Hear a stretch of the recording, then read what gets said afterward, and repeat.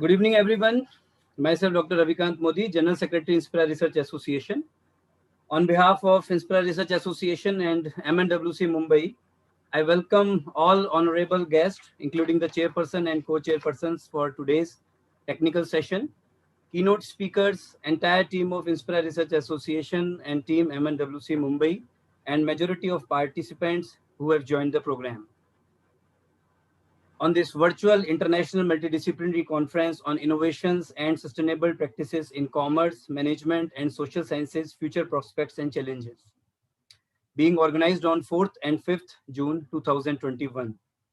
I also welcome today's guests, Professor Dr. Rana Singh, Professor Dr. Sanjay Vayani, Dr. Rajiv Srivastava, Dr. Kankipati Srinivasa Rao, Dr. Mridul Dharwal, Dr. O.P. Gusai, Dr. Vinod Kumar Berwa, Dr. Ashok Kumar, Dr. Mangu Ram, and the entire team of Inspira Research Association and MNWC Mumbai.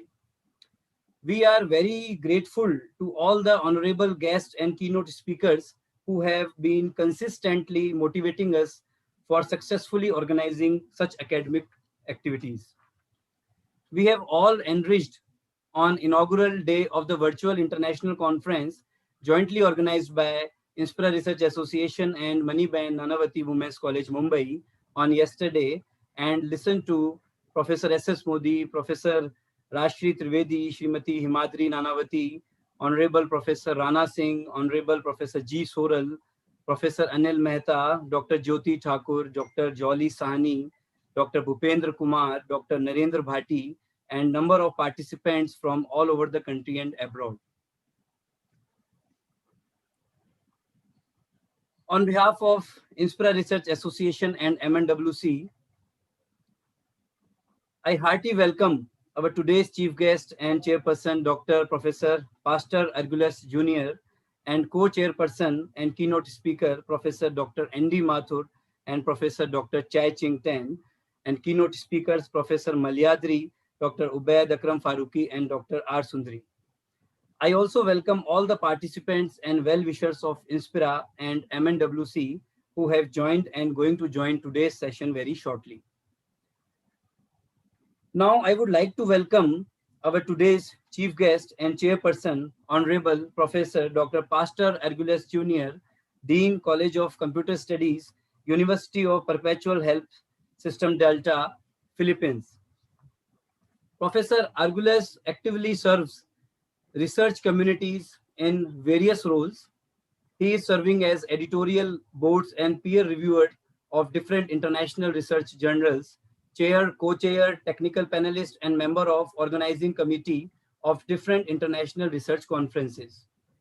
Professor Argulas also served as public lecturer, guest lecturer in University of Bayangkara Raya in Jakarta, Indonesia, KL University in India, and University of Bayangkara Surabaya in Surabaya, Indonesia. His area of research is computer science and information technology. Professor Argulas is International Scientist Award winner in research category 2021 from VD Good Professional Association, Trivandrum, India. And he is affiliated to number of reputed professional associations and boards of Poland, Bhutan, Philippines, and India. It's our pleasure to invite Professor Dr. Pastor Argulas Jr. for delivering his chairperson's address. Welcome you, sir, Dr. Pastor Argulas Jr. Yes, good afternoon. Of course, I would like to express my sincere gratitude to the organizing committee of Maniben Nabatini Women's College for organizing and hosting this international conference on innovations and sustainable practices in commerce, management, and social sciences, future prospects and challenges. So, who have extended so much tremendous amount of work and time which has gone into this international research conference. I am indeed honored to receive this highly invited invitation as a chairperson, as I know that it comes rare and far. I knew that when I accepted the invitation and first time I entered into this esteemed organization, this would also be the place for me to really advance my academic and, of course, research endeavors and journeys. I am appreciative of every opportunity that I have been given since my humble beginnings in the field of information technology or computer science or into applied research. Thank you for the opportunity, and I wouldn't have traded my learning and skills for any other else. Everyone has been truly blessed with you all as we travel on the journey of academic excellence and research collaboration. Well, I truly appreciate and the challenges, all the challenges that came along with my way to mold me the way I am. And I believe this molding will bring us out of shadow one day. And I hope we meet in person, on site, in terms of collaborating in the future. Of course, congratulations to the International Conference on Innovations and Sustainable Practices in Commerce Management and Social Sciences, the Future Prospects and Challenges, which was being organized by the Department of Commerce, Economics, Management Studies, and Accounting, Finance, and in Insurance of Maniben Nanavati Women's College in collaboration with Inspira Research Association. Again, more power and may God bless us all. Thank you.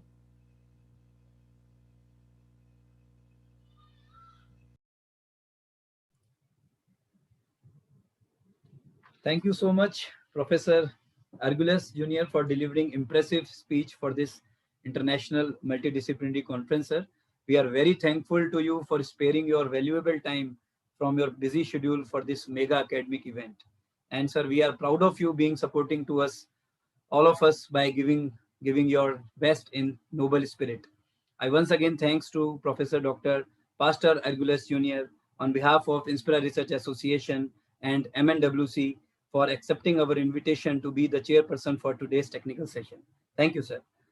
Now, it's our pleasure to welcome and invite a great academician, renowned economist, and an administrator, Professor Dr. N.D. Mathur, sir, Professor, Department of Economics and Director, School of Humanities and Social Sciences, Faculty of Arts and Law, Manipal University, Jaipur, Rajasthan, and the co-chairperson and keynote speaker for today's session for delivering the keynote speech. Professor Dr. N.D. Mathur, sir. Sir, please unmute. Yes, sir.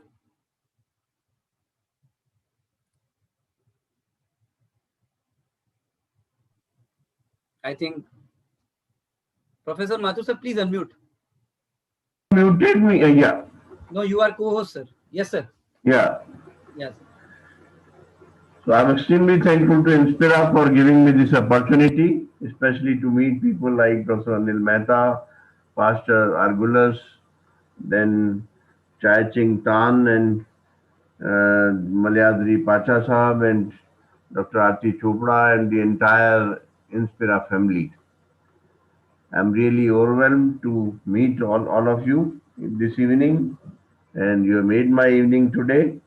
Uh, our topic is new researches in social sciences which are going on. I'll take 10 minutes. Friends, basically, the innovations are important. And innovations, in fact, it is not the necessity which is important. We normally say that necessity is the mother of invention. It is the change. It is the change or the innovation which sustains the business. And that is why the innovations and research are a continuous process.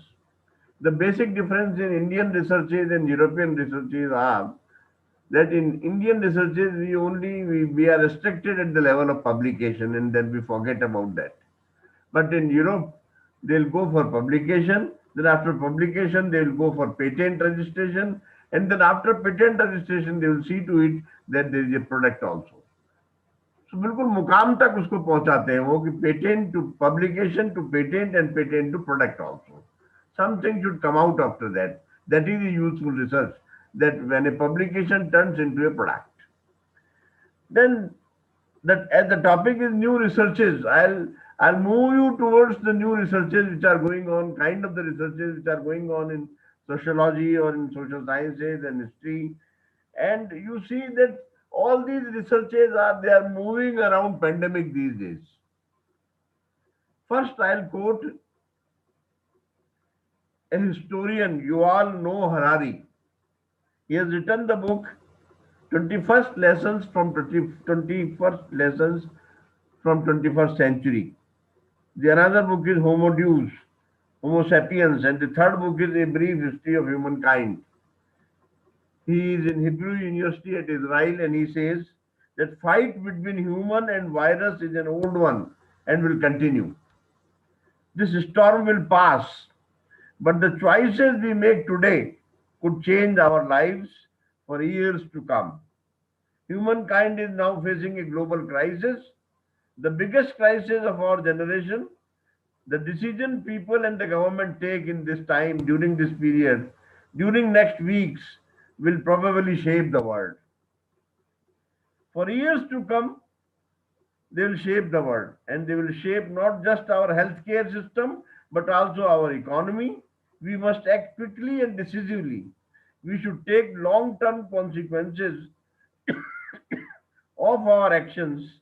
Once the storm passes, do not look to immediate threat, but look to what kind of a world we want to make. Emergencies fast forward the historical process. Immature and dangerous technologies are pressed into service. Entire countries serve as guinea pigs in front of this pandemic and in large scale social experimentations. What happens if everybody do the work from home and they keep a distance? What happens if entire education is online? We have to make choices. Choice between totalitarian surveillance and citizen empowerment. Choice between nationalist isolation and global solidarity. We need a global plan, global cooperation, sharing of information, and humanity needs the better choices. And the victory depends on path of global solidarity. Success of our research, success of our research against this pandemic, it depends on global solidarity. If we will fail, we will fail because of politicians. If we will succeed, we will succeed because of global cooperation. You see, it took 30 years in discovering the vaccination for smallpox and polio. But it took only 1 year to discover the vaccination for pandemic. Why? It was because of global sharing. That all the scientists, they shared information, they exchanged information, and that is why five vaccines like the Russian Sputnik or Pfizer and Moderna of USA and Covishield of India and UK and Covaxin of India could come out. Exclusively Covaxin of India could come out within 1 year. So genome of virus was discovered on 9th November 2019. It was decoded by scientists in January 20. After decoding, scientists engaged the virus strain, इसका जो स्वरूप था उसको उन्होंने decode किया and they exchanged it. And this is example of global cooperation. That is why vaccine could be evolved and developed so quickly. We have been successful because of scientists and their global cooperation. If we will fail, we'll fail because of politicians, their disunity. By 2032, if we will not unite, if there is no global plan, then the crores of people, they will die. But if there is a global plan, if WTO, UN, WHO, USA, India, they all work together, the Yuval Noah Harari's research says that we will succeed, and there is a need for a global plan in that case. That is the first research of Yuval Noah Harari which I wanted to quote. The second research I want to quote is about tissue chips. That microchips enable extreme science, microphysiological systems, microbiological chips to prevent pandemic. The chip will be implanted in human body, which will not allow any external virus to enter in the human body. And who is developing this chip? The Wish Institute, USA, they have developed this chip, microfluidic device lined with human cells for drug development, disease modeling, and personalized medicines. These are organ chips, and each organ chip is composed of clear, flexible polymer about the size of computer memory. Major impact on society will be there. Investigative effect of cigarette smoke, effect, tissue health and physiology in individual patents or and the individual patients. This will be identified, and this organic chip will not allow the any outside virus to enter in the human body. This is the work is going on this, and the work has been started, and the startup has already been opened. The third research I want to say, it is about 11, 11 Medicine Park. And 11 Medicine Park, it is a research of Yale University. And this 11 Medicine Park is a restaurant in America, New York City of America. And this restaurant is a very reputed restaurant and luxury restaurant in the world, where caviar, जिसे मछली के अंडे कहते हैं, पेवाग्रा, बतख का कलेजा जिसे कहते हैं, then beef, Wellington, scallop, Caspian Sea, Black Sea, and the allium eggs, roasted swan, and the poached lobster, ubli hui jhinga machli, it is served there in that restaurant. But during pandemic, it was stopped. But it was said that pandemic is because of that bat or the chamgadar, and that restaurant was stopped. And these things were served in that restaurant. The restaurant was closed due to corona restrictions. It is reopening in June 21, and its chef and owner Daniel Hum has announced now they will serve only plant food only, but he will charge the same price, $325, that is 24,705 rupees per person, which he was charging earlier on non-vegetarian food. So after a Yale University research, 11 Medicine Park has changed the idea, where lavender honey, glazed duck, poached lobster will not be served. Research says that our behavior with animals and sea is not parallel, and it is unbearable. So that restaurant is turning vegetarian now. And finally, I would like to quote a few more sociological researches.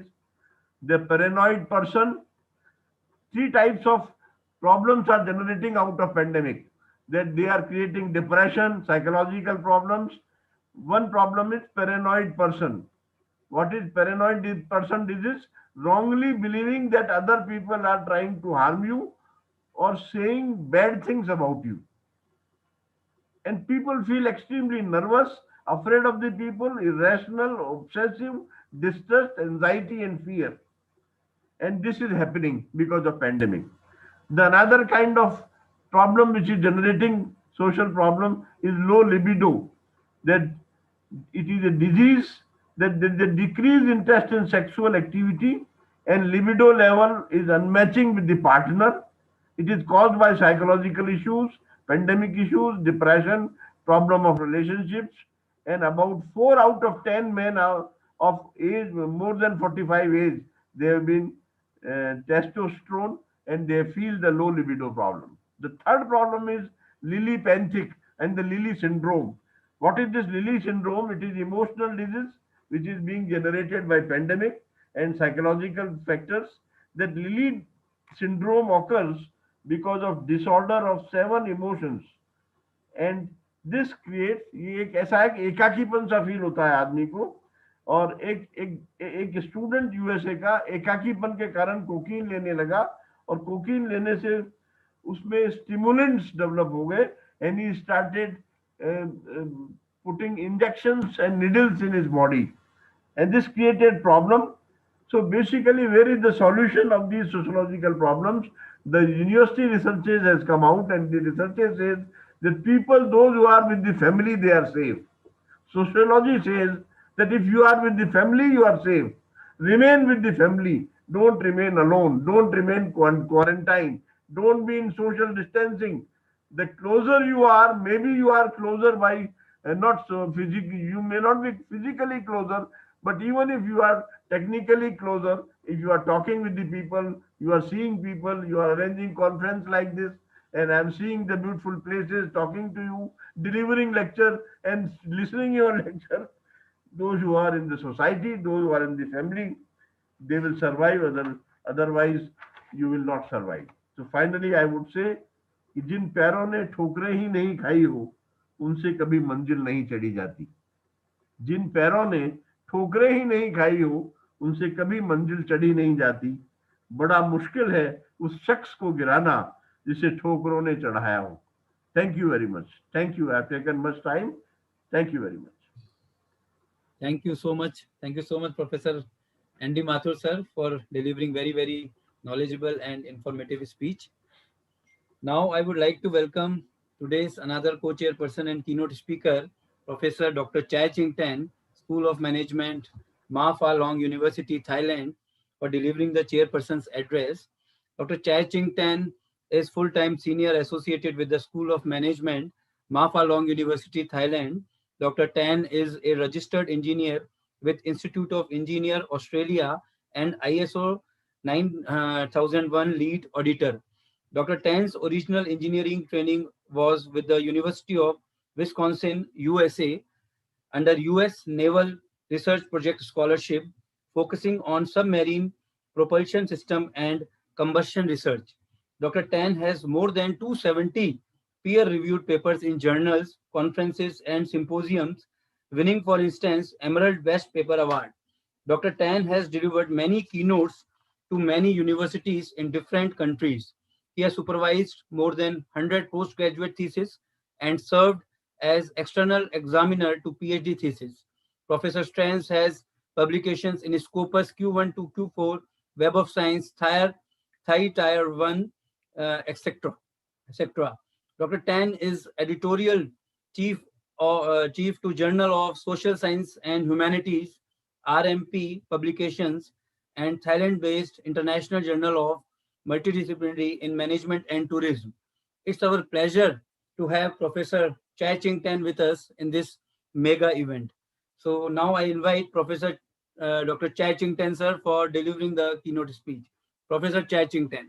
Thank you, Professor Rafi, and thank you, Professors, Chairman, SS Modis, and keynote speaker, Chairman, Pastor, and Professors Matos have just delivered a talk and other respected keynote speech. I'm honored to share some, in fact, quite very important today. And a topic that I would share pretty quickly, but it's very important, and it's a way of looking into the innovation from the perspective of a theoretical structure. So we can look at innovations not only from the practical perspective, but also from a researcher's point of view. We can look at innovations from how we can structure the integrations of a series of the theories.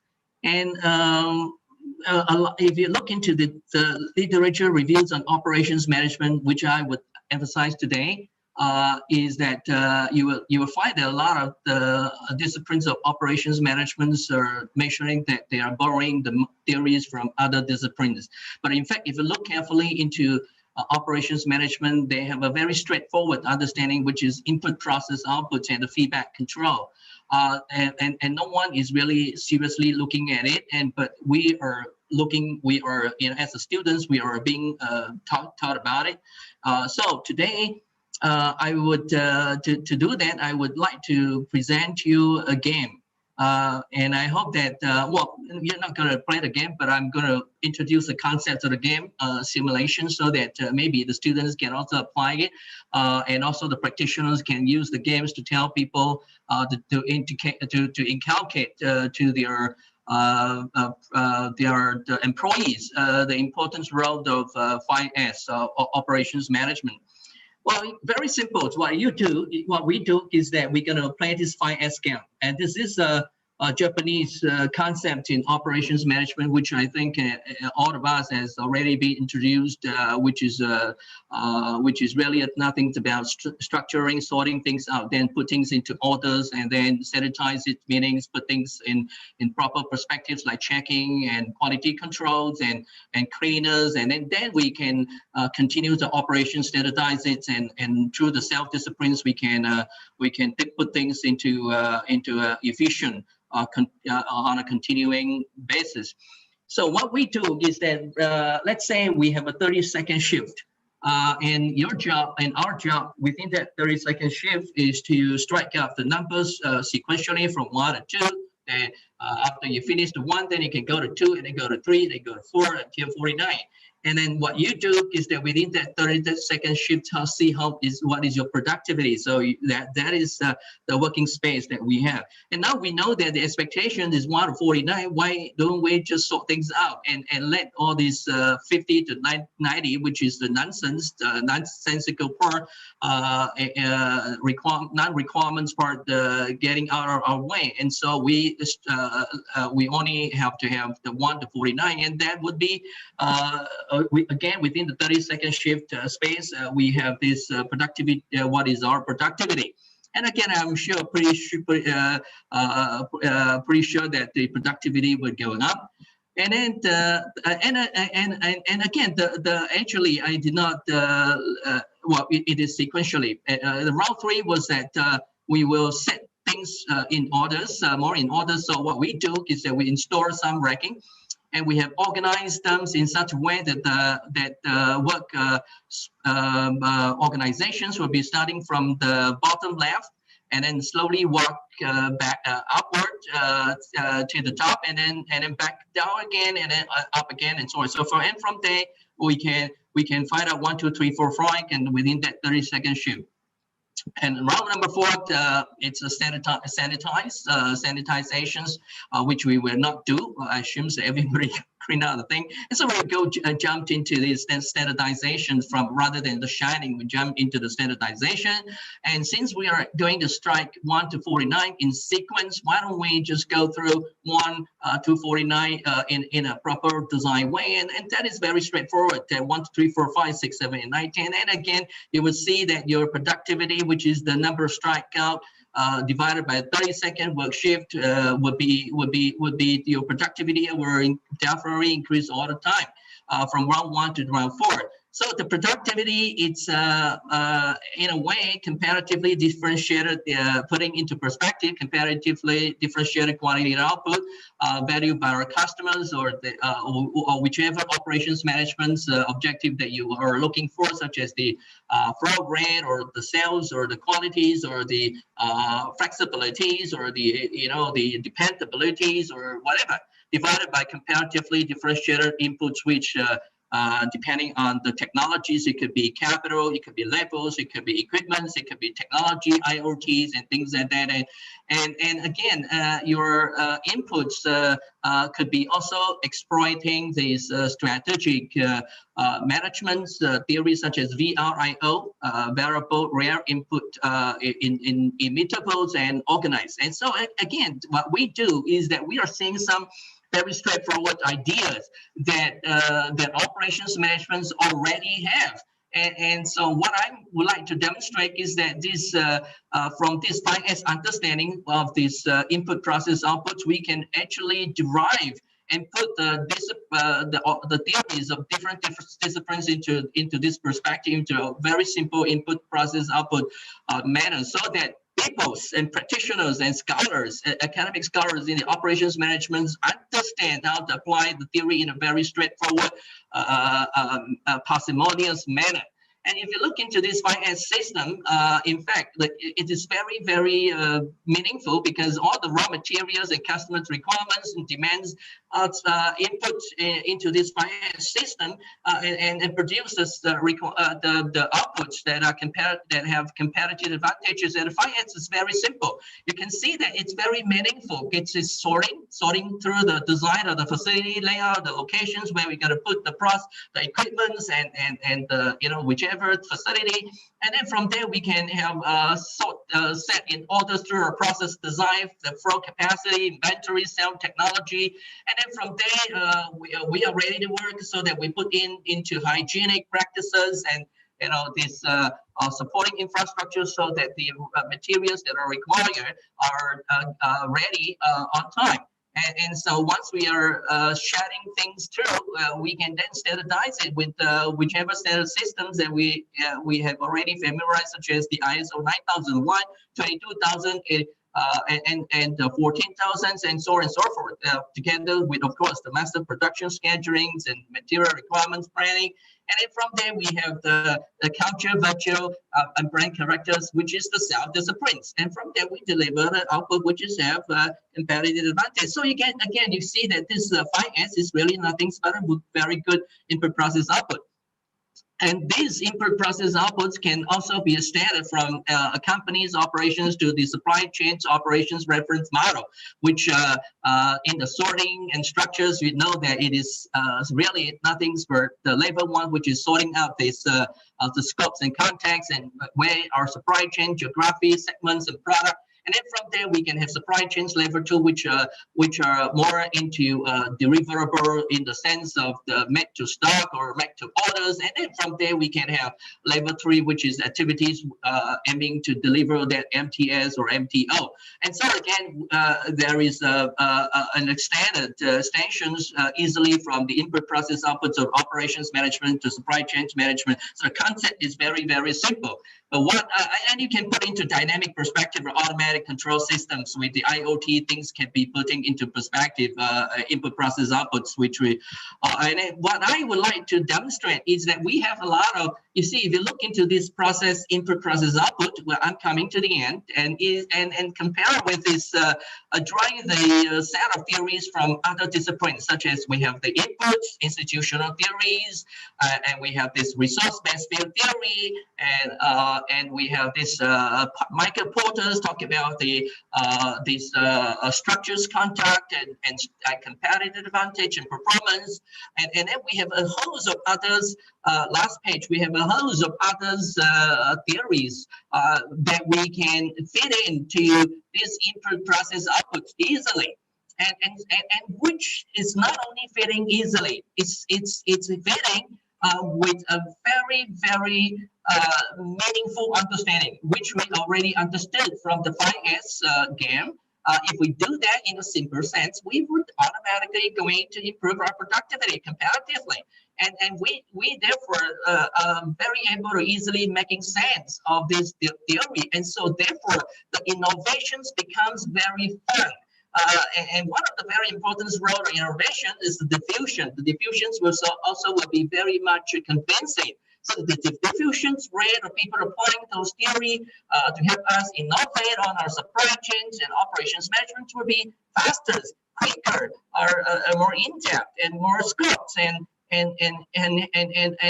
straight away targeting in every step in our operations and supply chains management, driving competitive advantage.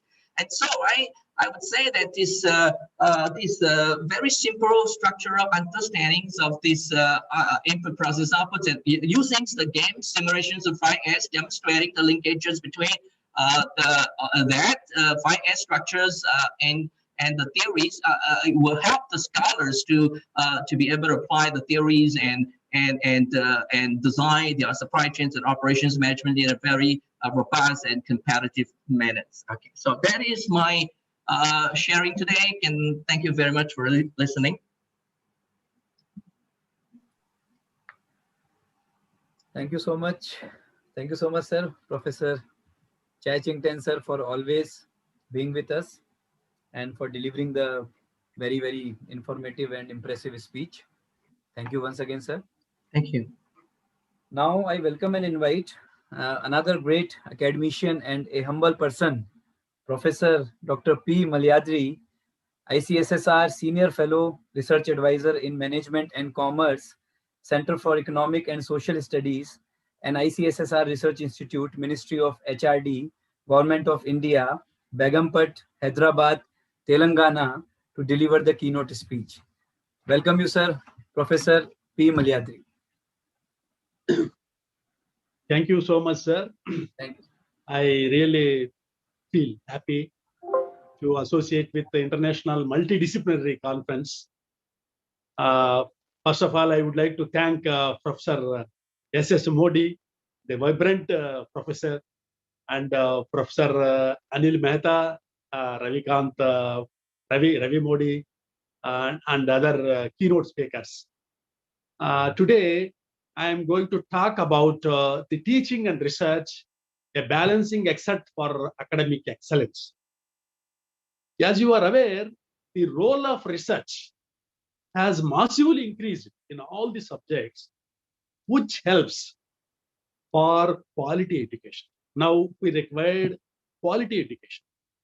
In fact, teaching and research are different and it cannot be compared. So therefore, research provides the content of good quality of teaching.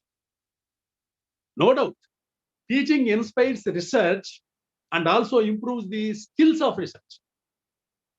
So teaching and research share a common skill set. And undoubtedly, the research provides a good analytical skills for the faculty member. And it also develops the critical thinking. And no doubt, it provides better delivery of content. So indulging with research activities is undoubtedly providing a good and better quality of content. So therefore, there is a possibility of micro level observation through research also. And undoubtedly, there may be better decisions taken by the faculty members in academic, and it also useful for the curriculum design. As you are aware, especially the research should be a continuous process. If you can observe, majority of the colleges after obtaining PhD, they forget about research. They won't bother about research and they always concentrate on academic activities. No. One should continue with research activities only, then only he may be able to provide good inputs to the students.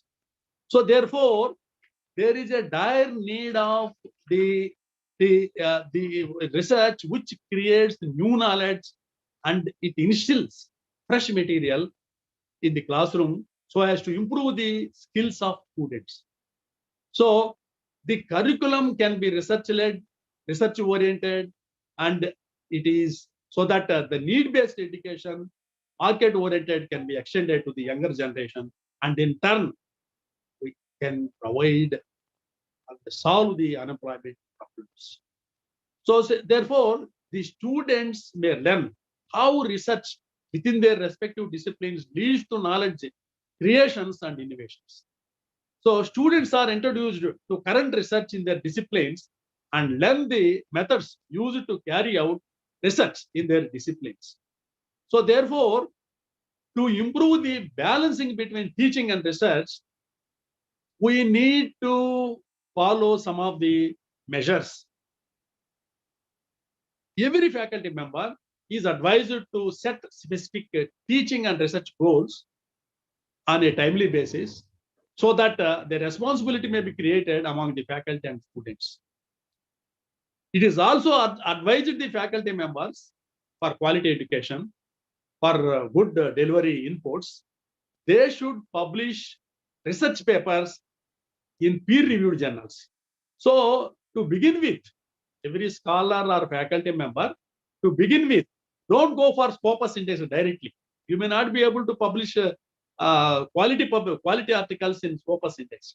First, you begin with publishing with peer-reviewed journals.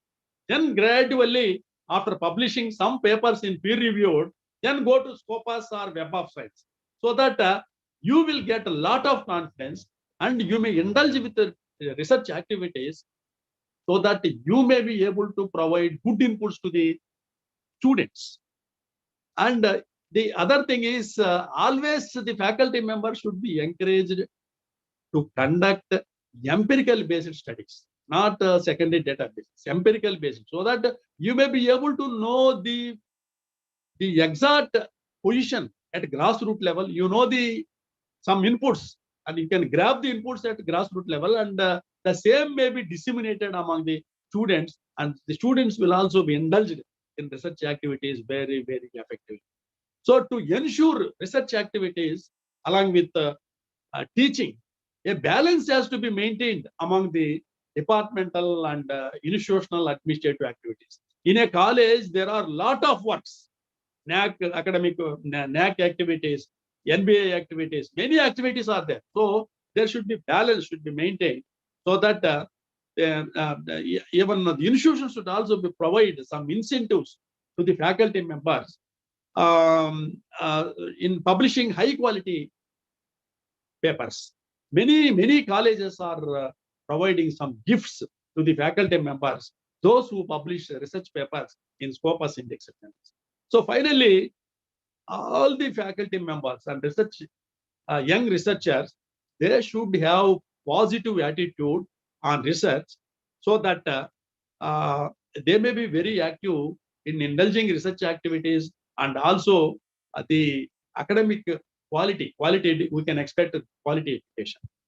To conclude, it is high time to introspect towards the quality of research may reflect the quality of teaching, which includes the components of skill-based, need-based, analytical, critical, and innovative activities are to be made as a practice in the curriculum so as to achieve academic excellence. Thank you, sir. Thank you very much. Thank you, sir. Thank you so much, Professor Malyadri, sir, for delivering a wonderful and insightful speech. Thank you once again. Thank you. Thank you, sir. Now, I welcome and invite Dr. Ubaid Akram Farooqi, Senior Associate Professor of English, BSR Government Arts College, Alwar, Rajasthan, for delivering the keynote speech. Dr. Ubaid Akram Farooqi. Welcome, sir. Please unmute. Yes, sir. Yes. Thank you, Dr. Ravi. Thank you, sir. Good evening, everyone. This is Dr. Ubaid Akram Farooqi, Associate Professor of English at BSR Government Arts College, Alwar, Rajasthan. To begin with, I congratulate MNWC Mumbai and IRA Jaipur for organizing this virtual international conference during the corona crisis, and thus giving us an opportunity to shed off really some monotony. Well, since great scholars from diverse disciplines and cultures are being connected here, I've chosen a topic of common interest from among the given topics, and the topic is soft skills. And I must say this pertains to emotional intelligence as well, which is a new area that we talk about. It has become a buzz term. Well, keeping in view the constraints of time, I would straight away begin with my humble talk on etiquettes of conversation. I request Dr. Modi to please allow me share my screen. Will you do that, please? Yes. Yeah, sure, I request. sir. You can share, sir. Okay. Thank you so much. Yeah.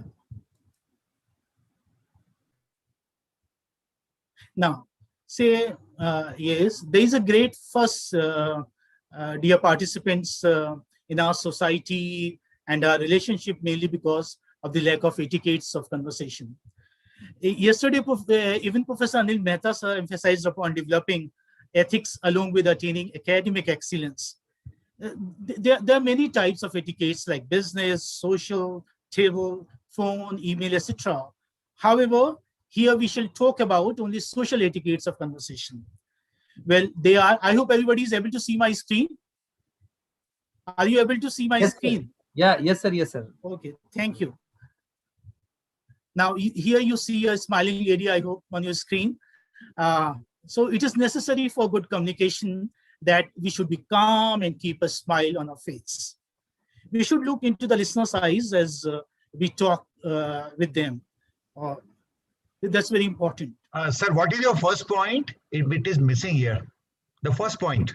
In fact, sir, I had begun, the first point is etiquettes of conversation. This is not the Okay. first point. This is the first slide, in fact. Okay. Since it is the first slide, sir, so I have thought named it it would be a one. point. And, Okay. the first point begins with the second. Okay, That's okay. very nice, Please, Anil, sir, please. that you pointed it out. Yeah, Thank you so thank you. much. Well, this one is the first one. One ought to keep a smile over one's face while one is talking to somebody. This is what I said. Well, this one is the second slide, but this is third. This one is the third slide, I must say. Well, the listener should feel that he is given respect and importance. We must address the listener with respect. If we do so, then he would listen to us with interest. And Anil sir, I would like to point it out here. Like, I have imbibed many things from your lecture yesterday. I was just enamored, the way you spoke. That was wonderful indeed. And I'm going to like quote some points or say borrow something from there also. Well, think before you speak is an old maxim, but always holds and in every situation. The speaker should have a clear-cut idea of what to say, how to say, and what words to say. All these things should be paid attention to. And Hindi also we say, pehle tolo, baad mein bolo. Isn't that? Well, yes, we should talk softly and sweetly. Here I'm reminded of Modi sir. Modi sir, he talks very sweetly, very softly, and you cannot simply disagree with him. Like he says, you are given 10 minutes, you agree. He says, no, you are given only 5 minutes. Then also you agree. This is what happened today morning. So, rudeness, in accent ruins the import of utterances, and the intended meaning is also lost. We should avoid negative expressions and gestures such as swearing or an angry tone. Let us make please, sorry, and thank you. I emphasize, I like to repeat, please, thank you, sorry, part of our daily conversation. If we do so, we are listened to. People pay attention to our talks. Next, again, is very important. We should not talk very rapidly, as it makes it difficult for the listener to understand the utterance clearly. Since, I'm a student of English language, that's why I would say that the English language especially should be spoken with proper accent and proper intonation, because it is an accented language and not a flat language like Hindi and Urdu are. I hope you all know that. Yes, this again is very important. We should not try to dominate the listener by talking loud. To make our point clear, we should base our statement on logic and cite proper facts. Still, if the listener does not accept it, it is advisable to keep quiet instead of giving a bad turn to the conversation.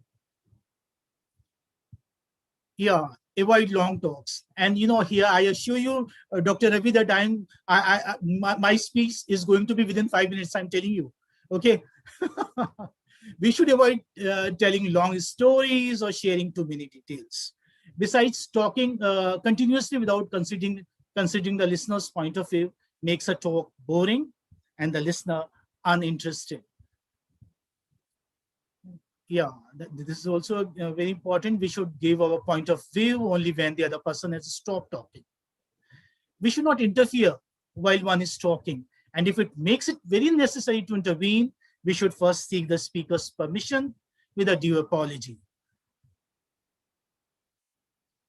Avoid interference. Yeah. While two people are having a serious talk, we should avoid interfering or intervene after seeking due permission. Now, there's a difference between intervention and interference. Like you intervene when you're like interfering for a positive thing. Well, avoid self-praise. Yeah. We should not indulge in self-aggrandizement, self-praise, since it ruins the conversation and our respect too in the eyes of the listener. Yeah, this I feel is very important. Sometimes, I don't know, I find that, sometimes people get very funny because body gestures do not correspond with the utterances. So they ought to, correspond with our utterances. We should not move our hands here and there unnecessarily. If you are saying something negative or say we are disagreeing, then we should not nod our head in affirmative because that looks very funny. Make small public speeches. Yeah. right now, especially. We should deliver small public speeches and make them interesting by citing nice anecdotes, humorous stories, and all. But I do not have time to narrate any humorous tale or any quote any anecdote, because the organizers are not giving time for that. Anyway, this is what I wanted to make through this presentation. This is what all I have. I've cut short. Thank you very much. And I request the participants, if they have any queries, I would love to listen to. Yes. And it's not necessary, that like you ask questions only when you don't understand something. Like there can be observations. Anil Mehta sir, thank you so much. In fact, you must have found that I imbibed or borrowed things from you. Yeah, it's a very nice because presentation. I was just impressed the way you spoke yesterday, and I don't know, I identified with your speech. Whatever you said, I agreed with that, all that.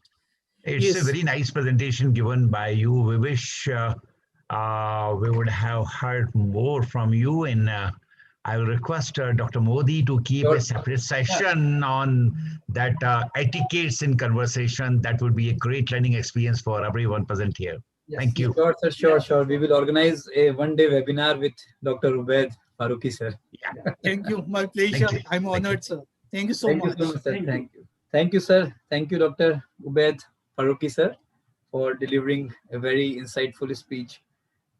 Thank you so much, sir, once again. Thank you. Now, I welcome and invite Dr. R. Sundari, Assistant Professor, PG and Research Department of Commerce, DG Vaishnav College, Chennai, Tamil Nadu, for delivering the keynote speech. Dr. R. Sundari. Welcome, ma'am. Namaste. Good Namaskar. evening to one and all gathered here. At the outset, I express my gratitude towards the organizing team for their tireless effort in organizing this conference.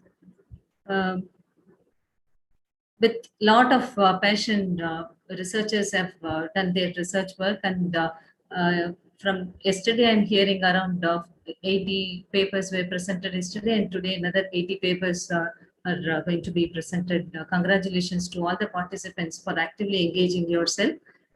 Let me move on to my presentation. The process of research starts with problem identification. I would like to emphasize on the type of challenges we have today in social science research and the ways to overcome those challenges. So the research problem identification always comes with the economic shift towards emerging markets such as Asia, Africa, Latin America, and change in the demographic pattern due to the migration and urbanization, and social demography is also changing enormously.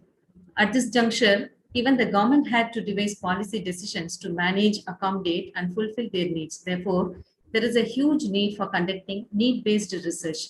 The important step in research is all about identifying the sample-related thing, the research design, which will give what type of work we are going to do. It will help us to find out whether we are going to describe or explain or explore and provide answers to questions like what is to be researched, when to conduct the research, where and from whom. All these questions are addressed by deciding the sample-related information.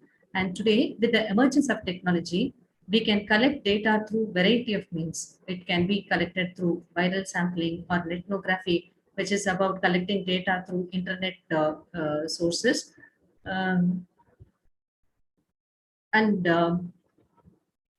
Interpreting the result is also very simple today because of the open source tools that are available, and lot of meaningful inferences can be drawn. Therefore, I would like to emphasize on some of the challenges that are there in research today. The need for data collection, and especially in social science research, the volume of data, the complex formats of data, like data is in the form of spreadsheets, or qualitative information in the form of face-to-face interviews, or data in the form of audios, videos, content from blog. All these are little challenging to social science research, and these data need to be compiled based on the submission requirement. That is also a challenge. Especially the academicians, most of the teachers are engaged with routine clerical and administrative activities, and classroom teaching is also taking a lot of time. That is leaving very less time for quality research. So more academicians must be encouraged for doing a lot of quality research rather than quantity research. My humble request to Ministry of Education and Management is to offer a lot of schemes that will promote quality research. A country like India, which has variety of researchable areas, sustainable development in terms of energy, environment, human resources, and infrastructure will always be the priority. Therefore, any priority area for research can be highlighted, and papers and suggestions can be invited based on that, instead of doing any research of the faculty's interest. Instead of that, focused research can be done, not focusing on the important requirements or needs of the society is also a challenge nowadays. Fund is very important for conducting any research. It is not only for collecting data, to conduct lot of events and forums like today's session, where people are invited from other countries and their perspectives are also collected and compiled in the form of a report. That definitely need a lot of fund for doing research. Therefore, it will be great if a lot of fund can be given to inspire researchers to pursue quality research. And very importantly, I would like to emphasize on the challenges faced by the researchers who are doing multidisciplinary and interdisciplinary research. Commerce, management, economics, humanities are interconnected, and whatever may be the societal based research that are conducted, that definitely need some kind of understanding on the numbers in terms of monetary requirements, legal system, societal understanding. So all these are interconnected, but when it comes to the career advancement schemes, teachers whoever is doing interdisciplinary or multidisciplinary research are not given much importance. Therefore, that is a challenge when it comes to research. So whatever may be the challenge that is there for social science researchers, there are a lot of ways to overcome those challenges. The next slide is all about the ways to overcome all these challenges. These challenges are overcome with the help of technology. Data collection in research is managed with the help of various tools and techniques like viral sampling, wireless interviews, and whatever may be the wireless interview data collected, that can be converted into voice recognition, text messages by using voice recognition transcripts. So that way, data collection in research will be simplified. So in social science research, traditionally, when we are computing things manually, 30 is a big sample. Now with SPSS or with any other advanced technique or tool, minimum sample required is 300 to draw meaningful inferences. Therefore, data collection is a challenge that can be overcome either by going in for viral sampling or using ethnography as a methodology. And information management is also a challenge. When it comes to information in social science research, information is in the form of numbers, text messages, content is in the blog, audio, or video. All these can be managed with the help of qualitative data analysis software programs like NVivo. NVivo helps the researcher to understand the key concepts and bring out the format in the right manner and organize demographic data. It helps in coding the sources and manage nodes, handle ideas in the form of memos, links, and annotations, and move forward with queries and visualizations. Finally, it enables the researcher to compile a review of literature or research proposal and executive summary professionally. So there is no need to spend time on consolidating all these. This software will help the researcher to consolidate the data in different formats and in different sources. And then with reference to reference management softwares, social science researchers, we will collect a lot of information from various sources. We need to collect and keep the data in the form of Indian research or international studies, and we will also be maintaining details in chronological order, and citing it will be a challenge. To overcome that, we have a lot of reference management softwares. These softwares enables the researcher to cite accurately and efficiently. This helps the researcher to have a repository of all the reviews for long-term projects and enables the user to receive a full citation. Often these tools can integrate with file storage and sharing or document creation tools, or with part of which is part of internet browser. Here I have mentioned some of the reference management softwares that are used nowadays. It's like Zotero or Mendeley, EndNote, and these things which are used by many researchers. And then the next challenge is all about data, the huge volume of data. There are a lot of open source data analysis tools. So that is one way to overcome this particular challenge. Traditionally, we will do all the calculations manually.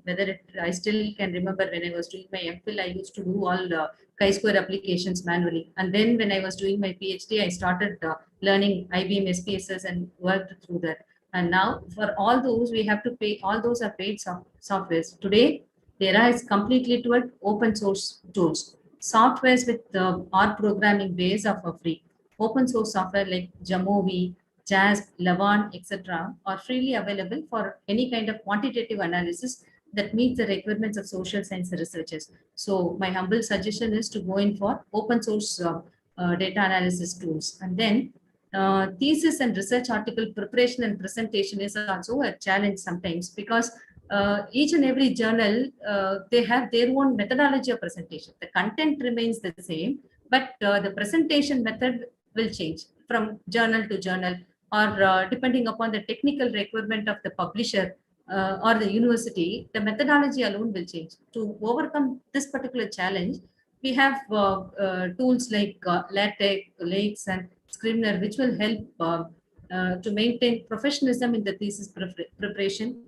Real-time editor and proofreader apps like Grammarly are used to do spell check and enable mistake-free writing with an artificial intelligence powered writing assistant. So all these can handle huge volume of information, and large documents can be prepared professionally without leaving any error anywhere. The emerging trend, other than the data management, the other areas where we have a lot of input is social science research, as mentioned by Sir Malayadri Sir. Social science research is giving more, getting more recognition. Traditionally, we were social science researchers concentrated only on the treaties and the policies that are beneficial to East India Company. Only now, after establishing ICSSR, which is considering social science research, giving more importance to social science research, and which is also pursuing knowledge for policy making. ICSSR, for the benefit of all the researchers and students here, it is providing a lot of grants for projects, fellowships, offers a lot of platform for international collaboration. It organizes a lot of capacity building programs, conducts surveys, and promotes research in social science India. More recognition is there, so make use of the opportunity. And there is a shift from basic research to applied and empirical research. Traditionally, basic research or theoretical based research was given more importance, and today no one is looking in for theory information. They want practical application of each and everything. Indian social science is now emphasizing on result-oriented, evidence-based research. Therefore, increasing involvement in research management is given then on research production. Policy-relevant academic research that is practice-based or that can be applied or given more importance than simply doing a research in paper. So, and very importantly, Indian case studies or location-based studies or geographical location-based studies are gaining more importance. Like what is working out in a particular geographical area, what are all the challenges, what are all the issues, and how are they overcoming that, is gaining more momentum. So more geographical location-based research is gaining importance, and the phenomena of big data, whatever may be the big data we have, that is easily handled, that can be handled easily with the help of SPSS or Excel, E-views, or model building techniques like correlation, regression, cluster analysis, or structural equation model. So easy and meaningful inferences are drawn. Big data is not a challenge, whether it is 100 or 1100. Just with the click of the mouse, we can come out with interesting inferences. That is possible now. That can be easily overcome now. And very importantly, professionalism in research, which is integral part of social science research. As the volume of data for research work is uploaded, retrieved, reviewed, and reused from various web-based portals, faculty and students should be given proper awareness on unethical practices of copying and the penalty for copyright infringement. The researchers should hone intellectual honesty and excellence in planning and executing research work. Consultants' help can also be taken in terms of the mundane activities of data collection and for data compilation or for coding the data, so that researcher or the academician can concentrate on the exceptional activities. Institutions should come out with research ethics committee and the institutional review boards in order to review the research work of students and faculty members. Proper training to use others' intellectual contributions in an ethical manner and installation of advanced plagiarism check tools in the research centers will promote healthy learning and professionalism in research. With this, I would like to conclude academic research enables us to test and investigate new ideas and describes the experiences, analyzes the question of social phenomena. Academic administrators, governing bodies, and researchers have understood the need for research, the innovations that are happening in terms of pure science research and the evolution in big data management tools and prominence given to business houses to data science are creating a niche in the way research is carried out today. Therefore, let us make use of those innovations for doing a lot of research in social science, commerce and management, and artificial intelligence and machine learning will be the future of research. It will enrich and empower the researcher to do quality work. So with this, I would like to wish all the best to all the participants, and let us make use of the technology for doing our research in the best possible manner. Thank you. Thank you so much. Thank you so much, Dr. R. Sundari ma'am, for the wonderful speech on research tools and techniques. Once again, thank you so much, ma'am. Thank you so much. Now it's time for paper presentations by the participants. We shall start paper presentation with the permission of our chairperson, Dr. Pastor Argulis Jr. Sir, can we start paper presentation? Yes, it's our honor and pleasure to start with the research presentation. Thank you. Thank you, sir. Thank you. I will call the name one by one like yesterday. And since you know the number of presenter is very large, that is about 90 papers, and we want to allow everyone to present their papers. So I request all the participants to sum up their presentation in maximum 3 minutes so that every presenter may get time to present his paper. So now I will call the names. The serial number 1, Dr. Ashish Kumar. Dr. Ashish Kumar, please unmute. Yes, sir, you can hear me. Yeah, please Yeah. start. My sir, represented all of the member, and thanks for the Modi ji. We are providing both this status. And my paper is offline and online work, and common remote work are challenges and the solution. My study having found that the remote work are the more productivity, health higher, the enjoy the more positive work and the life lesson. Their benefit of the works and business are like the driving and workplace and resolution and revolution. One data project may on the 15% as work are behalf of the sometimes 22% people are the believe unplug after the work. Their biggest struggle in these currently pandemic eras, and 90% is loneliness, 70% is collaborating, and the or communication problem is the online and offline work. 10% of people are the beneath distinction and the home. The different time zone, they will be the matter go now for this situation in the offline and online work. 8% of people are the buying the stay on the motivated, and the 7% people are the believe taking and the vacation time, and 4 and 3% people are their other problem and other resolution for these articles. challenging for the remote works. First, the maximization productivities, and the second we go now about overcoming distribution and staying the motivation and unplugging after the work. So first we are the managing for the project. Starting right at the top, at the biggest challenges with the remote working is the managing project when they're your team and spread out across the multiple locations. Whether it's a mix of in the house and remote staff or an entire team of the remote workers. Managers and resource responsible person are making sure deadline or meet and the target are the hit. It's a more say disturbing problem are the offline and online works. And how to solution in this problem? Thankfully, there were the tools and just about the every challenges and remote team manager account experience. Above all, you are going to need the some project management software to assign the task and keep the tracking of the progress. There are a plenty option available for this. Monday.com. Yeah, you go now for the remote. And second are problems, it's the remote collaboration. The most common challenging remote team reported in the study is the collaborating from the different location. How can a team, a designer work out in the same project when they are the spread out across the countries or the world? Example, when the team member are in the same office, they will be the can interactive the document item and project and each other without the any real interaction.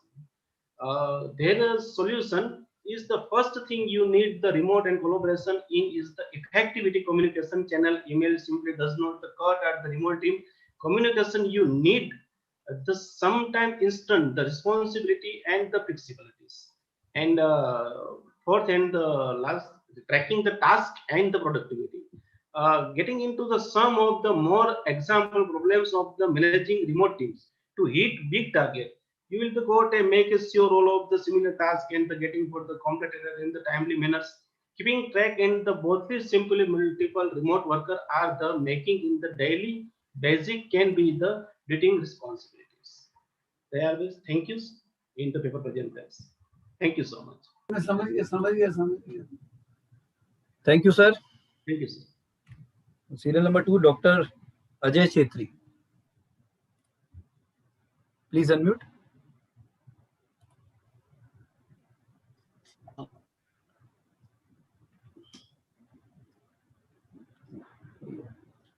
Good evening, everyone. Good evening. I'm Dr. Ajay Chetri from Sikkim. So, dear organizer and respected chairperson, today I'm going to talk over rural women, actually the role of rural women in organic farming of Sikkim. The organic farming was possible in Sikkim only because of the limited agricultural area, and we mainly produce spices, vegetables, and fruits instead of cereal crops and other things. So that was a positive side for organic farming. The main objectives of the paper were to examine the role of women and to focus on the study of success story of the women and to evaluate how they can be torch bearer for the rest of India. Although the Sikkim was officially declared as first organic state of India in 2016 only, but the foundation, preparation, and implementation was it was started right from 2013 only. Sikkim has been certified at national level, global level, as well as at state level, and 76,000 hectares of the area has been certified as the organic area. If you see the number of registered farmers, now the real story begins. If you see the number of registered farmers, majority of them are females. 72,000 are females, and even in case of registered growers, that is self-help group and NGOs, majority of them are again females, again women. So, what is the impact of having declared as organic state? We have been adjourned as #1 in Lonely Planet, best travel in 2001, top 10 regions. It added immense value to our brand Sikkim. There is immense flow of tourists right from 2014-15 to till date. So right up to 2019, there was an increase in tourist visits. So Sikkim was able to integrate farming with other related activities like agrotourism and farm schools. These are some of the advantages of. So organic agrotourism is also there. It is a part of it. So my study clearly reveals satisfaction among males are lesser as compared to the females. Females are more satisfied with organic farmings. 70% of them are satisfied as compared to 65% of male. Income, if we see the income, females are earning more as compared to male. Although the rights to claim the business, actually male are dominating in the agriculture sector in some of the portions, in some specific sections like B and other things.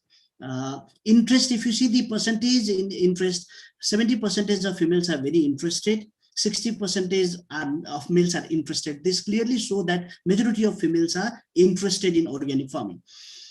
These are the challenges. Network is the problem, actually. Effective networking is the problem. Actually, males are the main, they are controlling the chain of supply and everything from field to market. So females are having problem. They are facing the problem in networking.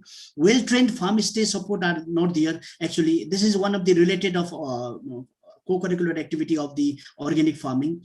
Lack of marketing linkages. I would like to share some of the success story. This is one of the success story of Karma Duma. She is a Panchayat member also, and she has been recorded as the one of the most prominent and successful organic growers. She is running her farm school as well, and she is helping others also. She was covered by Doordarshan as well and BBC India as well. This is Dili Maya Bhattarai. She is also an organic grower and who earns around like 15 lakh rupees per year, per annum. So these are some of the success story. Due to paucity of time, I don't think I'll able to show everything. So in conclusion, in this study, it has been found that women households standing are determined by their spouse's education level. If their male partner are well educated, they are supporting them. If they are not, then the dominancy of male is there in the household. It has been determined that women are willing to participate in activity that would bring income, that since they are ready to link bridges between different cells. So in between the collaboration of NGOs also, female shows more participation than male. The present study has shown that women of Sikkim carries a great potential in applicability of organic farming and can be a torch bearer to other parts of India as well as to the entire world. Thank you so much, sir. Thank you so much. Thank you so much, Dr. Shetri, for the wonderful presentation. Thank you. Serial number 3, Dr. Beenu Singh. Yeah, Dr. Beenu Singh, please unmute.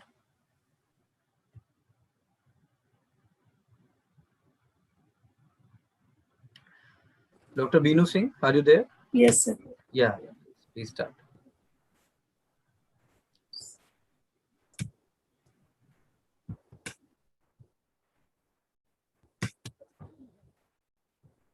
Good evening, one and all. First of all, I would like to congratulate on World the Environment Day, and today's my topic is belongs to that sustainable development and renewable energy. I have emphasized on solar energy. India is nowadays facing two-way problem. One side we have to develop our country, and second side we have to protect our environment. So main sources of renewable energy are solar energy, wind energy, hydro energy, tidal energy, geothermal energy, biogas energy, and all these sources are. But in current time, India is there is current condition of top 5 energy producing states are Karnataka, Telangana, Rajasthan, Andhra Pradesh, and Gujarat. And Gujarat had invested a lot of money for solar energy, and I have collected secondary source of data, and we can see that in 2014-15 we are having renewable energy only 17.28%, and now in 2019-20 we are using 20.25%.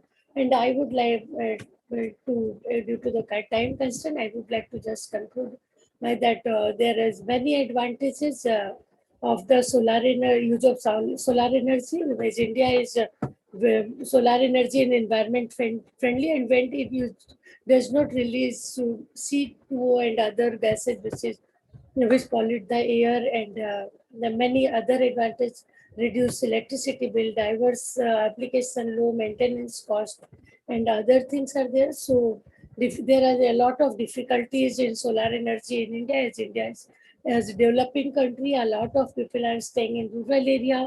They don't have knowledge about all these things. So technological development and awareness is very important. High cost of installation, weather dependence, solar energy storage is very expensive. We cannot generate energy during night time, and without solar energy during the daytime, weather remains the cloudy in many area. Producing solar energy is big problem. High cost of maintenance, need a lot of space to install. So I can conclude that India, with one of the most polluted country in the world, solar energy system can be installed everywhere. Solar panels can be easily replaced in the houses. Hence, it's quite an expensive compared to other sources of energy. But a green story is in making beyond our source. We helped co-found our on the sideline of the Paris conference in International Solar Alliance, and now has 95 members. India is pioneer country on that dedicated platform of solar resource rich countries. It has been an active vehicle in increasing the worldwide use of solar energy application, mobilizing investments, promoting innovation and capacity building, and creating a common platform for networking and cooperation and different facets of its activities. Thank you. Thank you so much. Thank you so much, Dr. Veenu, ma'am. Thank you. The serial number 4, Dr. Sapna Sugandha and Chandan Veer. I think Mr. Chandan Veer is going to present. Please unmute, Mr. Chandan.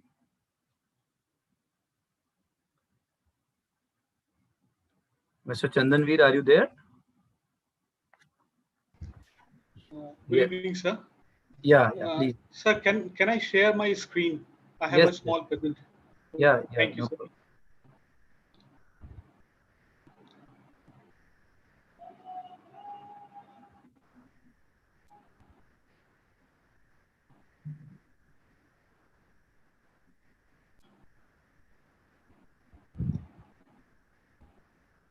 Yes, please, you can start, and please make it for 3 minutes.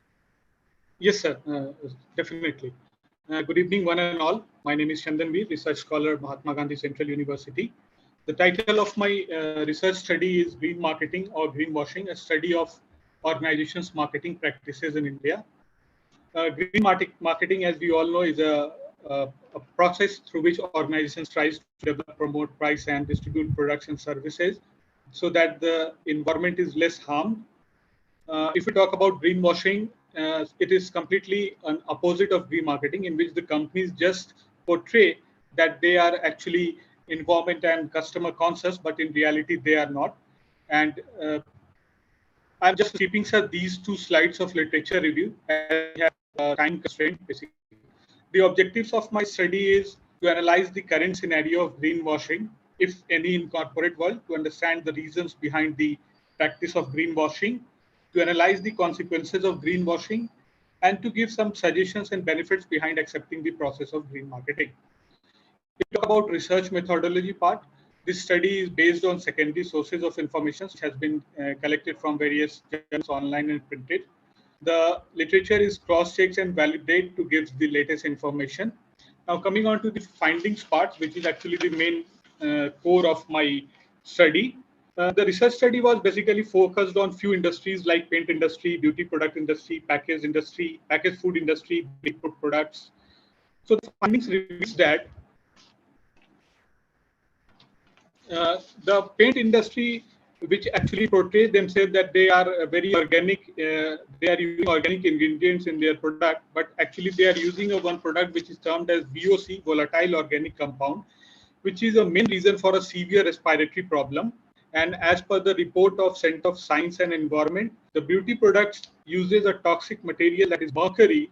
And in India, it is unfortunate that there is no any standard limit for ADI, that is average daily intake. And almost all the packaged foods are using genetically modified ingredients, which actually is harmful for the DNA configuration of human beings. And most of the, and if we talk about dairy products, they almost convey that they are using very natural and organic products, but most of them are mostly synthetic.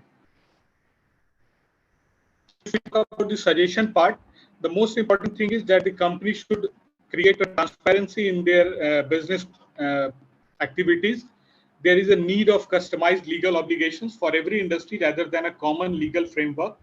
There is a need to have periodic awareness campaign for customers so that they can be well aware.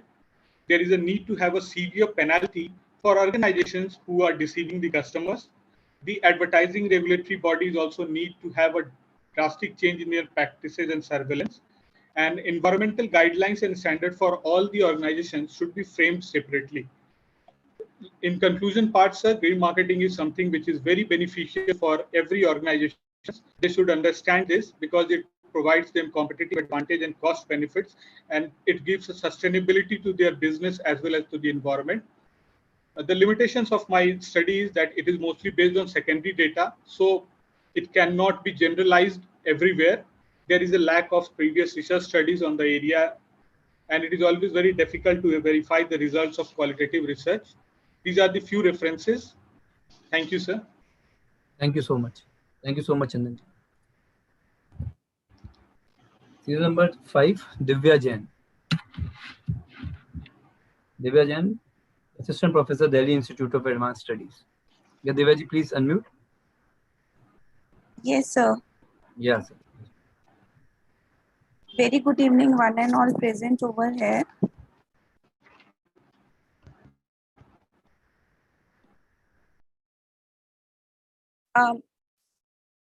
My study is about the digital transformation of education, and we have the vulnerable learners amid the pandemic. I'm an assistant professor working at the Delhi Institute of Advanced Studies affiliated to Guru Gobind Singh Independent University, Delhi. So as we all know that the unprecedented outbreak of COVID-19 has halted the lives of many across the globe, and the largest disruption in the education system has also been witnessed in the human history. And this unanticipated closure of schools, higher education institutions have significantly disturbed the traditional educational practices.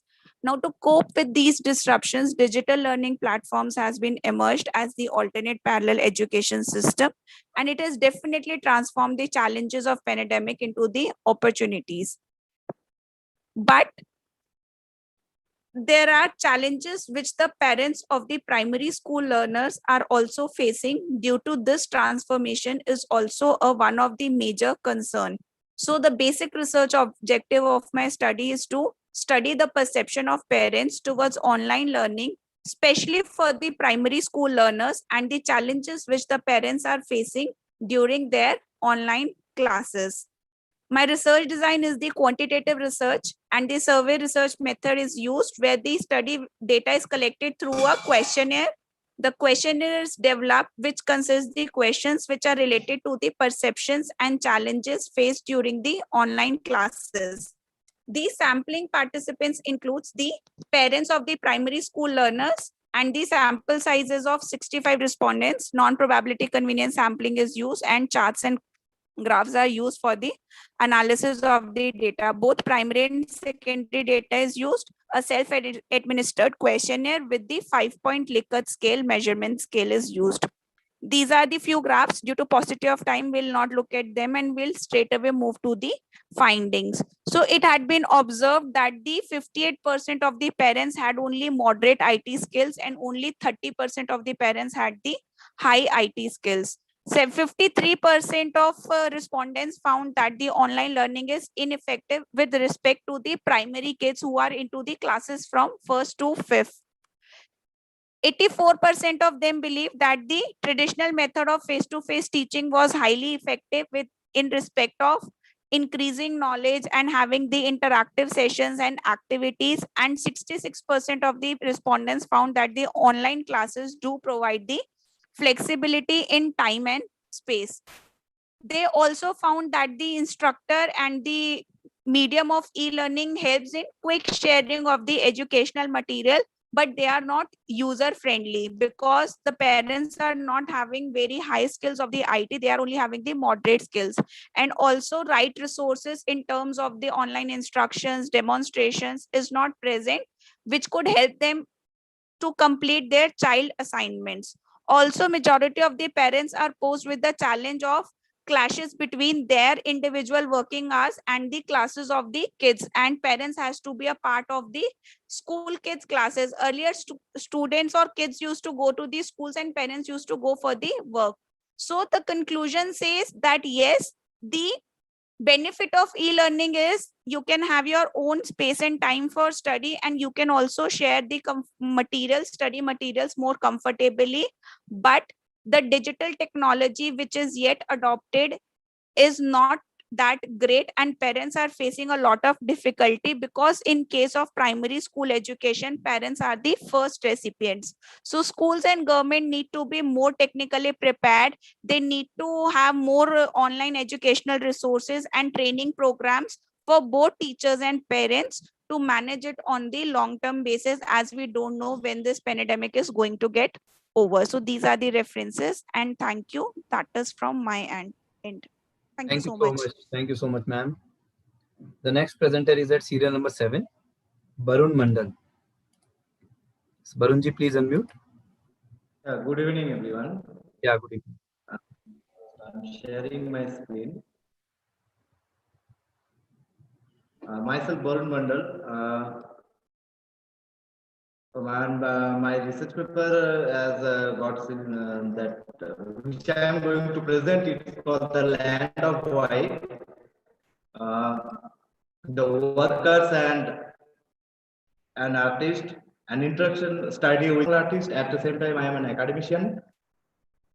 To do my research work, I have chosen this this area. It's called West Bengal Birbhum district. That is the mineral part of this area. You can see in that right side map, which I have shown that there is a white portion. It belongs to the China clay. In Bengali, we used to call it Kharimati, and which started from 1955. And just I have gone through to do the research and to interact with my artistic work. And my aim is of the paper is to focus on the different social structure of the industry in bringing consciousness of humanity by understanding the concept of alienation.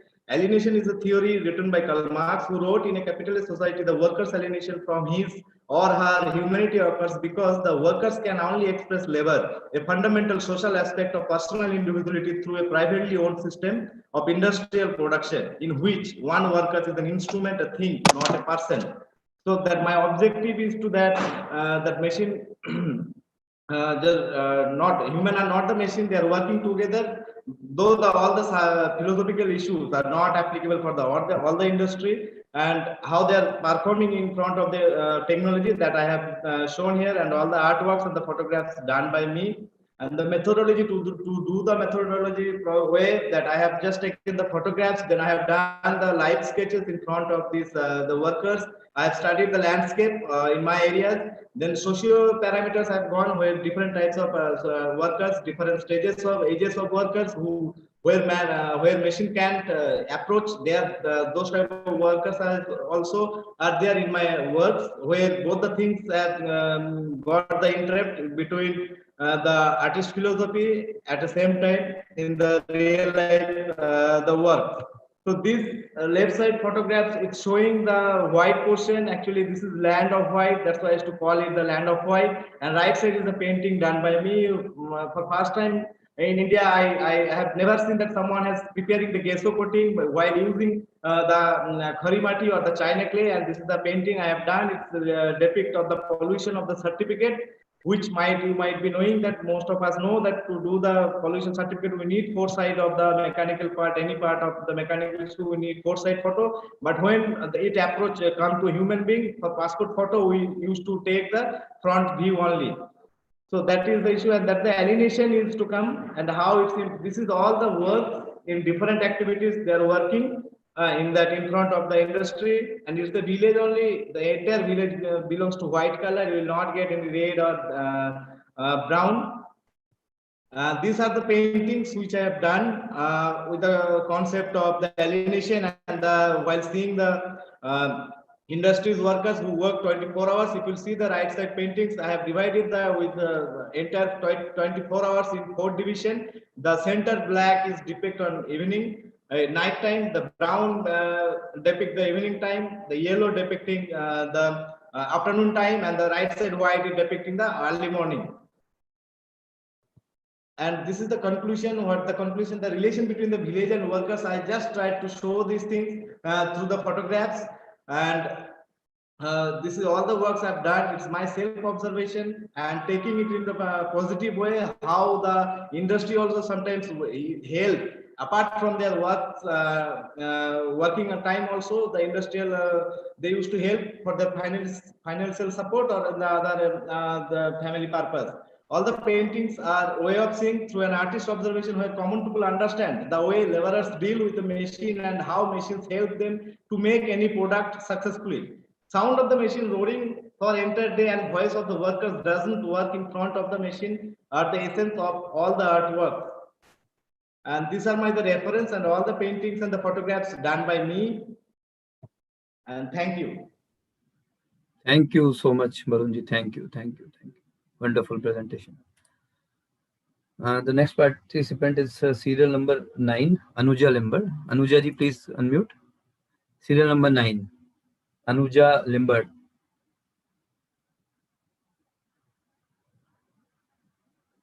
And I request all the presenters to please show your videos while presenting your presentation. Anuja ji, are you there? Hello? Anuja ji, are you there? I think some network problem from her side. Okay, straight away, straight to serial number 16, Gaurav Dubey. Serial number 16, Gaurav Dubey. Gaurav ji, please unmute yourself. Hello. Yes, Gaurav ji, please start. I'm audible? Yeah. Okay, sir. Shall I start, sir? Yes, please.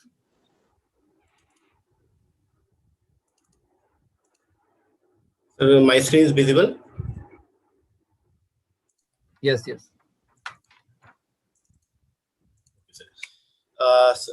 Good evening, one and all.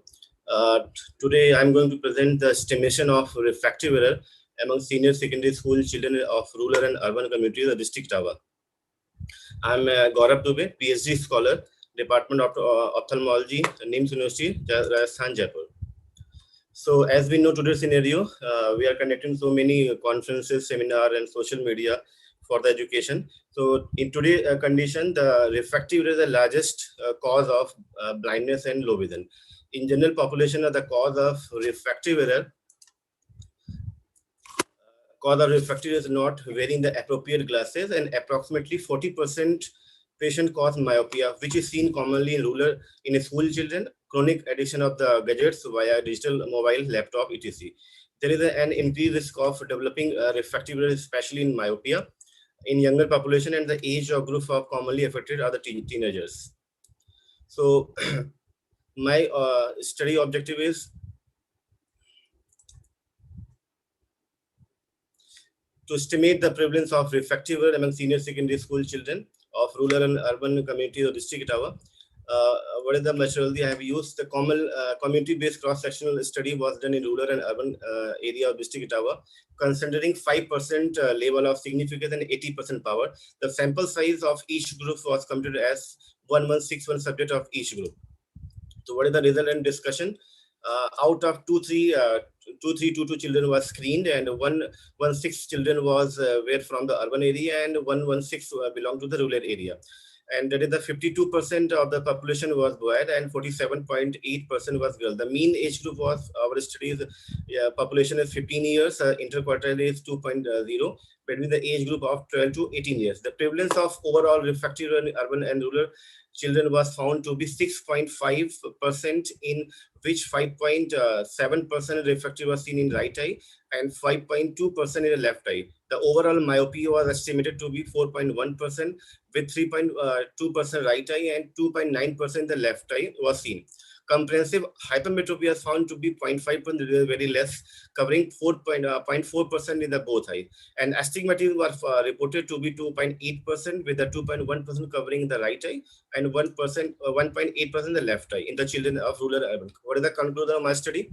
Children from rural area have more prevalence of refractive error, as proved with my study, compared to the rural area community especially myopia in the right eye is higher prevalence. Most common cause of higher prevalence of and barrier or refractive error may be due to the family history of using glasses or infrequent indoor activity without wearing glasses, and proper screening was highly recommended. Here's a summary, and there's some of the references. Thank you. Thank you so much. Thank you so much, Gauravji. I'm calling the serial number 30 because some personal issues are there with, she messaged me. So I request to the chairperson and co-chairperson to consider this. Serial number 30, Miss Naina. Yeah, Naina ji, please unmute.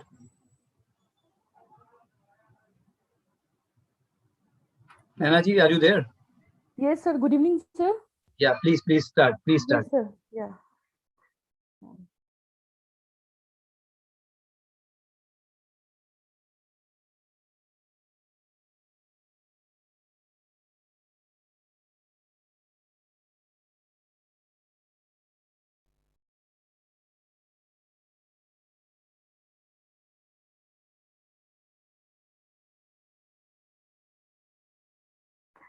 Good evening, all. My topic is highlighting the importance and benefit of learning outcome.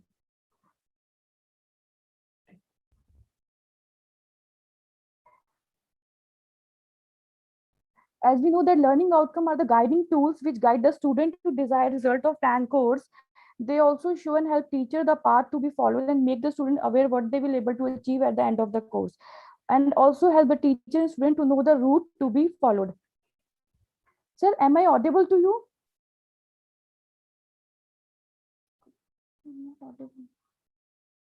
Yes, audible. Okay.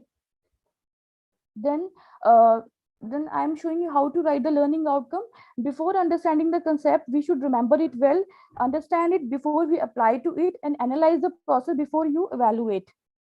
Learning outcome should be follow the following factors. First is knowledge, cognitive, practical, generic skills. Need of learning outcomes, as per reported by the MHRD 2014, there is a decline in the outcome of reading, mathematical and numerical abilities of children. Keeping this in view, the quality as measured by the learning outcome to be achieved by all, especially for literacy, numeracy, and essential life skill. So at the benefits of learning outcome are the help in securing accreditation, help in academic advisor, help in writing and assessment and evaluation. It's benefit the teachers, it's benefit the student in clearly understand before and what they are going to be learned from the course. At the end, the learning outcome is an important tool to assess the quality of teaching and learning. It is responsibility of teacher to encourage the development of quality learning outcome in our students, such as a deep approaches to learning, understanding, independent learning, critical and creative thinking, problem solving, and other lifelong learning attributes. That's it. Thank you so much. Thank you, sir. Thank you. Thank you so much, sir. Thank you. Thank you so much. Now serial number 19, Dr. Vikas Batra. Vikas ji, please unmute. Serial number 19, Dr. Vikas Batra. Thank you, sir. Thank you so much, sir. Thank you, sir. Thank you. For giving me the opportunity.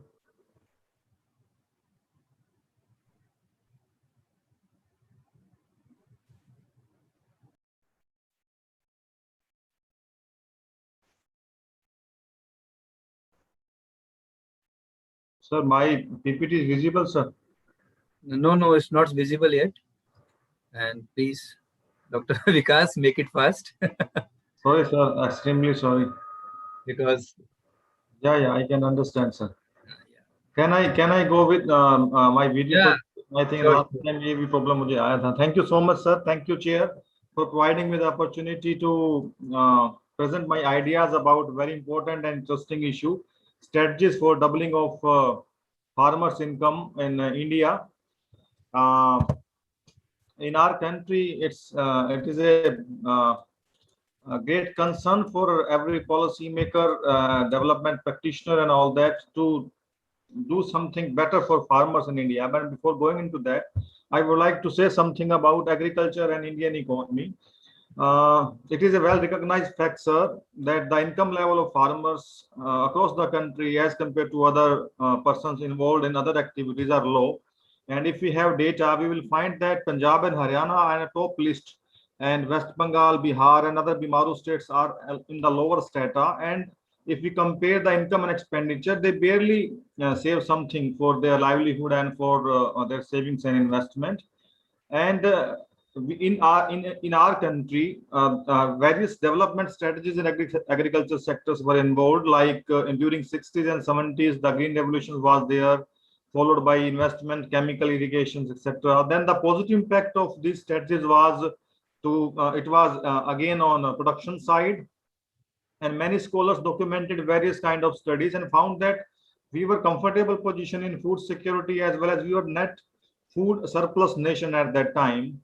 And the Ashok Gulati and other famous agricultural economists, they said actually this is the other part of the strategy. We should think about how to enhance the income level of farmers. So the government of India constituted an interministerial committee in April 16, and then it was decided to go for a scheme, for a program, for a mission like doubling of farmers' income by 2022. And the strategy covered various aspects like post-harvesting, marketing, water availability, input efficiency, extension, diversification, use of ICT, market, risk reduction, insurance, and all that. These things were incorporated along with the agriculture price mechanism, consumption, export, etc. And government also allocated and put some serious efforts to do so.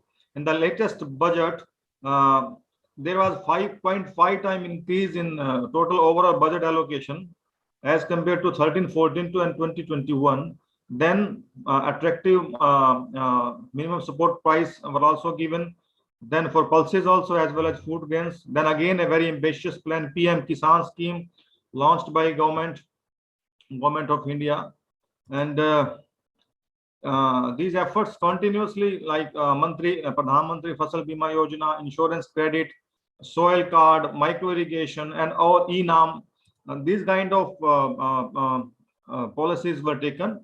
And now I think there should be a focus on certain 2 or 3 main issues. Like there is one major issues before policymakers, the calculation of cost. People are saying the cost of cultivation is high and the income level is low.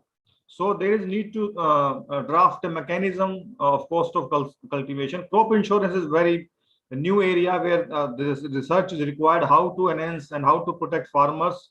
Then micro level analysis is also essential. Market linkage, these are very important to enhance the level of income. There should be some state specific policies required. We can't go for one nation policy. There are different circumstances, there are different agroclimatic regions. And again, mechanization is there, credit innovation is there, international market, the linkage with international market and labor market reforms are required, along with some specific development policies for agriculture sector, so that the income level of farmers can be enhanced in a sustainable and robust way. Thank you so much, sir. Thank you so much for providing me the opportunity. Thank you, Dr. Vikas. I think you are going to present another paper also. Yes, sir. Can I go, sir? No.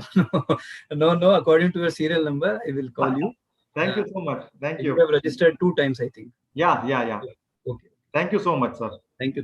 The serial number 20, Dr. Shubhangi Kulkarni and Dr. Sheetal Mandhare.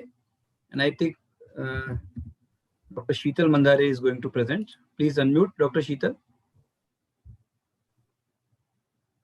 So Dr. Shubhangi is going to present. Dr. Shubhangi, okay. Yes. I'm sending. Yeah. Please unmute, Dr. Shubhangi.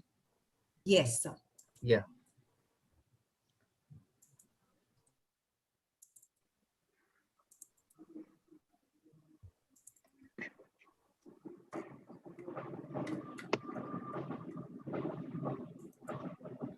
A very good evening, ladies and gentlemen. I'm Dr. Shubhangi Kulkarni here, along with my co-writer, Dr. Sheetal Mandre, would like to present before you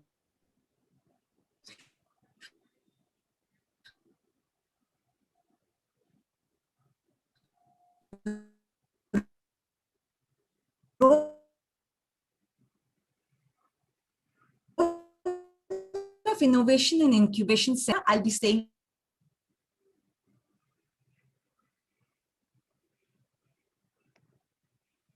IC.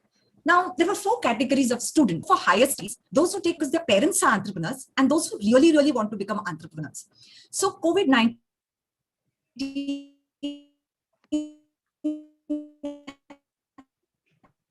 as you all know, had changed the entire entrepreneurship by collaborating with companies. And this brought the role of IIC into the forefront. The idea was brilliant, but execution tough. A lot of challenges. So the researchers here have tried to attempt a few objectives. That is, to study the programs undertaken by colleges to promote skills and entrepreneurship. Yeah, Dr. Shubhangi, actually, have you shared your screen? Because we have not seen your presentation.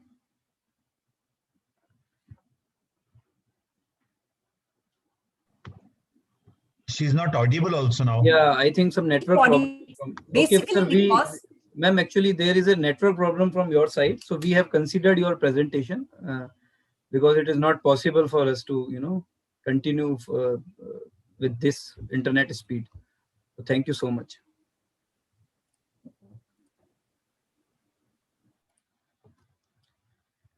Okay, the serial number 21, Lalita Balkrishnan and Miss Krupa N. Yes, Krupa ji, please unmute. Happy evening to one and all present here. I start my presentation with the saying, the secret of change is to focus all your energy not on fighting the old, but on building the new. The topic of my presentation for today is impact of COVID. Is my screen visible, sir? Yeah, please. Yeah, impact, thank you so much. Impact of COVID-19, work from home, the changing scenario. Well, we all know what are we come across in the pandemic, the most thing which is transformed in everyone's life. Likewise, this transformation in HR industry, education sector, and all the sector. So what kind of changes has been made through this pandemic and the impact of pandemic which is caused? The impact of pandemic has caused a lot of changes in the dynamics of the workplace and the workplace behavior. There are a lot of factors which is being considered as a hurdles because of this pandemic. Agility, creativity, flexibility are some of the important attributes which need to be followed by the HR due to pandemic. My objectives of the study: to identify the factors impacting the employee model in the remote work environment, to assess the acceptability of remote work from the employee's point of view, and to introduce the policies to compete and ensure that the advantages and satisfaction of both the employer and the employee in the workplace. There was an extensive review of literature. I have just highlighted 3 of the most important literatures, wherein these reviews have concluded that the impact of COVID, the impact of the work from home through different models, through SWOT analysis and working model, which is explained that this work from home has a lot of advantages and disadvantages in perspective of both the employer and the employee as well. My research methodology: I have taken descriptive design. My sampling techniques is a convenient sampling. I have come across around 150 respondents, and my research is in Tamil Nadu specific, and I have followed a primary data, and through questionnaire, I have collected my data. I have taken an SPSS as my tool. I have used both my descriptive analysis as well as my inferential analysis. I have taken two tools here, which is a chi-square test as well as a rank order correlation to find out whether my test is significant or not. My findings and suggestions. Most of the respondents have a professional experience level for more than 15 years. Most of the respondents have spent 35 to 48 hours of work per week, and work-life balance and working hours, the most important factors that affect the employee morale in remote work environment. My suggestions for this topic: employers to give the employee the advantageous ergonomical workspace at home. Employees to be provided with a lot of advantages during this work from home, because it also will enhance the efficient level, enhance the efficiency level. Proper break time also have to be provided to maintain this work-life balance. My conclusion: this is a complete market study on the impact of COVID-19, work from home, a changing scenario. The work from home has a lot of advantages for the companies, for the employers, as well as the employees. But to make it more efficient, there have to be a lot of measures which have to be taken both on the employers as well as the employee to maintain the employee's morale as well as the employee's productivity.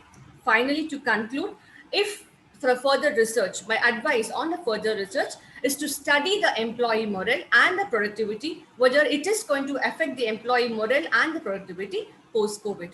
Once again, thank you for giving me this opportunity. Happy evening, one and all present here.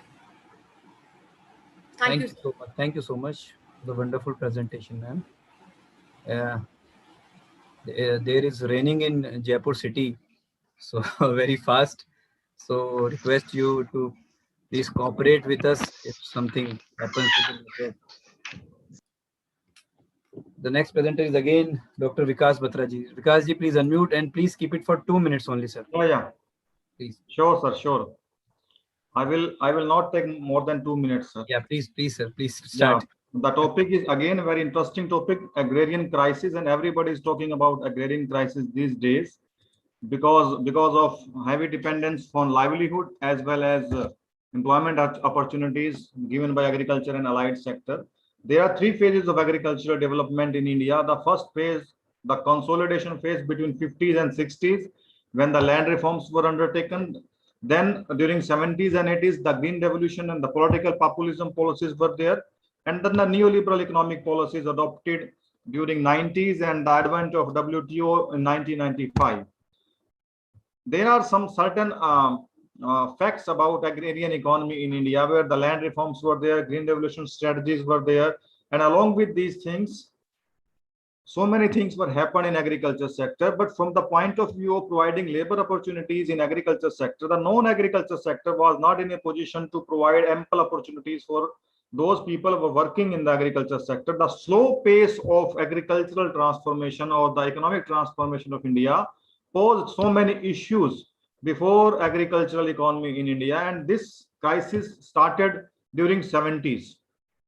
And when the new strategies were adopted and it were maturing, and these things, the regional disparities also occurred. During 80s, there was a policy shift, and that was pro-urban, and the less attention was given to agriculture sector, and this resulted adverse terms of trade. And again, the market-based neoliberal strategy, public investment in agriculture sector declined very well, and this again caused the less profitability of farmers.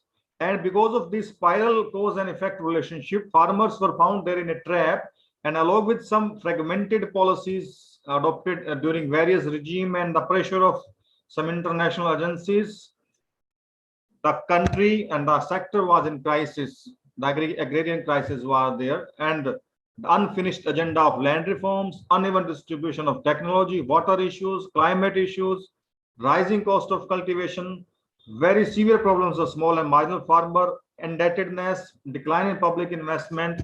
These were major causes of agrarian crisis, and the result was high cost of living, health and nutrition, rural poverty, unemployment, labor market issues, and the more on farmer suicide in the cotton belt of the country, Maharashtra and other parts. Now, very briefly, sir, only 40 seconds, less than 40 seconds. There should be increase in public investment and irrigation in infrastructural areas. The agriculture price policy should be reformed in such a way that remunerative prices should be given There should be again a focus on micro level, regional level, and local level planning instead of a national planning. Market-based incentive mechanisms should be developed for the farmers. The water management is a very important emerging area of concern. Post-harvest management, reforms in credit policies like SHG bank linkage program is there, joint liability group program is there, and NABARD along with some other agencies, they are coming with very innovative products. We need to adopt these things in a comprehensive way. Then promotion of agro-based industries in rural areas, and the very important aspect, there is a need to generate the partnership between public, private, and community. Not only PPP, it should be in the engagement of community with a sense of ownership with them. Thank you so much, sir. Again, providing me the opportunity. I hope I have completed my presentation within the time. Thank you, Vikarji. Thank you. Thank you so much, sir. Thank you so much, Chair. Dr.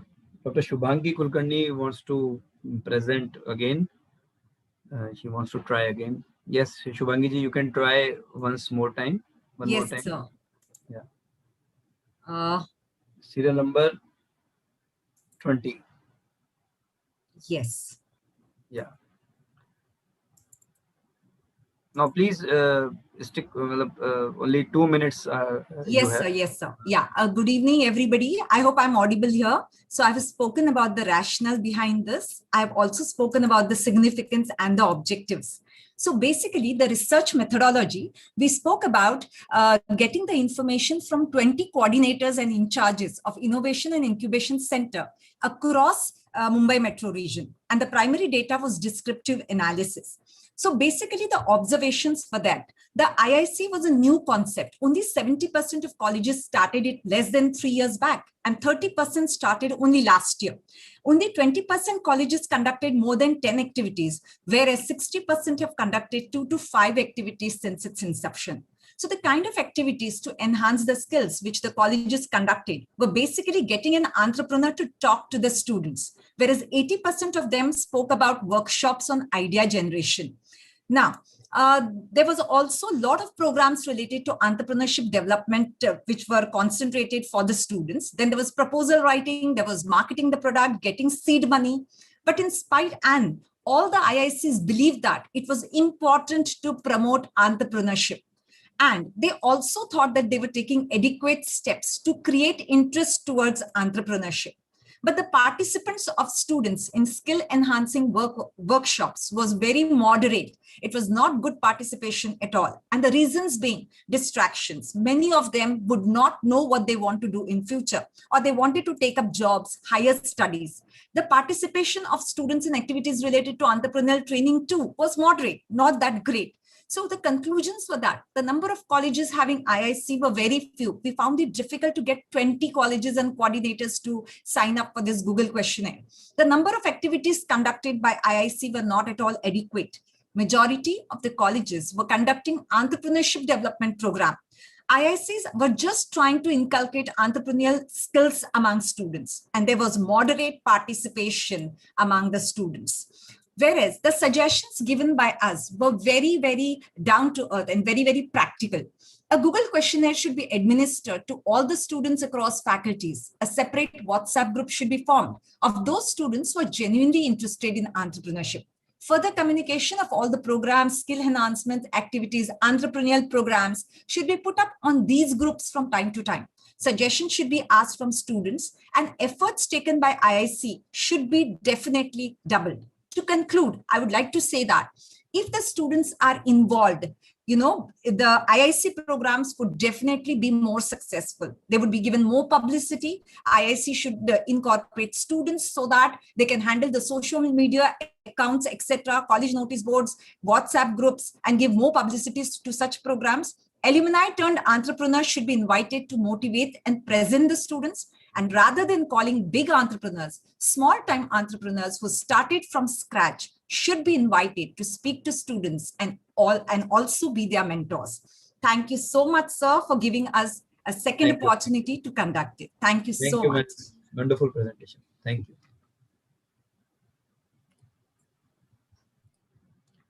Serial number 9, Anuja Limber. Yes, Anuja ji, please start your video. Yeah, please unmute. Hello. Yeah, please start. Am I audible, sir? Yes, ma'am. Okay. Let me share my screen.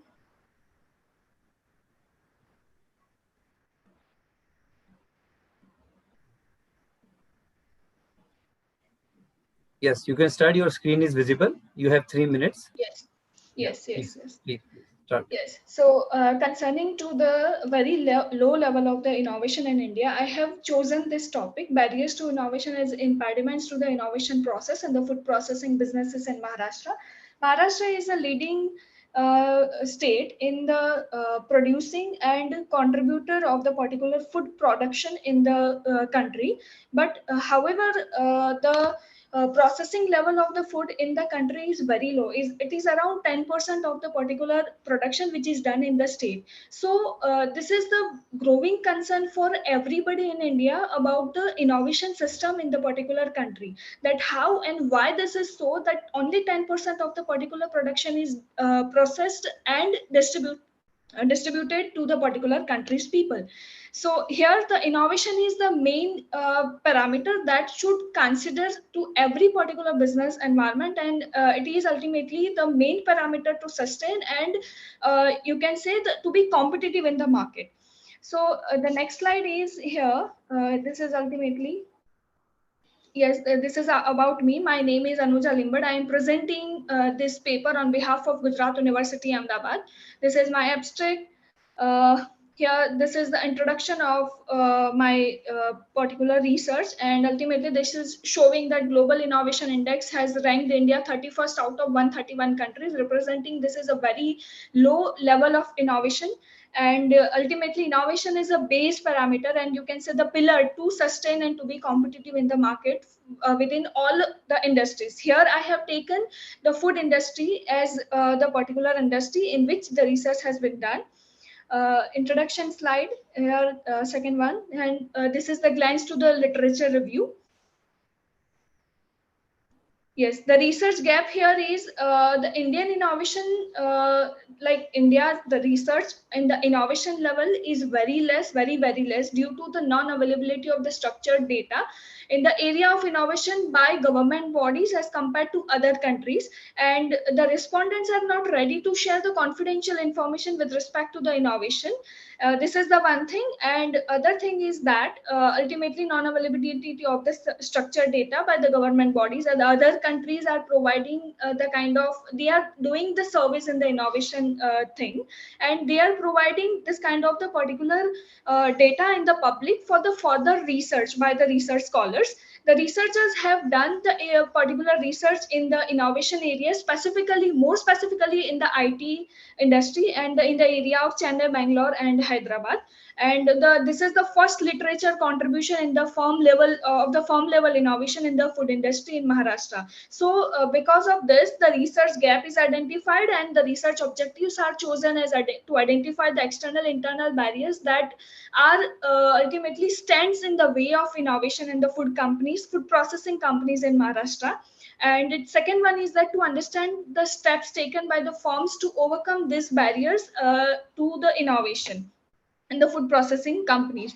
Here, this is the quantitative research type. Second, here the cross-sectional research design is adopted. Primary, secondary sources are the sources as chosen to collect the data. First source of information is ultimately that was a structured questionnaire was developed, and a structured interview was conducted from the owners and managers of the particular food processing companies. Second, secondary data is through the eminent research papers and the government websites for the issues in the innovation. Descriptive statistics, mean and standard deviation is conducted for the data analysis tools. Here, questionnaire developed by taking into consideration 4 barriers of innovation with the 6 sub barriers. And here, this is the number of employees and firm size was considered by taking the guidelines from the OECD's 2007 publication. Here, the scale was taken 5-point Likert scale, that is strongly agree coded as 1 and strongly disagree coded as 5.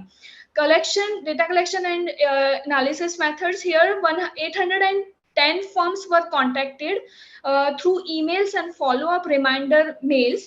and calls, and out of them 120 respondents responded with the full questionnaire. This is a very low response rate, around 14% in India, and which is representing very low response rate.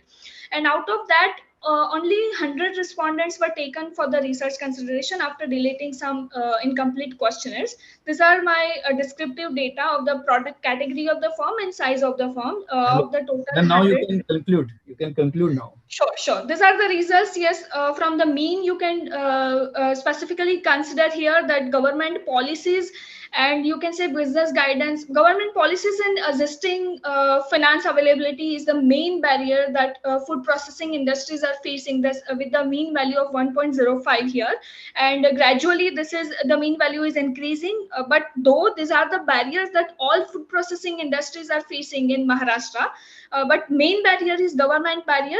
Government policies, bureaucratic government systems, and ultimately here the outer market, you can say the external barriers are the main barriers that food processing industries are facing. Here the second one, internal barriers are also there, but comparative to the internal barriers, external barriers are the more prone to ultimately posing the particular threat to the sustainability of the food processing industries. These are the steps taken by the food processing industries to handle such barriers, and highest are increased communication from top to bottom level and ultimately improve the process to reduce the cost and enhance the quality products. These two are the highest steps. And this is the conclusion. Especially government policies are so lethargic and so complex that the innovation is the hurdle itself in India. So ultimately the small businesses are there who are not they are not taking these guidelines, okay, from the government. So government should be clear in their processes, clear in ultimately their guidelines, so that all the people they can take the benefit of the particular. Thank you so much. Okay, now the serial number 26, Dr. Smita Pranjape. Yes, Smita ji, please, you can unmute. Yes, thank you so much. Thank you, ma'am. It is Smita Paranspe. Okay, ma'am.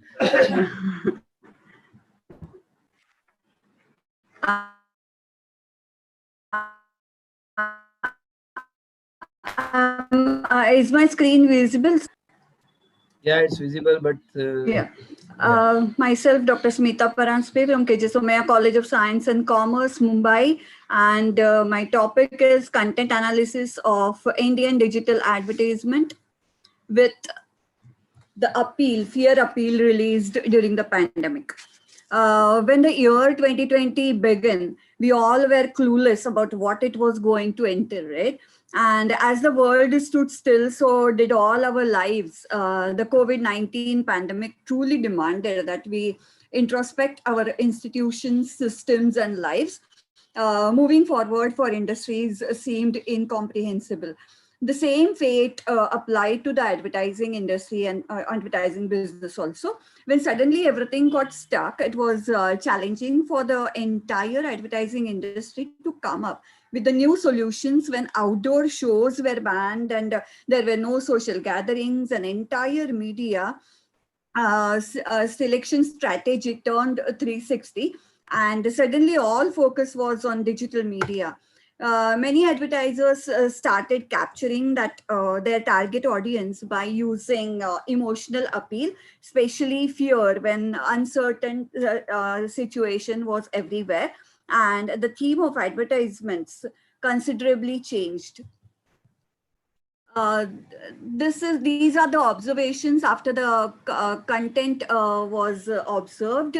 I have selected a variety of products and brands advertisements, and observations are fear is the basic theme used, that is emotional appeal by most of the advertisers. And initially only digital content was used, means no actors were doing the advertisements, showed in the advertisements. Most of the ads were of sanitizers and home cleaning and healthcare products. And there was use of minimum actors in the ads, as I said. maximum advertisement used to say about home delivery and e-payment. Still it is going on, and ads are prepared with minimum resources, and a variety of mobile apps are introduced, and their advertisements we can see more, and they are come up with variety of advertisements. And these are a few examples of digital advertisements. Thank you so much. Thank you so much. Thank you so much. Thank you. Yeah, serial number 29, Miss Poonam Shetri. Poonam ji, please unmute. And I request all the presenters to please sum up in 3 minutes, maximum 3 minutes. Yes, Poonam ji, please start. I'm starting, sir.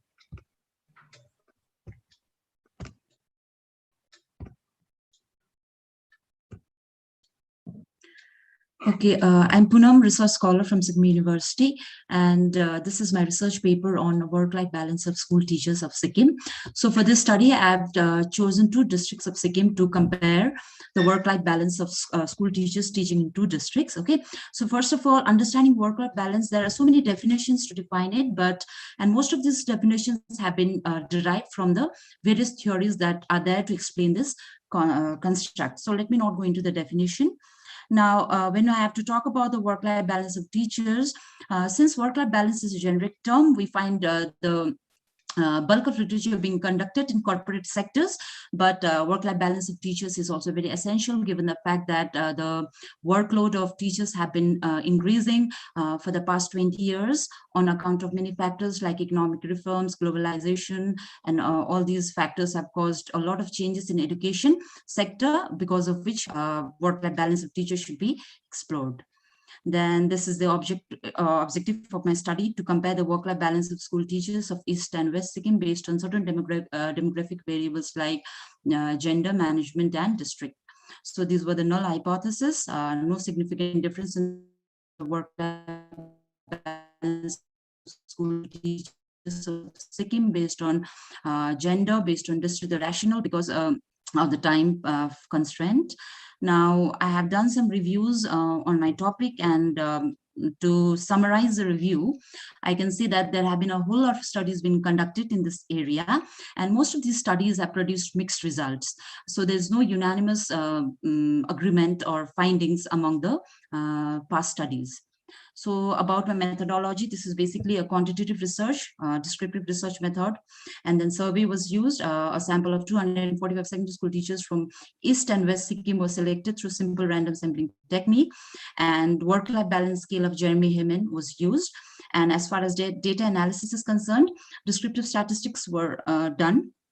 And then assuming the normality of the data, parametric statistics were calculated for hypothesis testing, which was carried out in SPSS version 20. Now, this is the result. Okay, the first one is there's no significant difference, and this based on the result, the null hypothesis was supported. That means the result was not significant, and the null hypothesis was was supported. And this is the second. This was the second null hypothesis, which was again supported of teachers based on gender. So let's come to the third null hypothesis. Here, the result was significant, which means the null hypothesis was not supported, and it can be interpreted as a significant difference in the work-life balance of teachers based on the type of management. So to summarize my main findings, the study found no significant difference in the overall work-life balance of teachers. Again, no significant difference was found in the overall work-life balance of male and female teachers, whereas a significant difference was found in the overall work-life balance of teachers based on the type of management. So these are the major findings. I also was interested to understand the dimension-wise difference, and these are the results. So in terms of district, there was a difference with regard to personal life interference with work, and in terms of gender, there was a significant gender difference with regard to work personal life enhancement dimension of the two, and in terms of management, again there was a significant difference in terms of personal life interference with work. So these are the minor findings of my study. Let me not go to the discussion. My findings could corroborate with some of the researches that was conducted, and some of the findings were, it aligned with the past studies. Some of the findings did not align with the past studies. So that's what I've written in my discussion section. To conclude, I would just like to focus on the suggestions for the prospective researchers. So work-life balance of teachers in Sikkim is a fairly new phenomena. Unlike other states where there are plenty of studies being conducted in work-life balance of teachers. If I have to talk about the work-life balance of teachers in Sikkim, it's a fairly new topic. So that is why this work could guide the prospective researchers in conducting further researches in this area. And based on the findings of my study, again, more qualitative studies should follow in order to understand the various reasons for the findings arrived at. Thank you, sir. Thank you so much. Thank you so much. Serial number 27, Dr. Sanjoli Jain, Taxila Business School. Yes, Sanjoli ji, please unmute.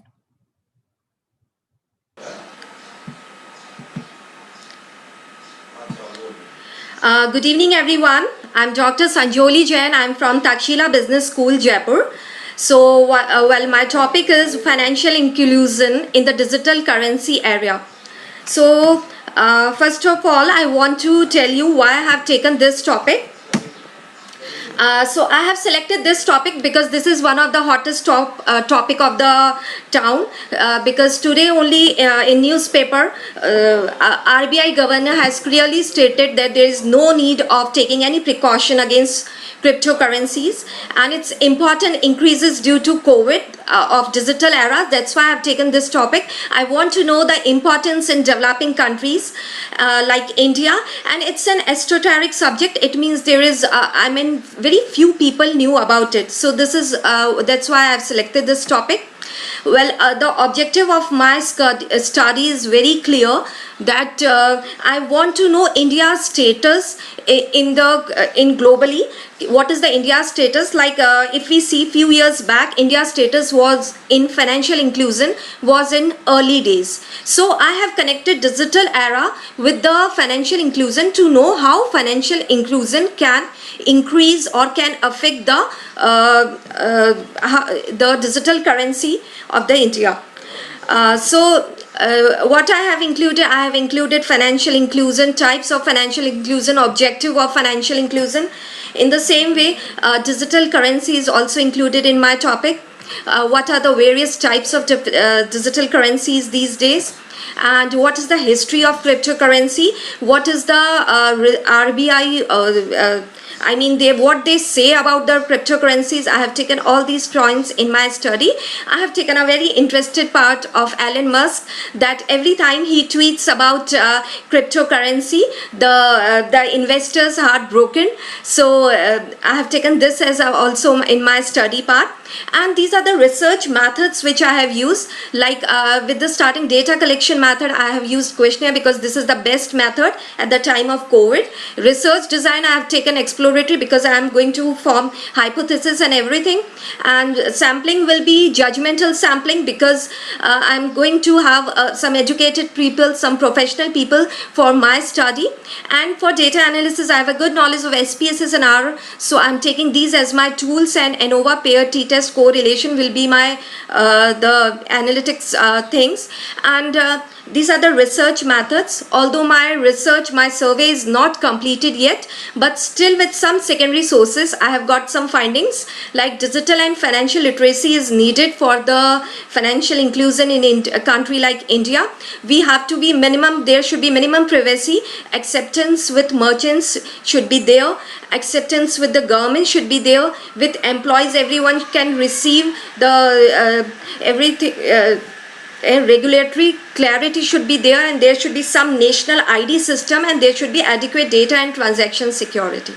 So this is all about my topic. Thank you everyone for giving me chance. Thank you, Sanjoli ji. Nice presentation. Thank you.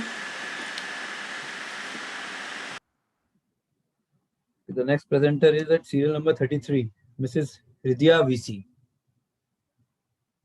Sorry, it's serial number 31, Miss Charmin Diaz. Yes, Charmin ji, please. Hello. Yeah, please continue. Yeah, just a moment.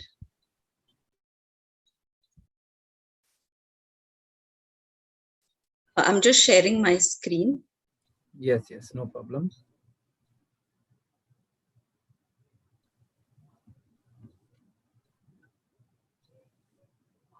Is it visible?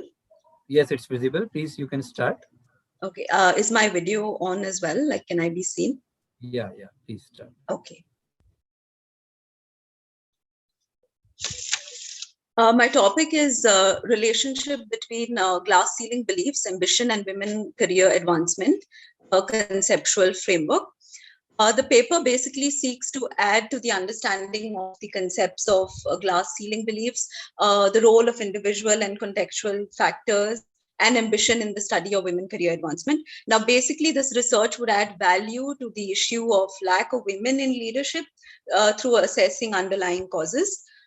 The method used was popular databases were used to gather research articles with the help of keywords that were relevant to the study. Now, the career landscape has changed with organization structures flattened and reporting relationships remodeled. So it is important to note that not everyone gets to move up, and second, not everyone wants to move up. Now, these points are important while considering women career paths, because women opt out and they opt in during their careers as a result of different factors that shape their beliefs and ambition, which diminishes or enhances their desire for career advancement. So basically, it is not only lack of women at top levels, but we see a leaky pipeline, which is where women are opting out at different stages of their careers, leading to lesser women available at top levels. So before I arrive at my framework, I have looked at literature, which has helped me arrive at my framework. So from the women career advancement perspective, the requirement for women to accomplish at the workplace is always programmed at an elevated level. You know, they have to work harder, they have to show greater ambition, and the struggle is real even with qualifications similar to that of men.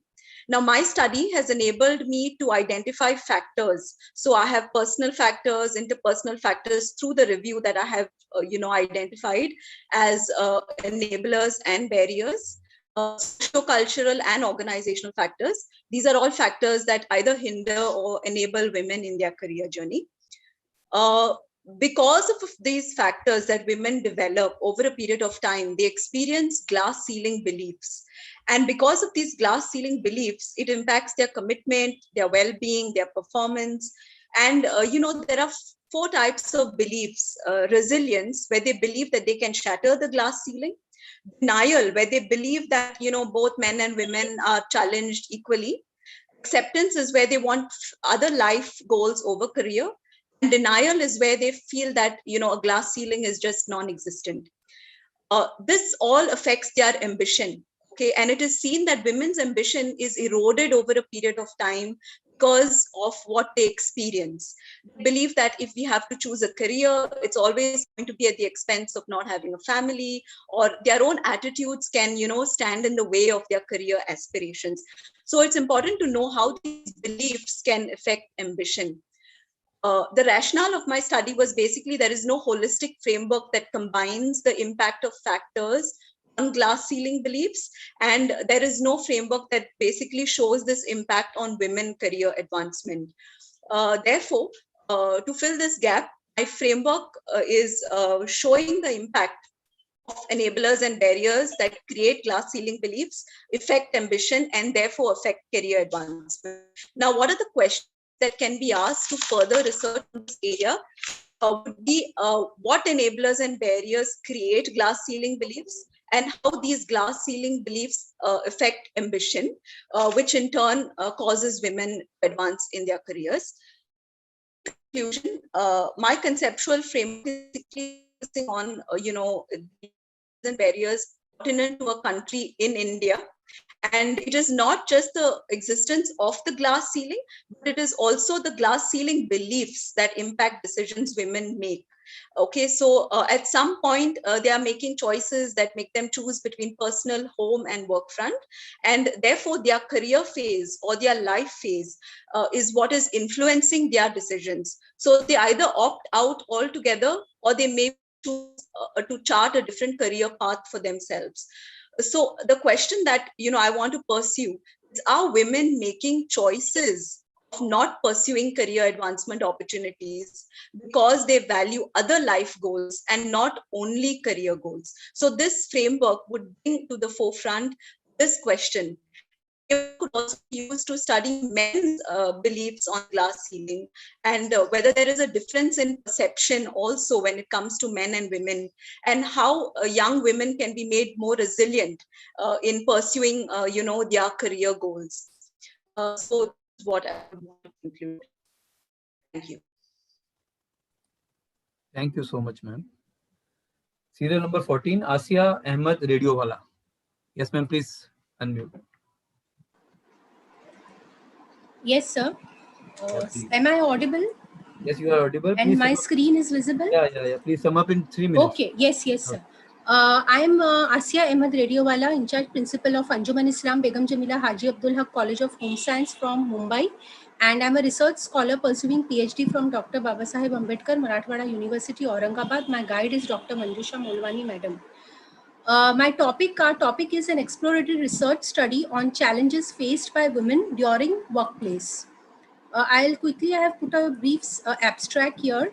As we all know that coronavirus has shifted work from office to work from home. The purpose of my study is to explore various problems faced by females during work from home. The research methodology that I have used is narrative method of qualitative research, that is text mining technique. It is used to explore various problems faced by females during work from home.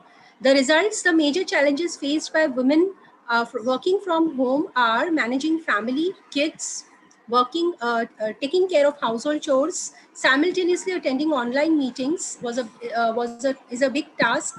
Lack of space, distraction, inability to concentrate, overburden, etc. I would like to skip the introduction slide and move to the methods and materials. I would like to inform everyone that I have collected a telephonic interview was conducted with 30 females working from home during COVID-19 second wave, and audio file was converted into transcript, and then this transcript in-depth analysis was done using NVivo 12 software text mining technique. As we all know, that is very useful in providing data insights. Simultaneously, the data analysis was done, and word cloud and word summary table was established. You can see the word cloud here. The highest weightage was given to by women, given to family, and then kids, and taking care of household chores, distractions, space constraints, etc. The frequency table was created according to the weightage. And the major findings, as I have already told, that there was a problem. Women had a lot of problem in taking care of family, kids, and managing, and there were a lot of distractions. Creating an office space at home is difficult, as other people of the family also are simultaneously working from home and attending classes. So it has it created a lot of stressful situation, and women were exhausted. Some suggestions I would like to tell everyone is that employers can support females by allowing them to work at their convenient timings. Employers must reduce shift timings with no reduction in payment, so that female workers can easily cope up with the problems of work-life balance. Other members of the family must support the working woman to minimize her exhaustion and stress of female worker. Also, females should start their work with meditation, exercise, yoga, have healthy nutritious diet, so as to reduce the overall mental stress. The scope for future study, a similar study could be conducted for male workers to understand their problems and investigate their work from home issues. These are my references. Thank you very much, Maniben Nanavati Women's College and Inspira Research Association for conducting this prestigious conference and giving me an opportunity to present my paper. Thank you very much. Thank you so much. Thank you so much.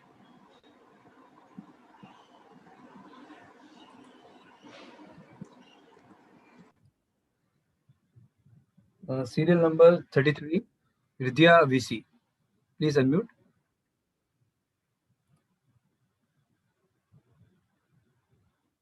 Please unmute. Yeah. Yeah.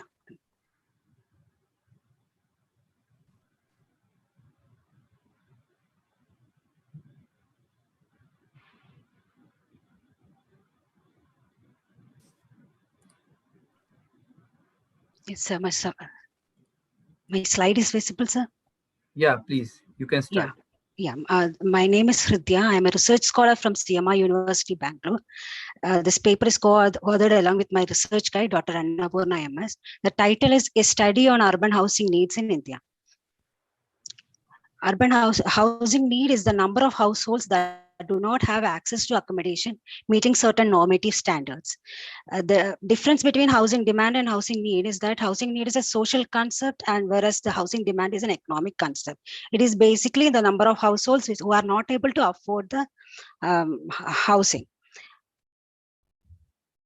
The research problem here is due to urbanization, migration, decrease in household size, and various other factors. Urban housing need is increasing in the country over the years.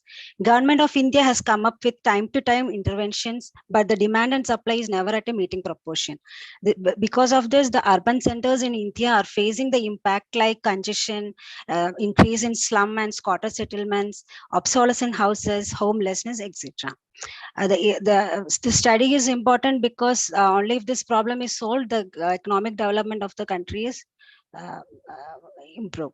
The objectives of the study is to understand the variables of used for the estimation of urban housing needs and to estimate the urban housing needs in India and its state-wise distribution. Methodology used here is the urban housing need is the sum of three factors, mainly obsolescence factor, congestion factor, and houseless household.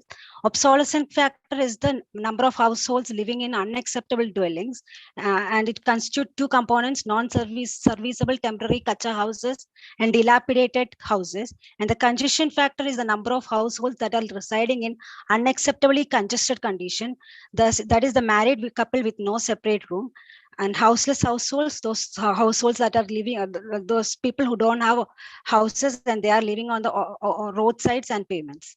Based on this, I have calculated the urban housing need in India between the year 2001 to 2008. It can be seen that from 2001, the total urban housing need in India is 2.2 crores, and it has increased to 2.68 crores in 2018. State-wise distribution of urban housing in India, the Maharashtra state has come up ranked first in that with 14.9% of the total urban housing need, and coming next the Uttar Pradesh, then West Bengal, Tamil Nadu, and the interpretation of the study is that total housing, the urban housing need in India has increased by 13%, and the major contributing factor to it is the dilapidated houses, which increased by 18%, and the congestion because of the married couple with having no separate room to reside, that also increased by 13%. And among the states, the Uttar Pradesh ranked the highest with Maharashtra ranked the highest with 4 million homes having the need, and followed by Uttar Pradesh, West Bengal, Tamil Nadu. And the top 10 states in the country has accounted to the 80% of the urban housing shortage in the country. The major suggestions of the study is the government should promote affordable urban housing, and it should allow more housing supply into the market. And in order to overcome these problems, government can implement the measures such as bringing vacant houses to housing market by taxation or incentive policy, creating extra spaces or building extra rooms through the support of public agencies, or by shifting the households living in obsolete houses to new unit, etc. Thank you. Yes, thank you so much. Thank you, sir. Yeah, thank you.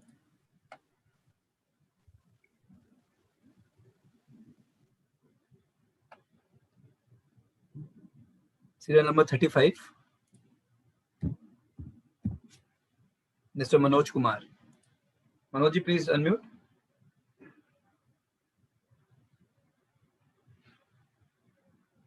Mr. Manoj Kumar.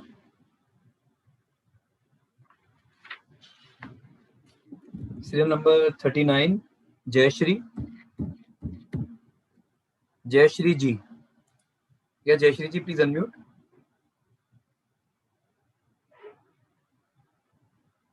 Jayashri ji, are you there?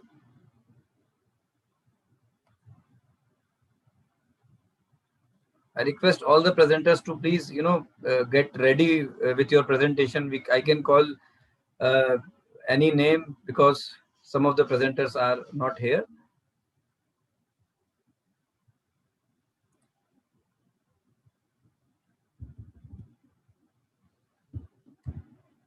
Okay, Vartika ji. Serial number 42, Vartika Mishra. Yes, please unmute. Serial 42, Vartika Mishra. Yes, Vartika ji, please unmute kariye. Good evening, sir. Good evening. Good evening. Please start. Good evening, everyone. Yes, I'm starting with my PPT presentation. My topic for today is study on the perception of Indian youth regarding education from EdTech applications. Is my slide visible properly? Yeah, please. Okay. So, as I say, that Indian youth is driving highly crazy towards the education, accepting education from EdTech applications. And today, Indian EdTech is the second biggest in the world, and it's only rising. The industry is set to touch 3.2 million expected into is year to 2022. Okay, and since majority of the Indian youth is belonging in India only in the world, so they are the major consumer of this EdTech application. And India's biggest EdTech startup like Byju's and Academy, they all have seen a rapid pace in this COVID scenario in 2020.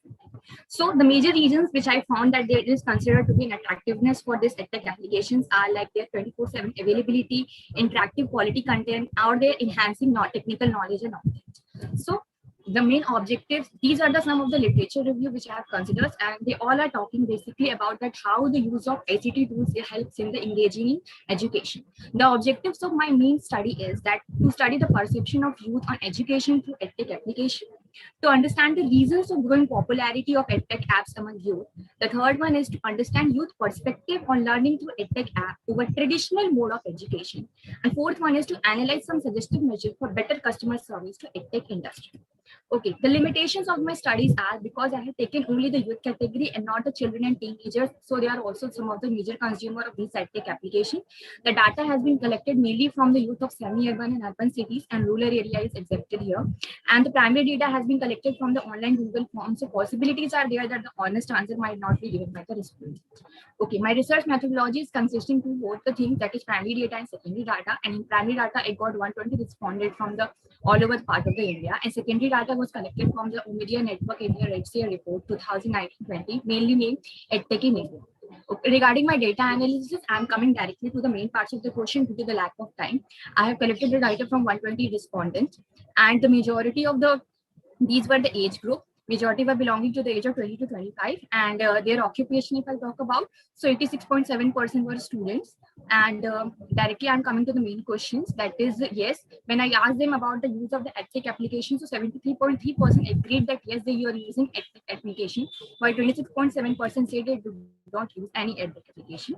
And these are the various EdTech application with the use we prefer. And in this youth scenario, what I found that although Byju is leading, but among the youth, an academy is the majority of the person are using an academy application.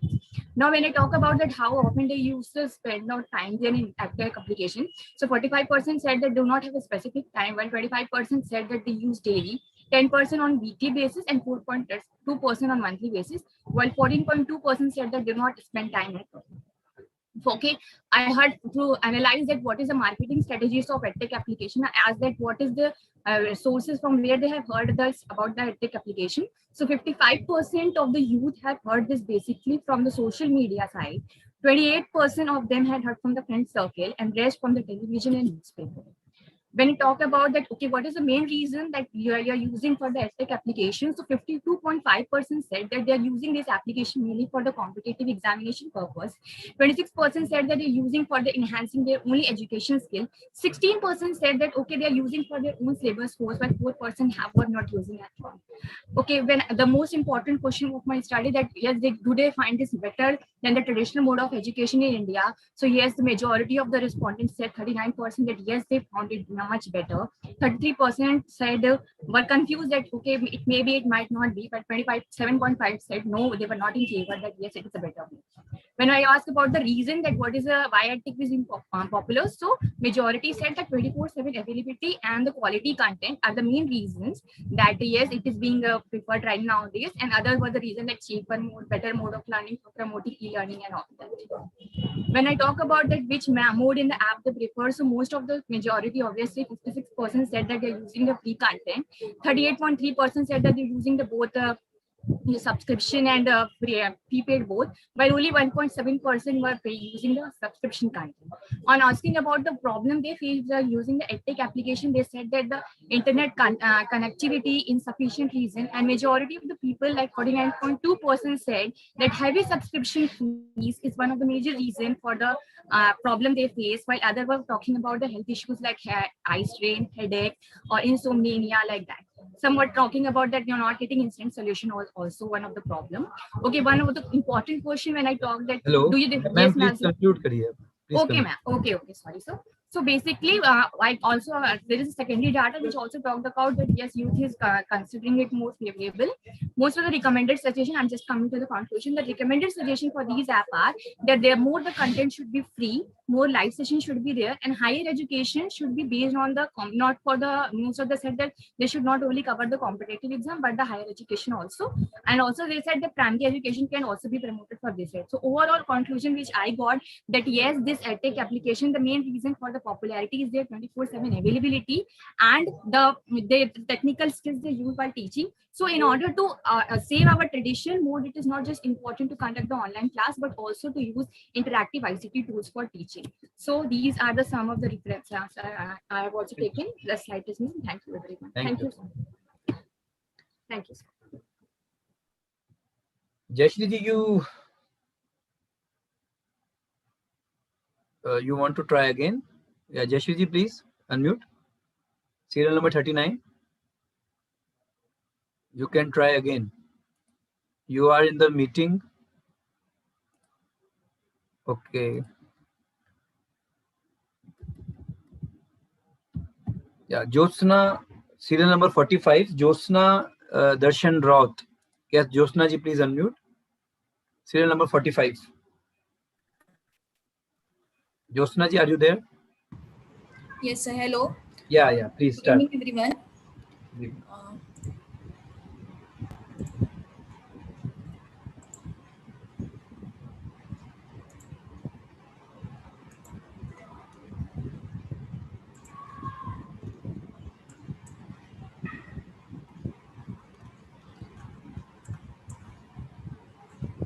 Sir, my slide is not working. No problem. You can do oral presentation. Yeah, now it's working. Yeah. Okay. So I'm Jyotsna Raut, Assistant Professor, Maniben, Nanavati Women's College. My topic is study of post-COVID effects on tourism and fishing business and their sustainable development. Okay.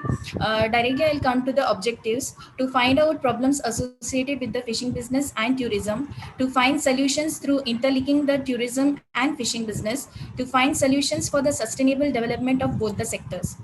The methodology here used is the secondary sources like research journals, newspaper articles, government portals, and various other secondary sources were used for collecting the tourism and fisheries data. Basically, this research is based on observation. As I belong to the same fishing community, I know what are the problems they are facing due to this COVID. The next is the problems. The outbreak of COVID-19 and the resultant total lockdown in India has greatly affected the livelihood of fishing communities across India. While in some areas fishing remains an attractive profession, in many it is becoming increasingly difficult for fishermen to make a decent living, and local communities can no longer depend on fishing alone. The revenue and jobs that tourism can bring to an area can help diversify the local economy and job market, as well as providing additional income for fishing families and sometimes ensuring that their production activity remains viable. Tourism. Okay. Okay, there are some recommendations. In order to protect the livelihood security of fishing communities, an immediate relief package will have to be rolled out for the fishing communities. They should not be connected to regular compensation which is provided during ban period. Enlarging the scope of work under the Mahatma Gandhi National Rural Employment Guarantee Act 2005 to include the skilled work can provide immediate relief. For example, fish drying by women or value addition, processing, net mending, can be considered as skilled jobs to be paid under the MG and REGS. Next, the conclusion. Fishermen and their families can earn complementary income by diversifying their activities to tap into the tourist market. Example, offering trips aboard fishing boats, accommodation in fishermen's homes, and the opportunity to eat locally caught fish. This additional income can help reduce fishing families' dependency on the volatile income from fishing. Moreover, new skills gained in the tourism sector can help give fishing families a competitive advantage in the labor market. Thus, it is necessary that government take actions according to the sustainability of both the tourism and fisheries business. Tourism in the fishing area should be encouraged in such a way that new sources of income from tourism can help keep fishermen in the profession and strengthen the attractiveness of the sector for future generations. Peak in tourism will ultimately lead to sustainable development of the fishing business and the fishing community. Thank you. Thank you. Thank you so much. Yeah, field number 44 is Sharon Simel. Yes, Miss Sharonji, please. You can unmute. Good evening, sir. Good evening, everyone. So my topic is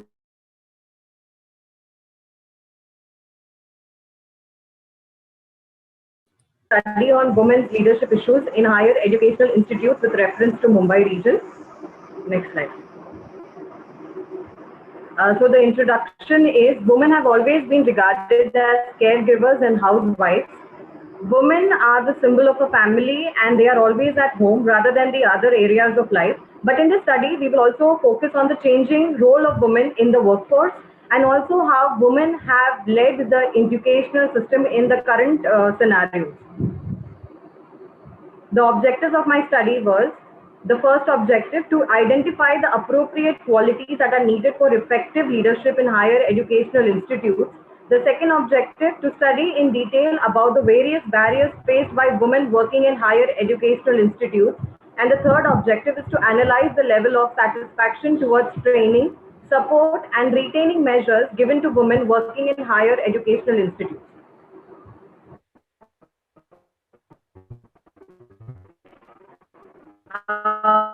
However, the research methodology, descriptive research, the survey method that we used for the study was personal and telephonic interviews were done. Sampling was a snowball technique used. The sample size were 25 teachers, professors, and the data sources were collected through primary as well as secondary sources of data. The findings of my studies according to the objectives is that according to the first objective, the study revealed that the appropriate qualities that a woman leader needed were a supporter, a communicator, and a mentor. These are the qualities that are needed for effective leadership in higher educational institutes. The second findings that we found in a study was that the various barriers like traveling boundaries, professional barriers, difficulties in dealing with management, and where the female employees were receiving lack of support from the subordinates are one of the various barriers that are faced by women in working in educational institutes. Now, in terms of training, higher educational institutes should conduct more workshops. In terms of support, they should be giving more, encouraging the teaching staff to do personal development rather than along with institutional development. And for retaining purpose, what they can do is they can provide more and more leadership opportunities to women. My conclusion of the study says that women academians should be given encouragement to develop their leadership capacity so that they can undergo more leadership training and they are able to face professional as well as personal barriers. Mentoring or mentorship plays a very significant role and should be given should be given too much of importance to the academians appropriately so that they can be a better mentor to their students themselves.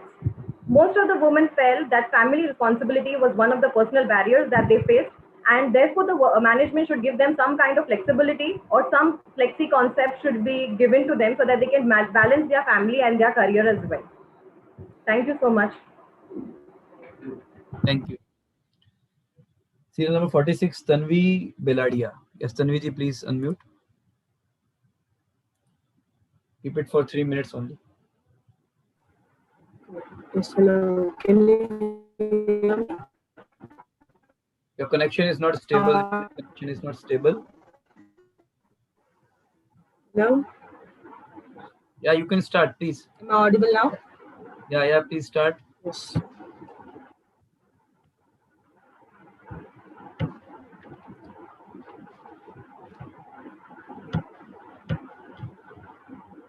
Okay, so my topic, good evening to one and all present here. I'm Tanvi Beladia, a second year student of management in Maniben, Nanavati Women's College, and my research paper is on change in consumer buying behavior towards disinfectant liquids before and during pandemic.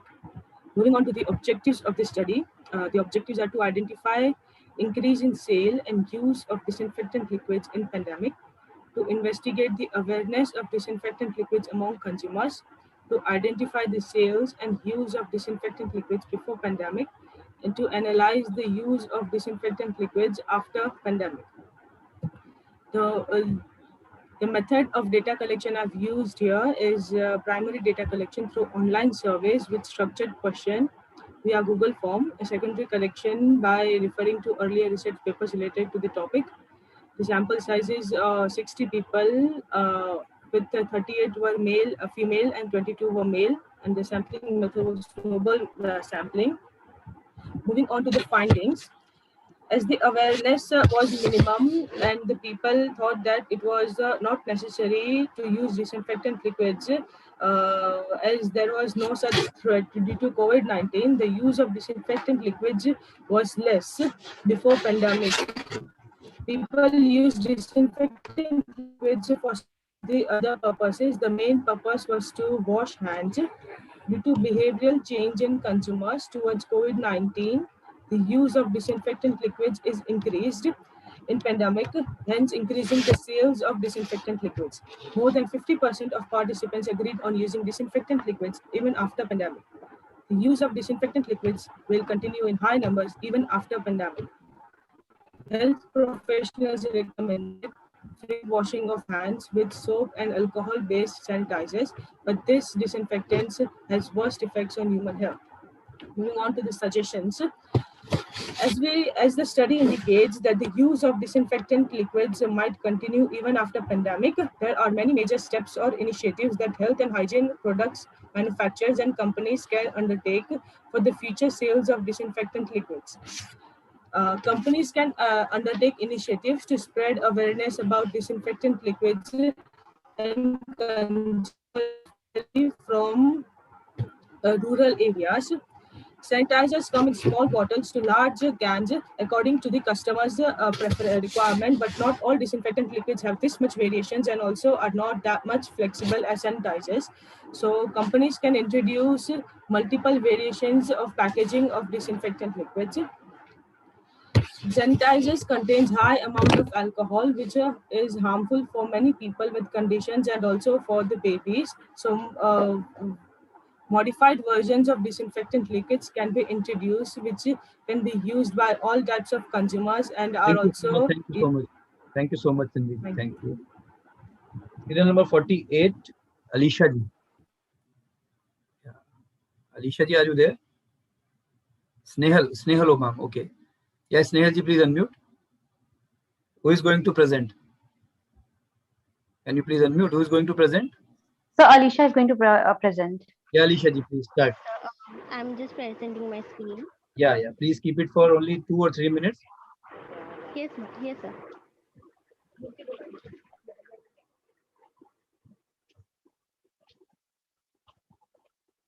Good evening to one and all present here.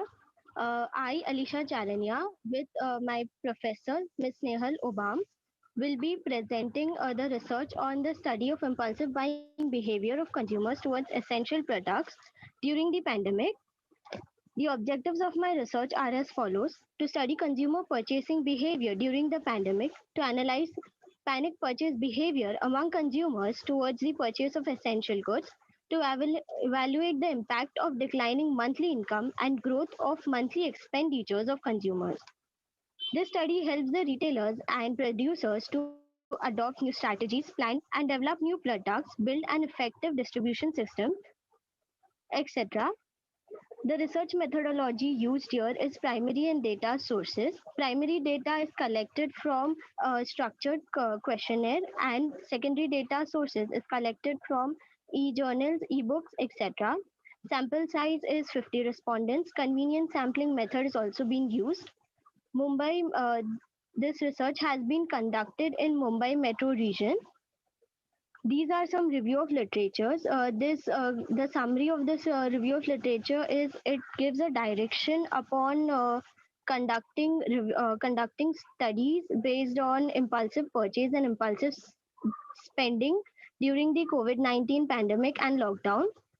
The findings: 38.30% of respondents have observed changes in their buying behavior during COVID-19. 50% of respondents preferred groceries and vegetable as their essential goods purchase. 17% of consumers purchase non-essential items based on their requirements, and 56% of people in consumers observed an increase in their expenditures, and in accordance to increase in their expenditures, 58.30% of consumers had to use their savings to purchase the essential products. Coming on these suggestions, due to lockdown, retailers who are unable to conduct their business properly at this point, adapting online platforms using checkout apps and delivery time with delivery partners can be useful. Personal contact through WhatsApp and social media apps can give a personal touch to the consumers, thereby building strong relationship with consumers. Consumers can be retained by providing the brand that they wanted instead of changing their preferences, providing proper guidelines, coming up with awareness programs through various online platforms could be a helping hand for worried customers.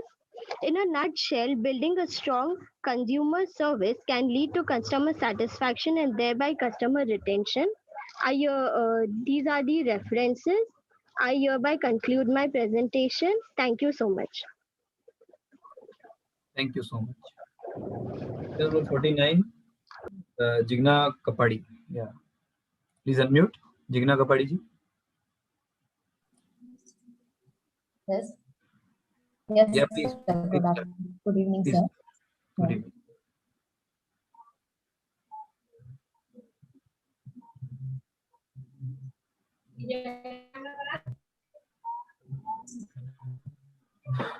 Network problem.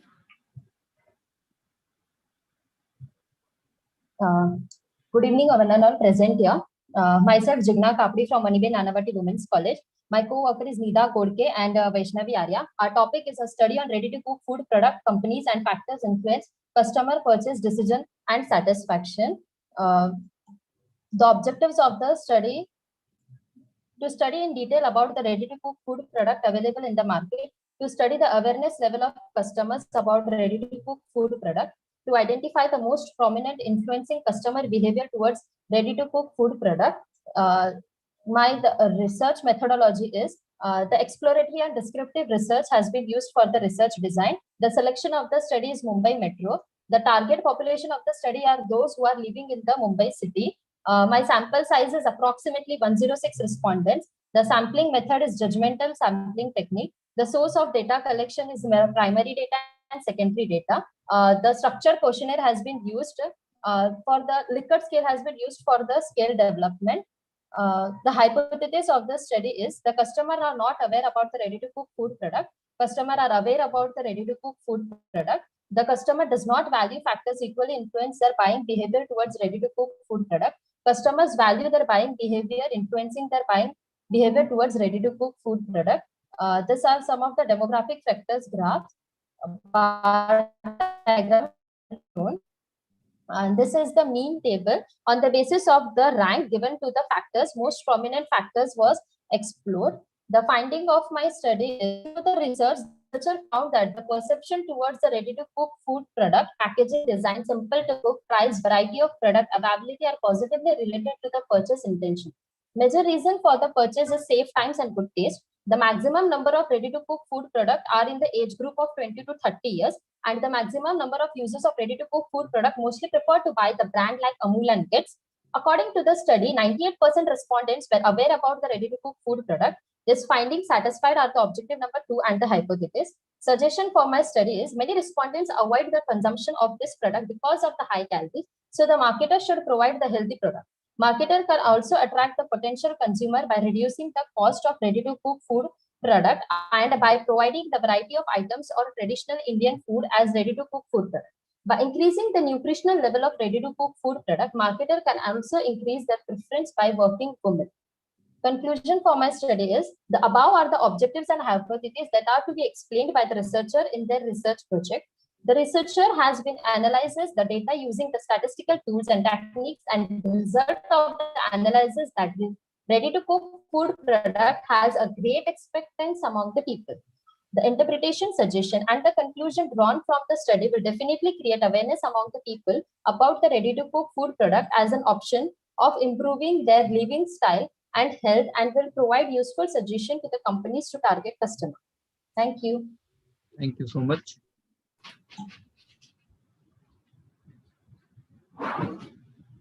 Sana Chaudhary. Ms. Sana Chaudhary. Yeah, Malika Joshi ji. Okay. You are going to present serial number 50.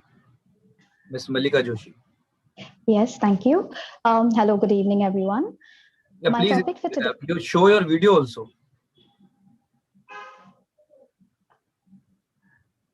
Yes, the video will be shared. Okay. Great. So thank Okay, you. no My topic for today is an empirical study of marketing and business strategies adopted by McDonald's and customer satisfaction with respect to the services offered, with special reference to Mumbai suburban. And our research is jointly done by Ms. Sana Chaudhary, Ms. Bhavna Waghela, and myself, Malika Joshi, MCOM students of Maniben Nanavati Women's College. Now I'll directly move to objectives. A study of marketing strategies adopted by McDonald's to determine the customer satisfaction towards products and services offered by McDonald's.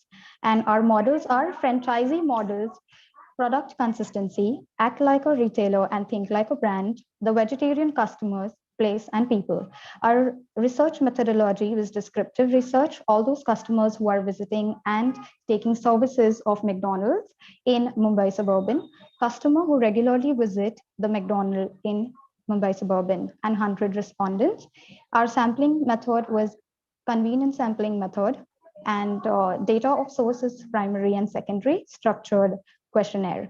Our hypothesis of the study is there is no significant difference among customers' satisfaction towards McDonald's with respect to demographics factor. A t-test was conducted between the factor statement of satisfaction taken for the study and gender. The result of analysis shows calculated value of P is 0.618, which is greater than 0.05, therefore null hypothesis. There is no significant differences among customer satisfaction towards McDonald's with respect to gender has been accepted. It means that on the basis of the satisfaction with respect to the demographic factors, both men and women has some satisfaction level. The t-test has been conducted between factor statement of satisfaction taken for study and marital status. The result of analysis shows the calculated value of P 0.909, which is greater than 0.05, therefore null hypothesis. There is no significant differences among customers satisfaction towards McDonald's. The ANOVA test was conducted between the factors statement of satisfaction taken for age and study. The result of analysis shows calculated value of P is 0.795, which is greater than 0.05, therefore null hypothesis. There is no significant difference among customers' satisfaction towards McDonald's with respect to age and has been accepted. That means the basic satisfaction with respect to the demographic factors, both men and women, has same satisfaction level. With this, I would like to conclude the result of the above shows that the McDonald's are always coming up with new businesses and marketing strategies to attract and retain their customers. The result based on collected data shows that respondents under study are satisfied with McDonald's products and services. Thank you so much for this opportunity. Thank you. Serial number 51, Rohini. Rohini Vilhekar. Please unmute. Yes, sir. Yeah, please start. Yes, sir.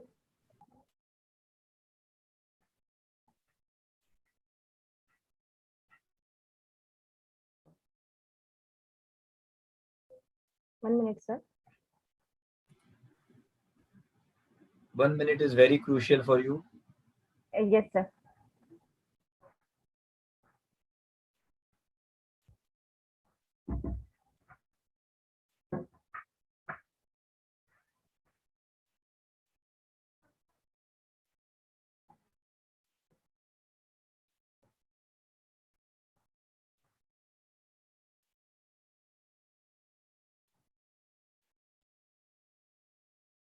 Good evening to all.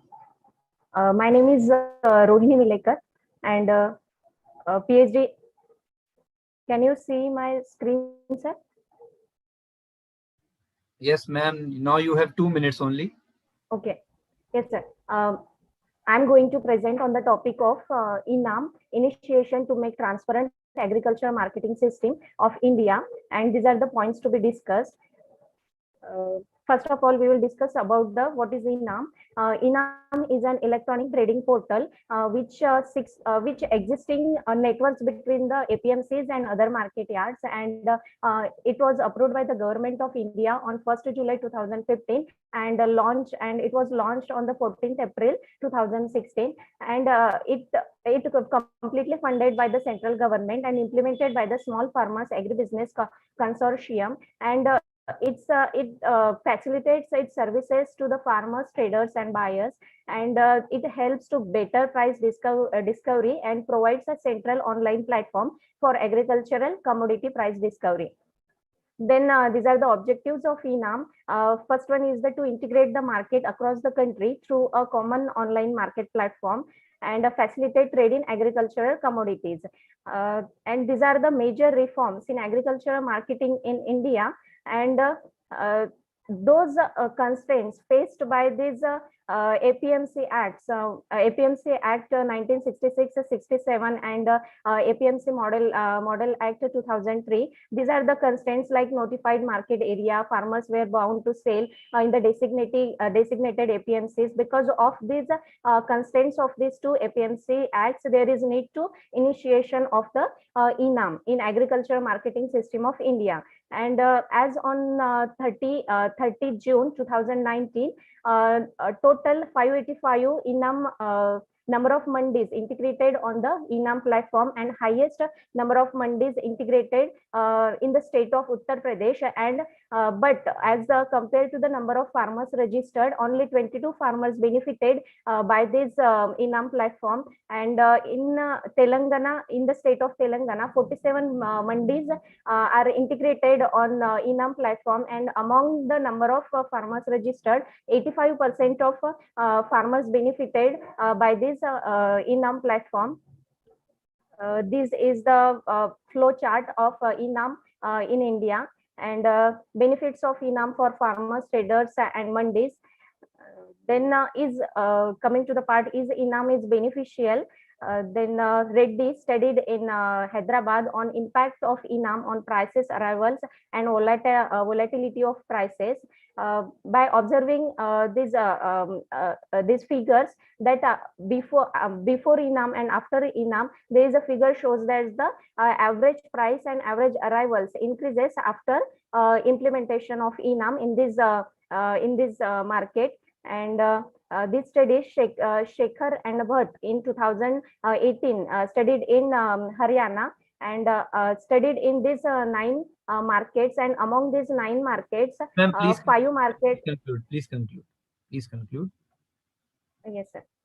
Then all these among the all these discussions, it is found that the ENAM platform is beneficial to the farmers, and it gives benefits to the farmers, traders, and mandis, and all the agricultural producers. But still, the farmers is not getting benefits from this ENAM platform. So there is a need to extension workers to focus on this study and share their valuable information and spread the awareness about this ENAM platform. Thank you. Thank you so much. Serial number 53, Professor Nirdosh Kumar Patel. Please unmute. Yes. Hello, sir.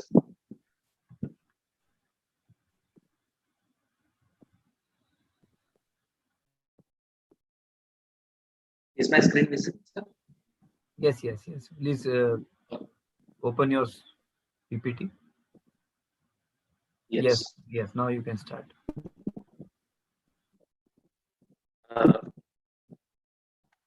Myself, Professor Nirdosh Patel, Assistant Professor, CGB Dharupala Mahila Arts College, BCom English Medium, Additional Division, Self Finance for Women, Surat, from Gujarat.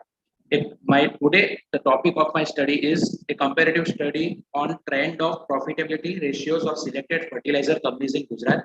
In this study, I will move on directly to the objective. To analyze the trend of profitability of the selected fertilizer companies and to make interfirm comparison of trend of profitability of selected fertilizer companies and measure if there is any significant difference in their financial performance. The research methodology adopted is I have taken only secondary data as we need to do financial analysis. It is not based on only historical data, and such as various sources are available from website, annual reports of the selected companies, journals, and similar research studies I have taken for a reference.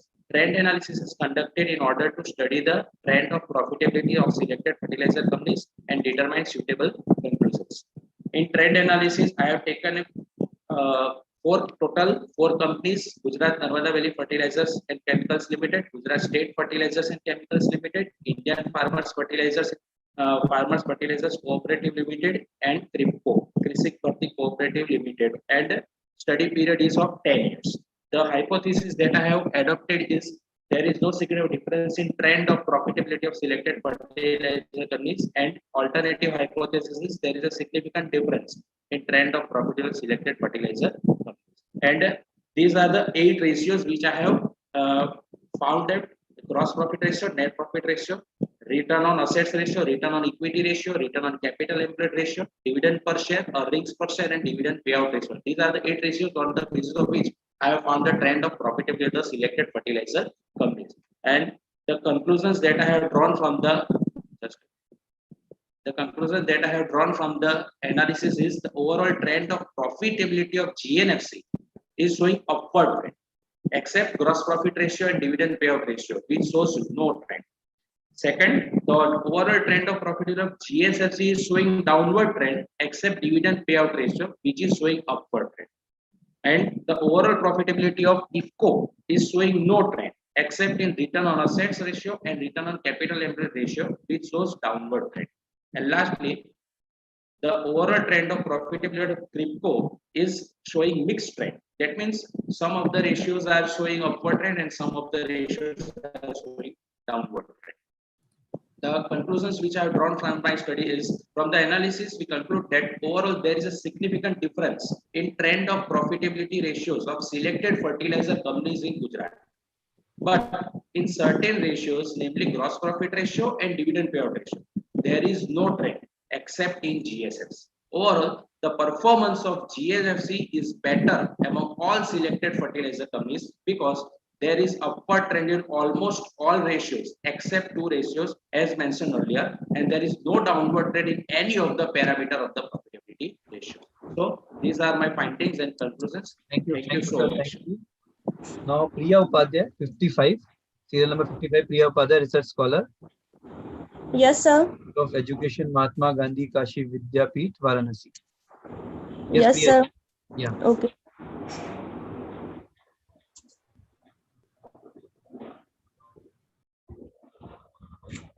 Myself, Priya Upadhyay. I am research scholar in Mahatma Gandhi Kashi Vidyapeeth, Varanasi. My topic is emotional intelligence, its role in self-regulation and relationship management. Abstract, the effects of self-efficiency basis the relationship between self-regulation and emotional intelligence. Among school-aged adolescents were studies in this research. 3 validated scales were used to gather data, which were then analyzed in several ways. The finding reveals that first, self-efficiency, self-control, and emotional intelligence are all strongly related. Second, there is a interaction between self-regulation and emotional intelligence. Third, emotional maturity and self-regulation have a self-regulatory partnership. Keywords: emotional intelligence, self-regulation, school-age relationship, and management.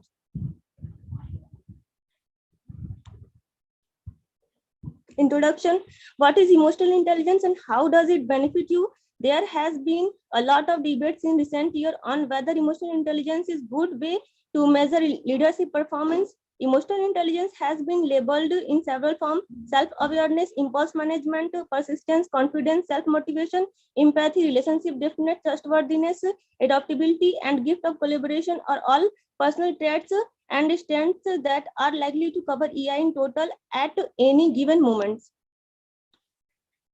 Methodology of sampling: a total of 467 schools-aged teenagers were randomly selected from 10 high school for this study. The general self-efficiency scale created through Sachwan plus Jerusalem recommended used to assess self-efficiency 1995, the Rayon and Cornell's 1989 self-control scale is a 26-item scale that assesses student self-regulation types in the educational field. We measure emotional intelligence based on self-replica 33 elements that evaluate self-consciousness, speech, and emotional self and attitude regulation, as well as the use. Yeah, Priya ji, you can conclude. Okay, sir. Conclude now, please. Straight away to conclude slide. Yeah. Conclusion: most of the study variables were shown to be strongly linked. Self-efficacy has a complete mediating impact on emotional intelligence and self-regulation. According to the result of this research, as a consequence, emotional intelligence when compared to self-efficacy has a weak association with self-regulation, and that it was students with a higher self-efficacy who were able to control themselves, not a student with higher emotional intelligence. Thank you. Thank you. Serial number 56, Olivia George. Yes, Olivia ji, please unmute. Yes, sir. Am I audible? Yeah, please start.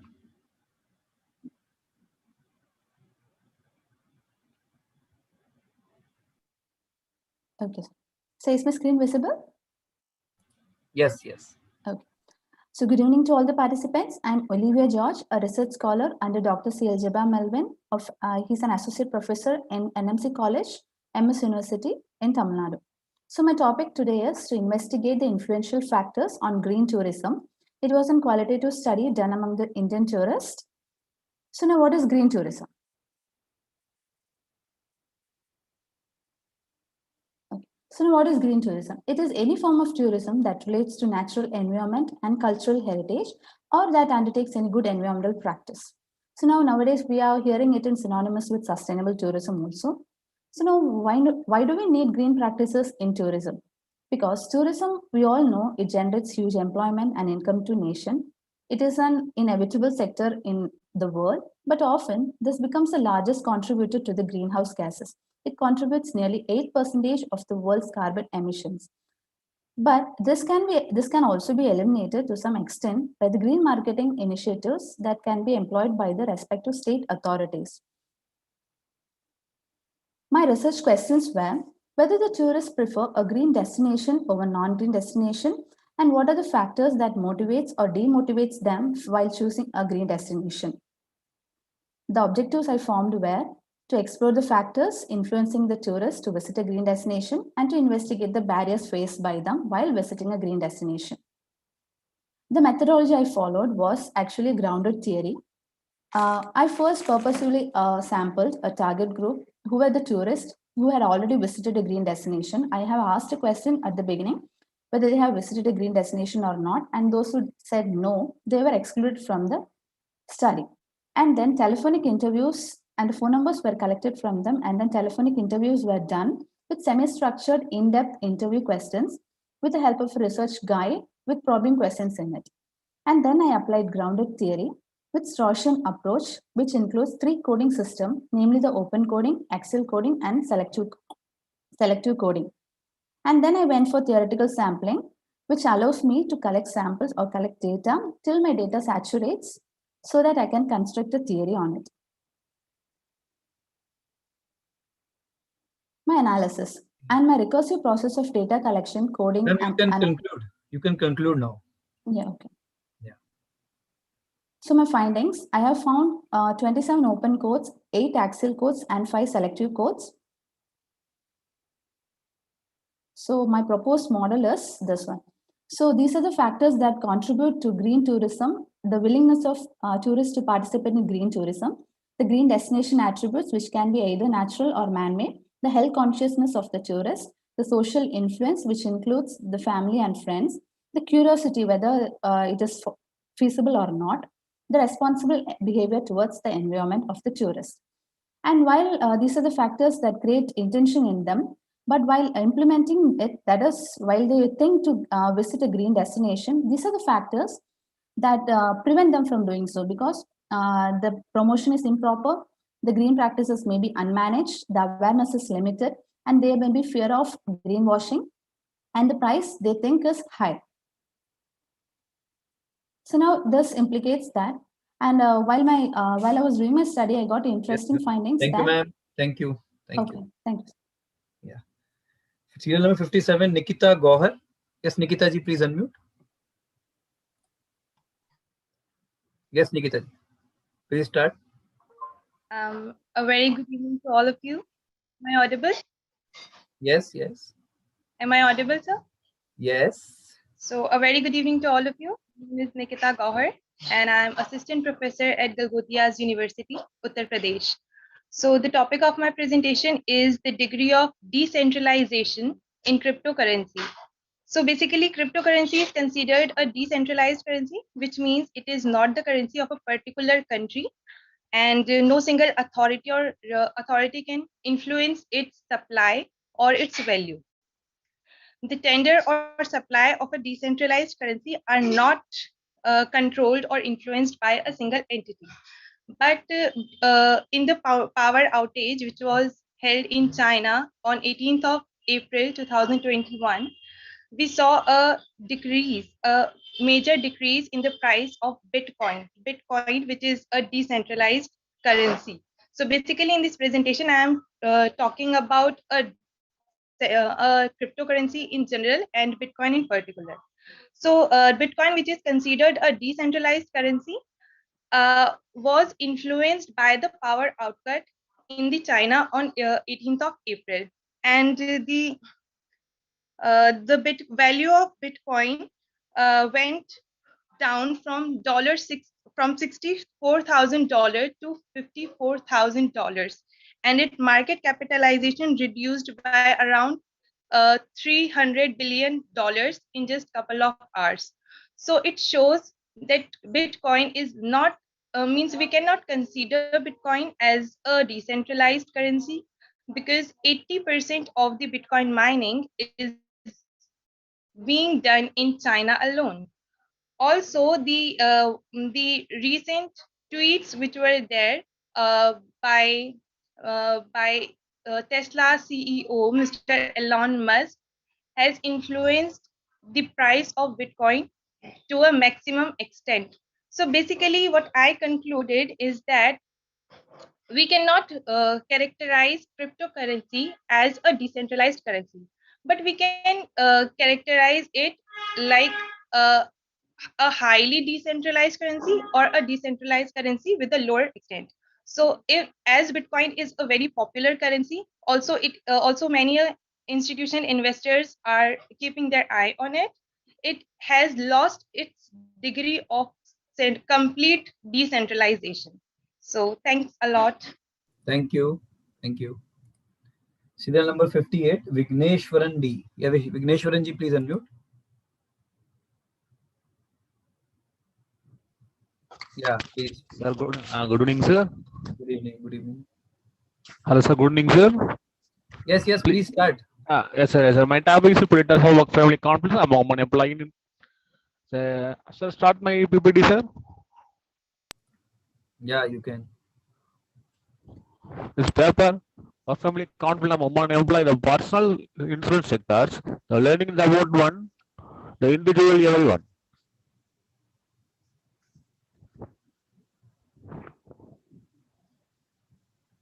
Vignesh D, Yes, sir.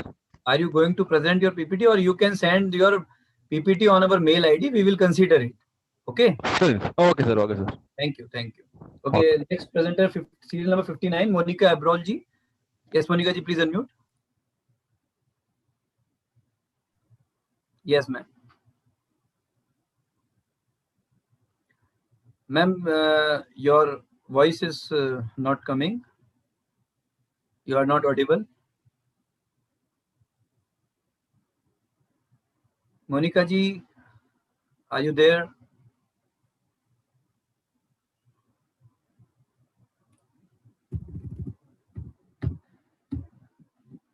See, we cannot give a second chance because we don't have much time. Yeah, please unmute. Monica ji, please unmute. Yes, ma'am. Oh, please unmute. Please unmute. You again, you mute yourself. Please unmute, ma'am. Yeah, unmute yourself. Yes, yes. Now you are unmuted. Okay. Please start. Without presentation, you can go. No. I am going to present, sir. But we don't have much time. Sir, only 1 minute. Yes. Okay. So my topic of presentation is role of leadership in encouraging professional commitment among teachers.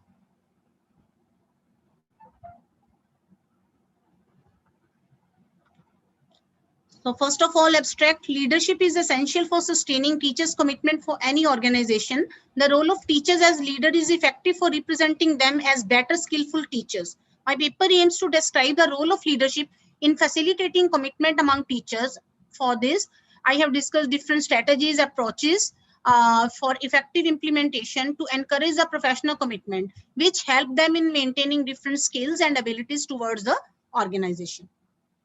So first of all, introduction, the role of leadership is well said based on its competencies and characteristics for addressing different organizational issues.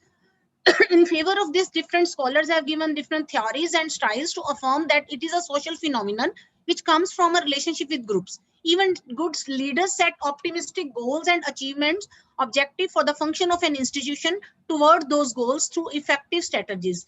Based on this, a relationship can be made between the leadership and successful organizational change. Now, different conditions which are necessary for leadership. First of all, vision, second, structure and time. Ma'am, you can go directly through either suggestion or conclusion, because if you read all the slides, it will take so much time. Okay. Now, education conclusion. In short, we can say that teacher efficacy is developed through bringing confidence among teachers when teachers are positively associated with teachers' professional identity.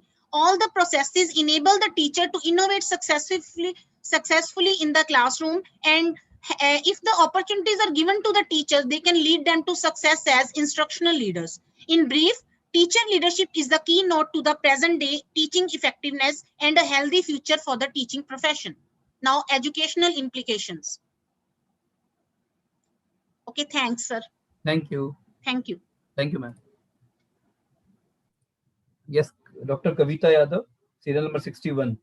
Dr. Kavita Yadav, please unmute and please keep it for only 2 or 3 minutes. Thank you, sir. Namaskar, Modi ji. Firstly, I would like to pay my highly thanks to the organizers for giving me an opportunity, sir.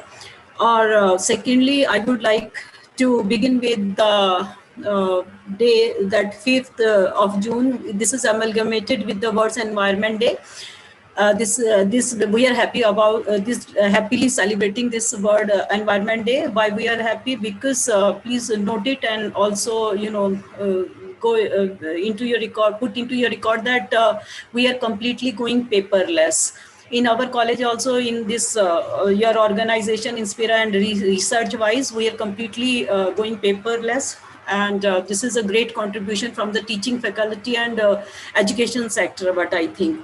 Then, sir, I would have one submission also before beginning my paper, that we must, because you are doing very good job and conducting, you are very serious about the research, and I would like to submit that the Foundation Day must be celebrated as National Research Day, so that earlier in one of your lecture from the keynote speaker, I listened that he was talking about the patent and bringing the research to the ultimate consumers, bringing the products to the market also. This is my humble submission. Because, I was quite late in knowing that you're organizing, and I'm thanking that you allow me to, submit my proposal, research proposal. So my work is about BAM. What is BAM? BAM is when we notice some kind of our body abnormality or imbalance. For the instant relief, we immediately put up BAM. So in the education sector and in this pandemic times, BAM is, I see it as a for instant relief, and it is blended acquisition learning module. What I studied are post-pandemic virtual augmented reality. Because you are asking me to go too fast, sir. So I would only like to summarize this, that in my paper, with the due illustrations, instances, and specimens, the upcoming post-pandemic panorama in Indian higher education sector is appraised novice BAM, blended acquisition learning module, and illustrious approach during the pandemic in higher education in the college and universities via MOOCs, VIAM, etc. is assessed. And we will see whether this will continue in post-pandemic landscape in Indian higher education sector, holding virtual augmented reality. The central stage is needed tremendous planning by the educators, researchers, and psychologists for youngsters' career and well-being. Thank you, sir. Thank you very much. Thank you, ma'am. Thank you so much. Yes, serial number 62, Dr. Susmita PS. Yes, Susmita, ma'am, please unmute. Yes, good evening all. Shall I present my screen? Yeah.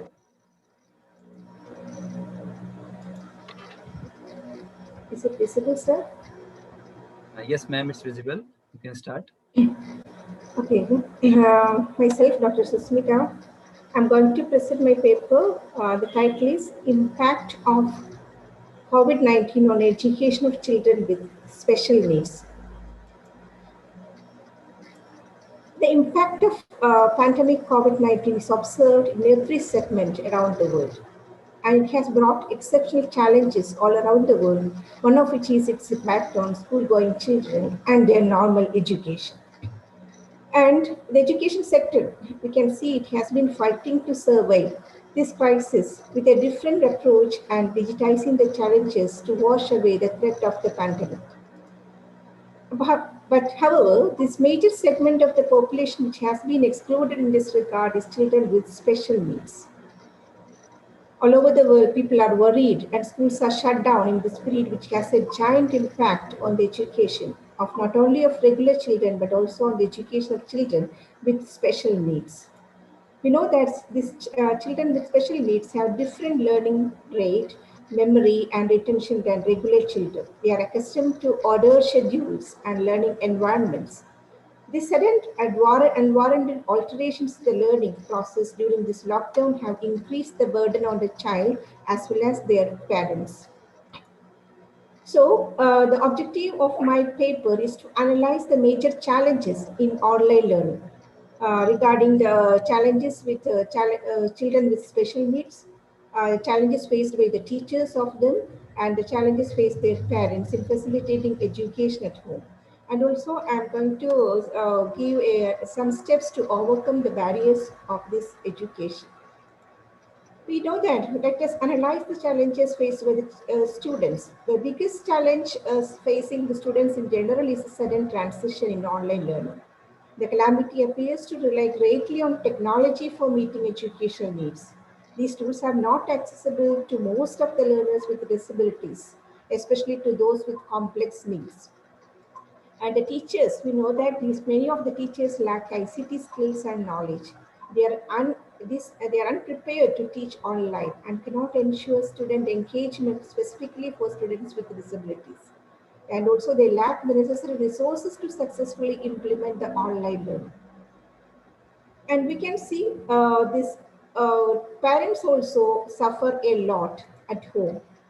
Because there is a fantastic statement is that teach me the way I learn, not learn the way I teach. And this is the time to perform the same.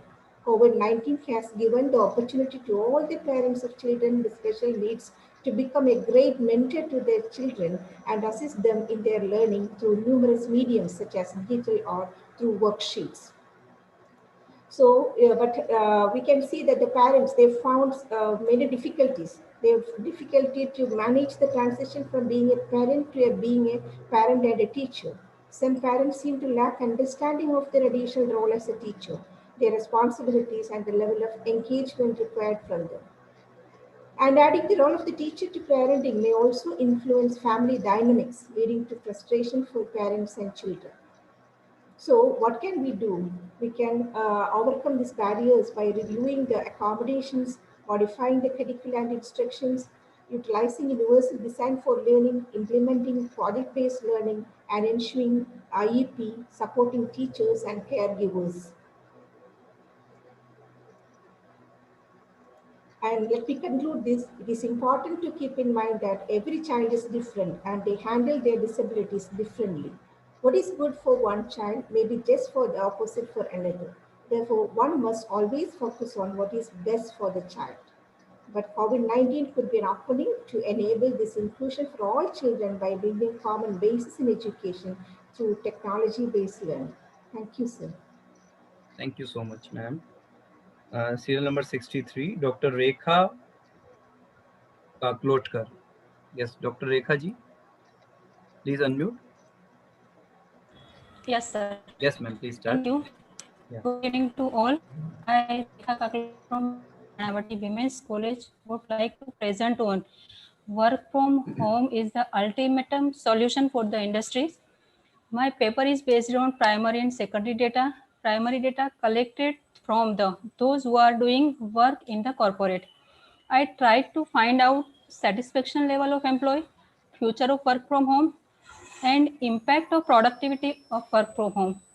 In this my research study, I found that 64% respondents are working in IT sector.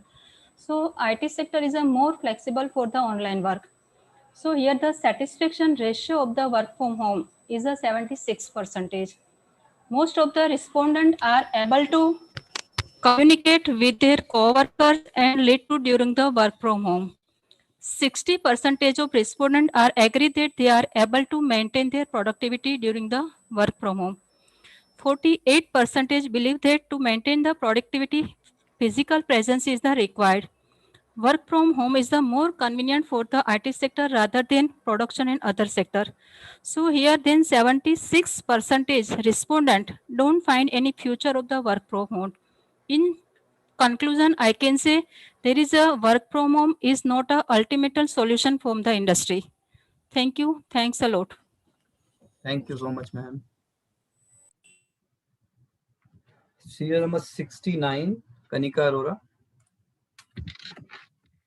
69. Kanika Arora ji, please start your video. Yeah. Kanika ji, please unmute. Good evening, sir. I'll just share my screen. Yeah, please. I hope the screen is visible. Yes, yes, please start. Kushi will start, sir. Can you please unmute her also? Kushi Shekhawat. Okay.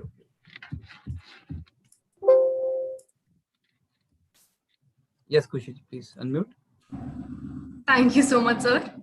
Thank you. Thank you. Good evening, everyone. Today I, Khushi Shekhawat, Kanika Arora, and Miss Smriti R. Sethi will be sharing our research work on work-life balance, perceived stress and quality of life among government and private sector employees during COVID-19. We briefly defined the three variables used. Quality of life, work-life balance during COVID crises was understood after going through various research articles in journals. The literature suggested that the female employees reported work-life imbalance and low quality of life and high levels of perceived stress. The aim was to study the relationship between work-life balance, perceived stress, and quality of life among government and private sector employees during COVID-19. The major objectives were to understand the gender differences in all three variables and to study the relationship among the three variables. 7 hypotheses were formulated on the basis of the objectives. The sample selection and the statistical analysis was done using mean, standard deviation, linear regression, positive correlation, and t-test. The sample was of 100 participants with 50 private employees and 50 government employees. Now, my co-author Kanika will take it from here.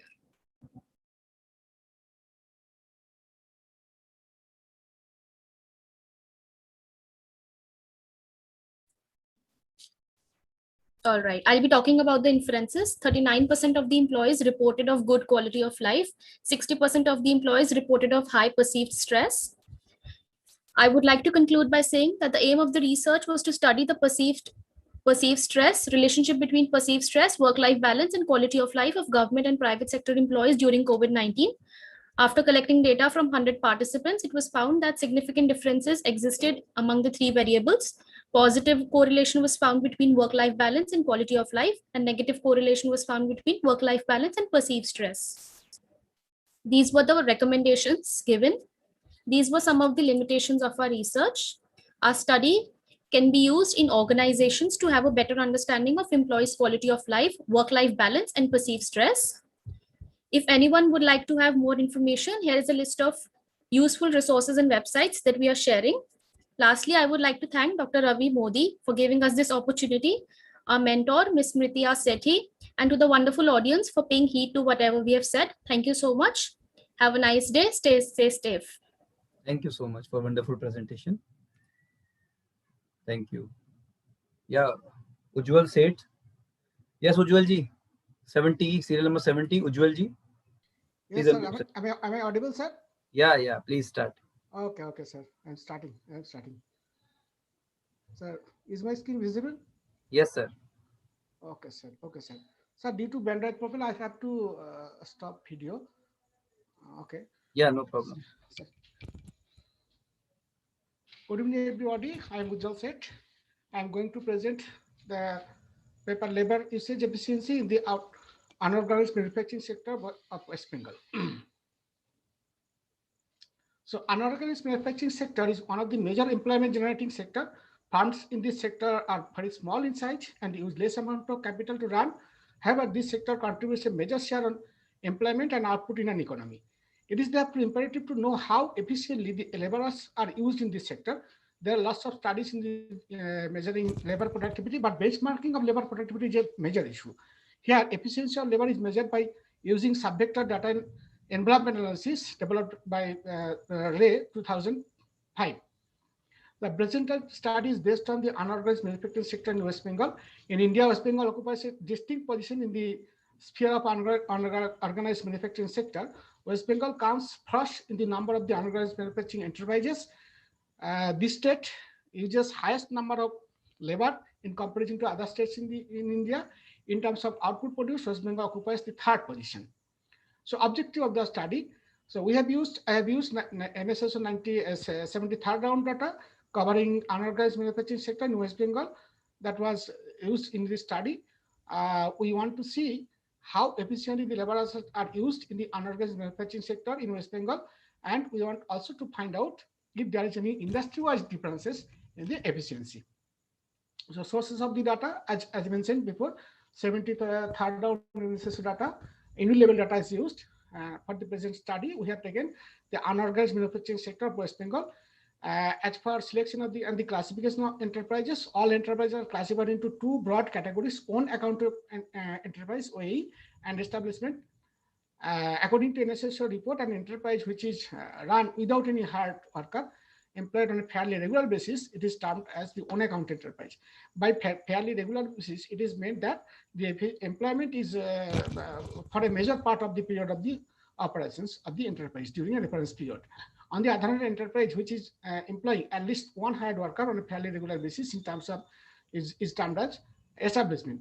Paid or unpaid apprentices, paid or household servant, residence worker is an enterprise are called the hired workers. Okay.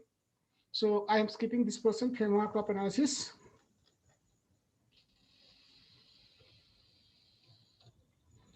So for the present study, the monthly gross value added is taken as output, and three inputs are capital used, operating cost, and labor time. So using subvector efficiency analysis as developed by Subhash Rai, 2005, the efficiency of labor usage was calculated. Now I am presenting the distribution of the labor efficiency in the following tables. So this is this table 1. So from this table, we see that in the case of rural OE, the districts of Coach Bihar, Purulia, Uttar Pradesh, Uttar Dinajpur has made the fullest utilization of labor. All of these districts have efficiency is equal to 1. Bankura has the lowest labor efficiency score. Similarly, Purbo Mednipur, that is also the lowest scorer. North 24th Parganas, South 24th Parganas are some of the districts which scores low. So for urban OE, the picture is dramatically changes.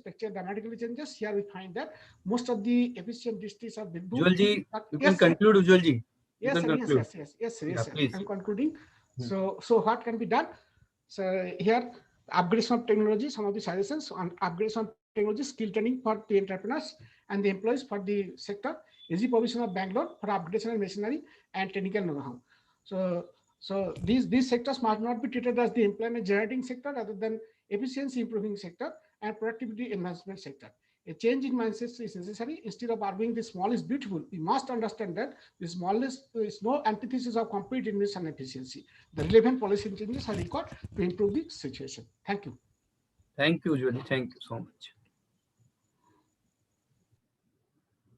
Serial number 72. Sanjay ji, please unmute. Dr. Sanjay Kumar. I think. Yes. Sir, I haven't prepared my presentation. Also, my institute will present. I am here in her reference. We are not able to understand what you are saying. Can you please repeat? Sir, I haven't prepared a presentation. Okay. Yeah, no problem. You can prepare your presentation and you can send on our mail ID. Don't worry. Thank you. Oops. Okay, Geeta Khanwani, serial number 73. Please unmute. Yes, Geeta ji. Geeta ji, are you there? Yeah.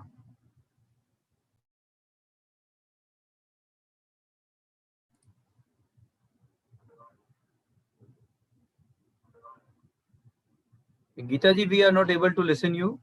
You are not audible.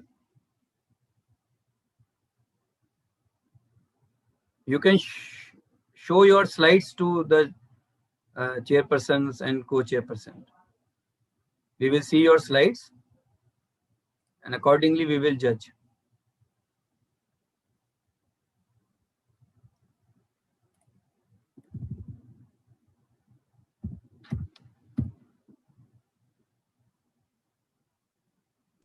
Yes, thank you so much.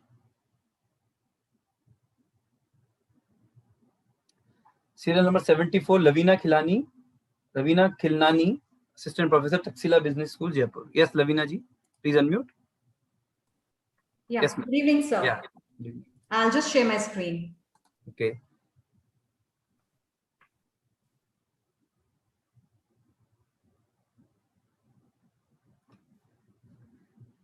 So is my screen visible to all? Yes, ma'am. Yes, ma'am. Please. So, sir, this is my research topic. the study of impact of COVID-19 lockdown on mental well-being of Indians. And I have taken a specific reference to depression, stress, and anxiety. My flow of presentation goes like with objectives, research methodology, literature review, and all. I'll be a little quick here. I'm not giving you any introduction, but I think everybody knows about COVID-19, how it has emerged and came into existence. My study was actually conducted on 200 people and was asked to fill a survey that included the question about depression, anxiety, stress, and family wealth. Objectives of my study are to assess the depression experienced during COVID-19 lockdown, to assess the stress experienced during COVID-19 lockdown, to assess the anxiety experience during COVID-19 lockdown. The research methodology adopted in my research paper was, it was carried on from 20th of May to 25th of May 2021. A Google form was produced and sent over through WhatsApp groups and mails. The research has used a statistical tool for analysis of data, and I have used ANOVA and correlation for the same. Literatures were reviewed. I'll again not go through all the literatures here, but I would like to mention few of them, which I really found relevant enough to quote here.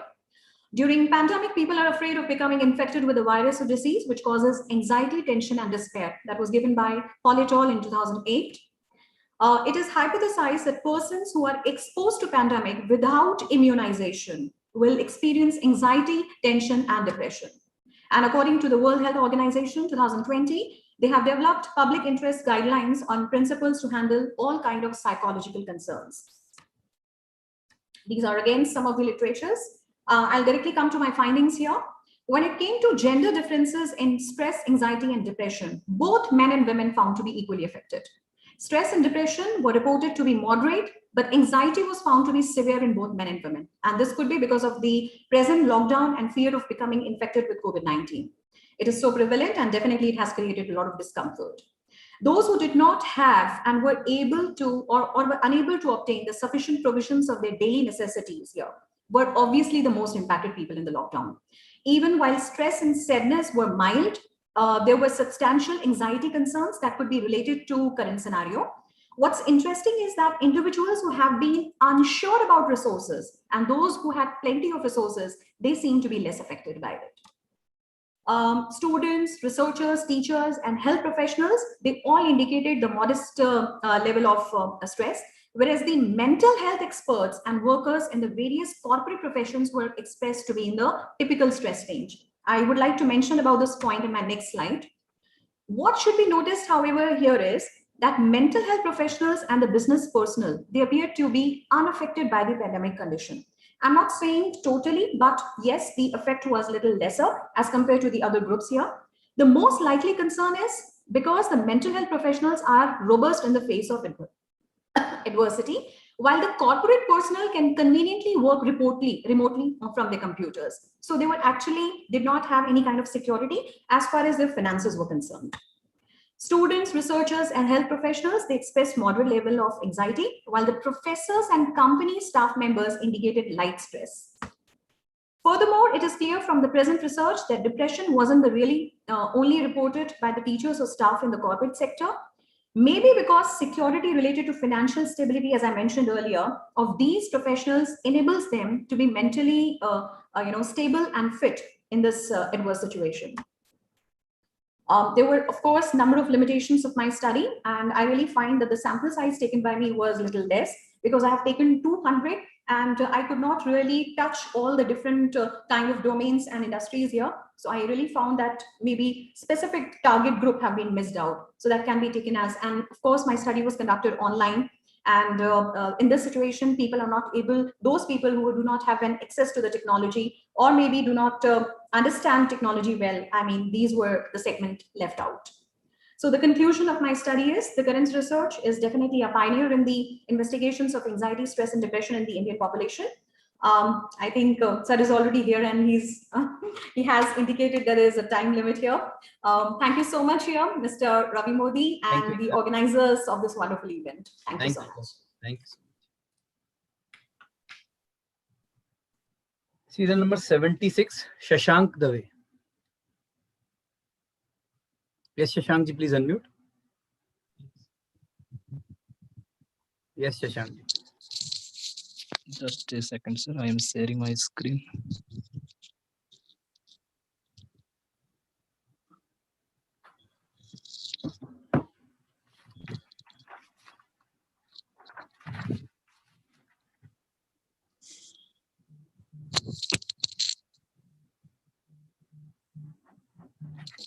Sir, my screen is visible or not?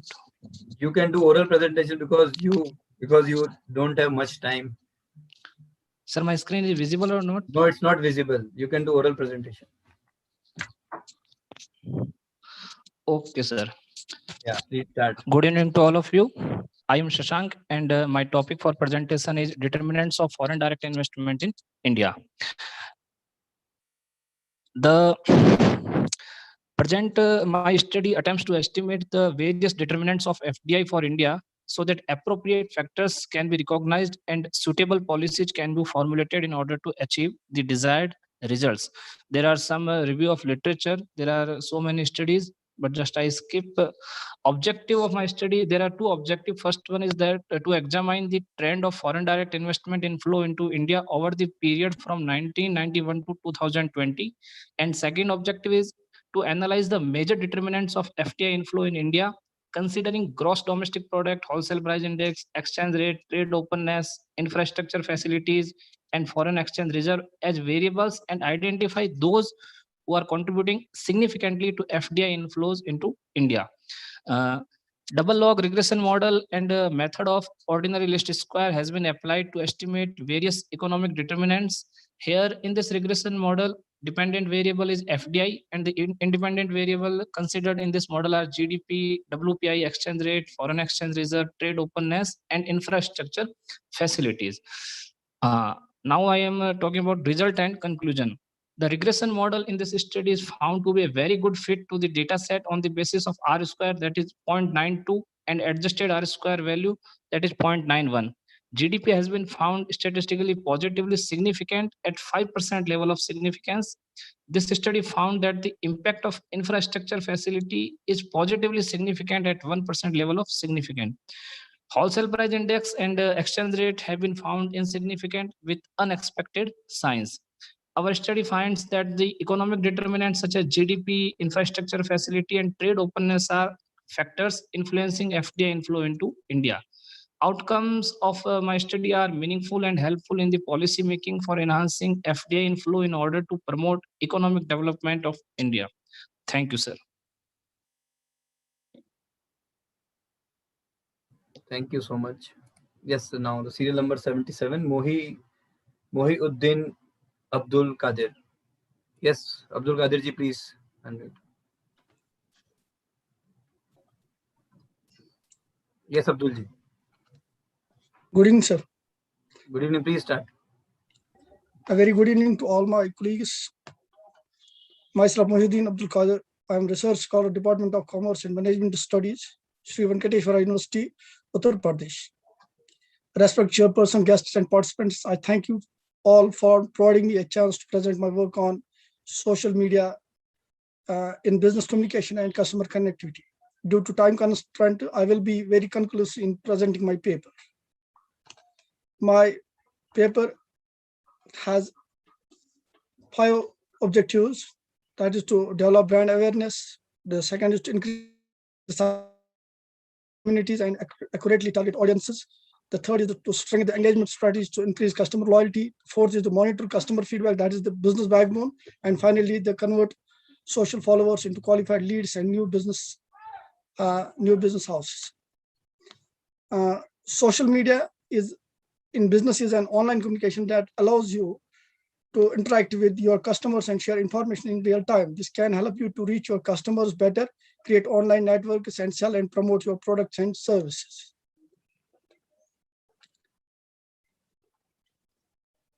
Social media has become a wide platform for marketing to find quality customers with better prospects of business leads and the advantage of promoting the brand name among the audience. It helps us to connect people online and social media marketing services and online marketing services that help attract online customers with rewarding business leads. And it is playing an important role in business with the rewarding opportunities in various segments across the world. Social media is the right and most suitable point for customers engagement.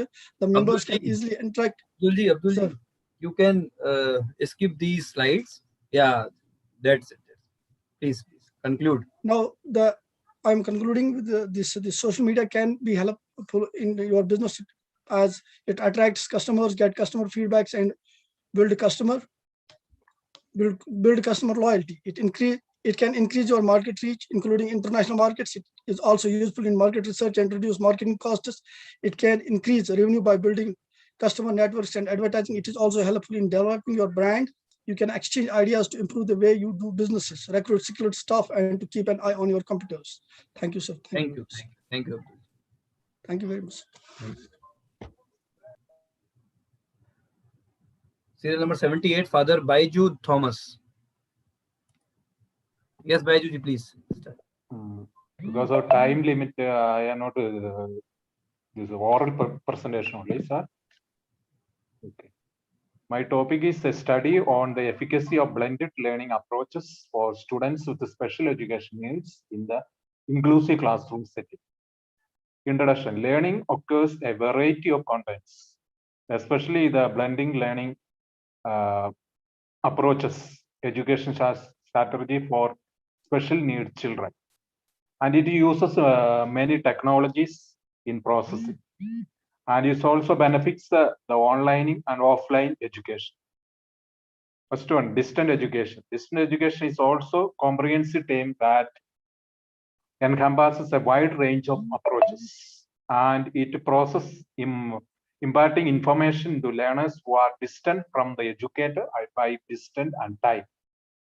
E-learning and teaching design in education. The combination of technology and specially prepared materials is referred to as a learning. Using e-learning helps to face-to-face method. And e-learning technologies can support children with a diverse of problems in the school. Online learning for students with special education needs. Online learning is used by diverse type of learners. Adaptive technology has been applied for students with special education needs. And online classroom educators are incomplete both in teaching and prepared for instructing students with special education needs. Virtual learning classroom. Virtual learning classroom are online platform that allows students and teachers to connect simultaneously. The virtual classroom is a web-based platform for online commons of areas of study. The benefits of blended learning approaches for students with special education needs. First is it is a flexibility. And second is very effective for the students. And third one is it is a engagement of both students and the teacher. And fourth one is it empowers the educators, and it's very cost effectiveness. Very less cost will be there, and also extended teaching, and it's also extended the teaching. Then the conclusion: the study provides insight into how blended learning approaches are being used to support students with special education needs. The ways and means to integrate blended learning learning approaches for students with special education needs. And also it enables educators to build up the ability and esteem to encourage them to express their understanding and knowing of ideas. The outcome also bring benefits to the claim that blended learning approaches hold much promise for those students with special education needs in an inclusive classroom setting. Thank you for listening. Thank you, sir. Thank you. Thank you.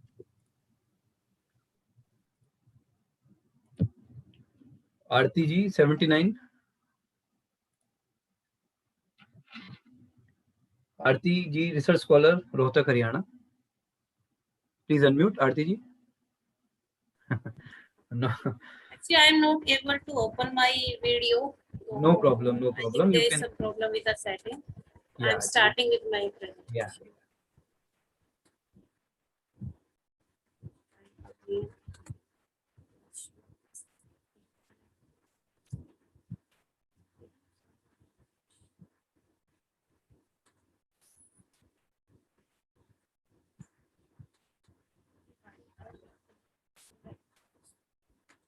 Screen भी नहीं है. Okay, you. We don't have much time होना actually. चाहिए ना sir. एक minute. Okay, you can do later on. You can do later on. I will call another participant. Okay. Okay. The serial number 80. Who is going to present? Is it Nirmala? Yeah, Nirmala Singh ji, please unmute. Yes, Yes, Nirmala. sir. Yeah, please. Go ahead.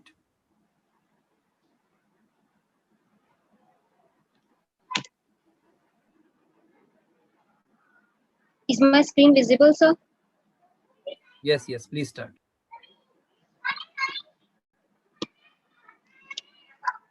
Good evening to one and all presented over here. My topic is conspicuous consumption, a study of factor influencing customer buying behavior and satisfaction. My topic is done by me and my partner Anushi Pramar under the guidance of Dr. Priyanka Sharma ma'am. The term conspicuous means lavish or wasteful spending, which is done to display the wealth rather than to overcome the basic need. Objective of the study is to explore the most prominent factor affecting customer buying decision of conspicuous product. To study the impact of demographic factor of customer on their perception toward conspicuous product consumption. Methodology, the research design in this study is descriptive in nature and it belongs to quantitative research class. The entire population buying and using conspicuous product from Santa Cruz to Borivali were selected. The target population were young adult and middle-aged adults. From the respondents were 100. Convenience sampling method were used. Primary data and secondary data sources of data collection were used. Research instrument used were structured and the scale development was Likert scale. My hypothesis of the study is there is no significant difference among customer in valuing factor affecting conspicuous product. There is no significant difference in the satisfaction level of customer with respect to demographic factor. I will skip the demographic factors.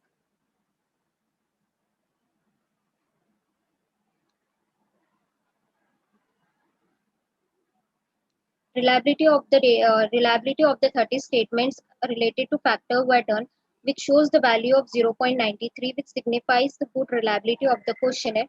Ranking of the factors were done on the basis of mean value, which shows ranking of factors on the basis of mean value were done on the factors which promoted most. You can conclude now. You can conclude. Yes, sir, which shows most prominent factor. The t-test analysis and ANOVA was done to know the factor influencing customer. Yes. You please conclude. Yes, sir. Finding majority of the respondent were women and unmarried. Majority of the respondent belonged to age group of 20 to 30. Majority of the respondent were undergraduate and graduate. Majority of them were working respondent and have heard about conspicuous product.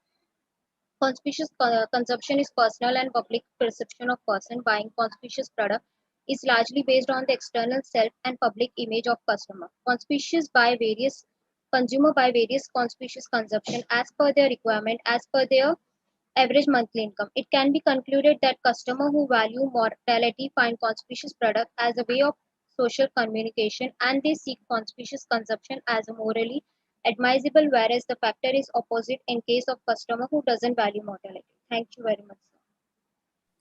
Thank you. Serial number 81, Dr. Anshuja Tiwari, Associate Professor, Department of Commerce.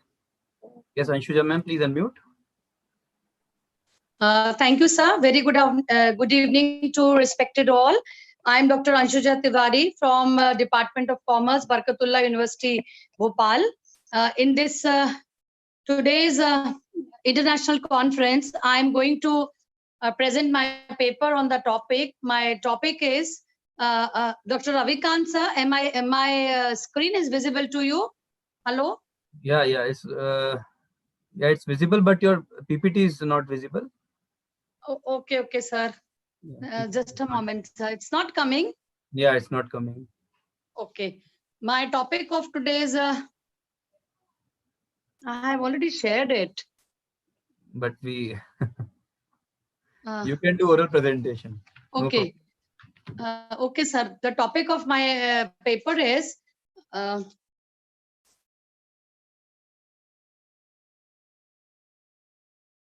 actually, sir, by mistake, I was just exit because of some problem, connectivity issue. Now you can, you can start, no problem. Sir, the topic of my paper is a study of financial efficacy of the district cooperative banks in Madhya Pradesh. Sir, I hope it's coming now, my screen. The screen is not coming, and I think she left the meeting. Anshuja ma'am, some network issue from her side. Okay. Anyways, Dr. Gurpreet. Yes, Dr. Gurpreet Kaur, please unmute. You can start. Please unmute. Yeah, sure. Yeah. Sure, sir. Should I start, sir? Yes, please. Okay.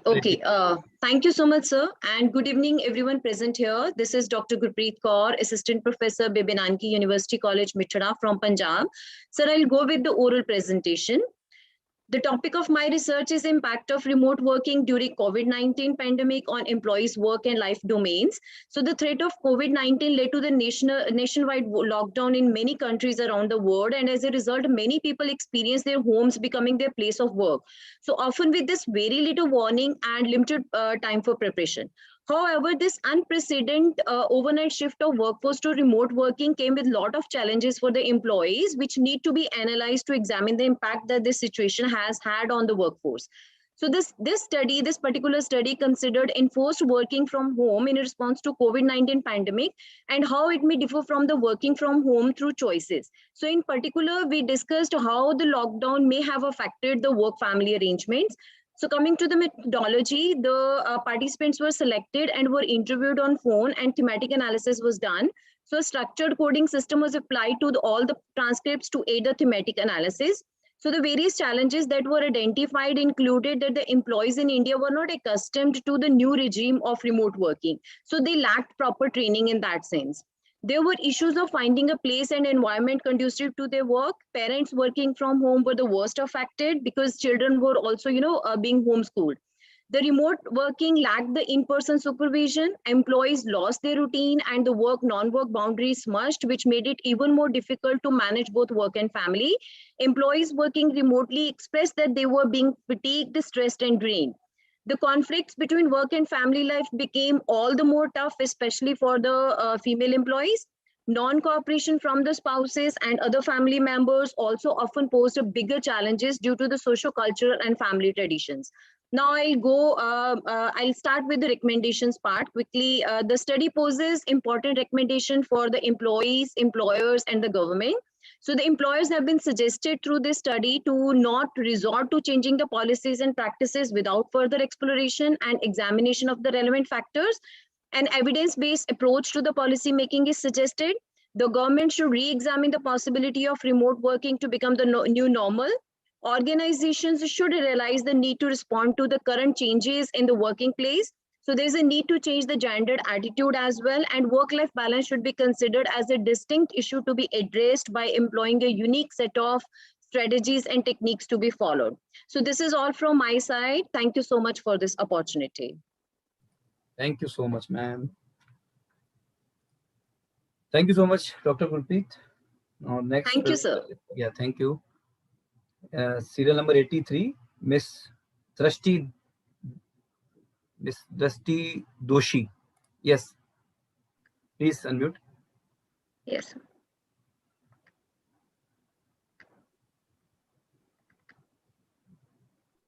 Hello, everybody. Good evening. My name is Drashti Doshi. I'm from College of Home Science, Nirmala Niketan.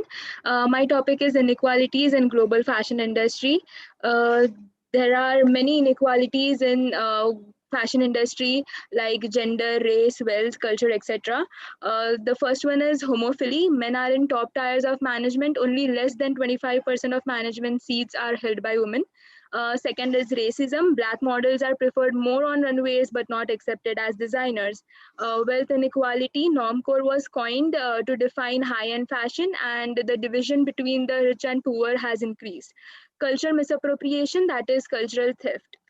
The rationale of the study is because fashion industry is the largest industry, contributing about 28% of the India's GDP and employs 25 million. Ultimately, looking at the aim and the objective, the study of the was explored through the available literature to understand the inequalities faced in the fashion industry. There are many inequalities as mentioned. First is gender inequality. The CEO of Ralph Lauren was recently stepped down, and he appointed a new executive, Stephen Lawson, who was male.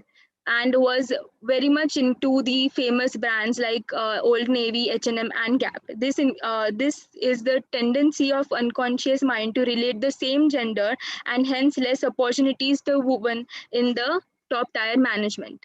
The second inequality is racism in the fashion industry.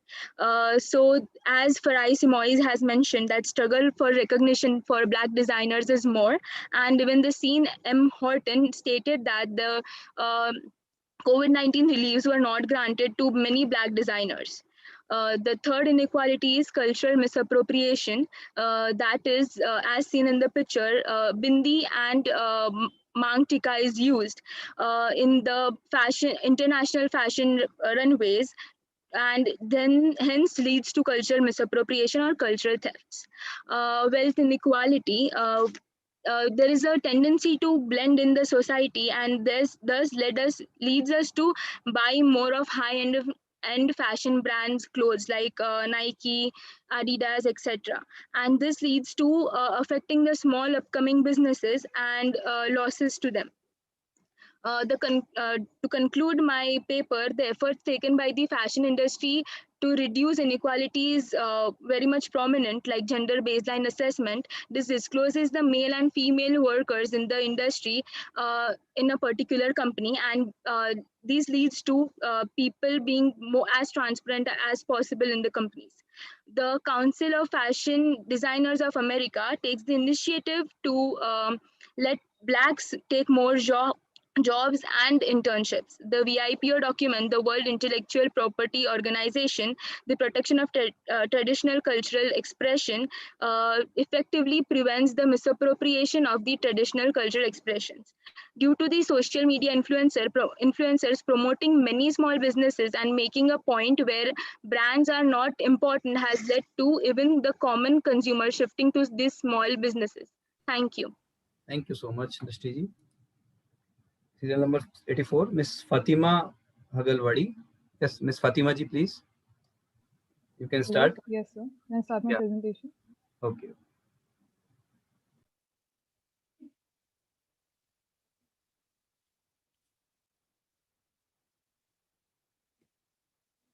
Hello, sir. My name is Fatima Hagalwadi, and my topic for the paper is Wardrobe Swapping, the Future of Sustainable Fashion Trends.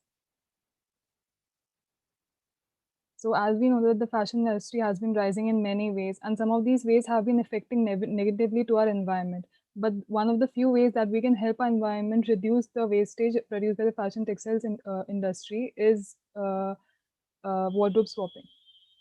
My rationale is an urgent need to follow sustainable practices include production, consumption, and disposal. As we can see in the following charts, growth of clothing sales and decline in clothing utilization since 2000 have been going in the opposite ways, which shows that many people buy a lot of clothing garments, but they don't use them to their full capacity.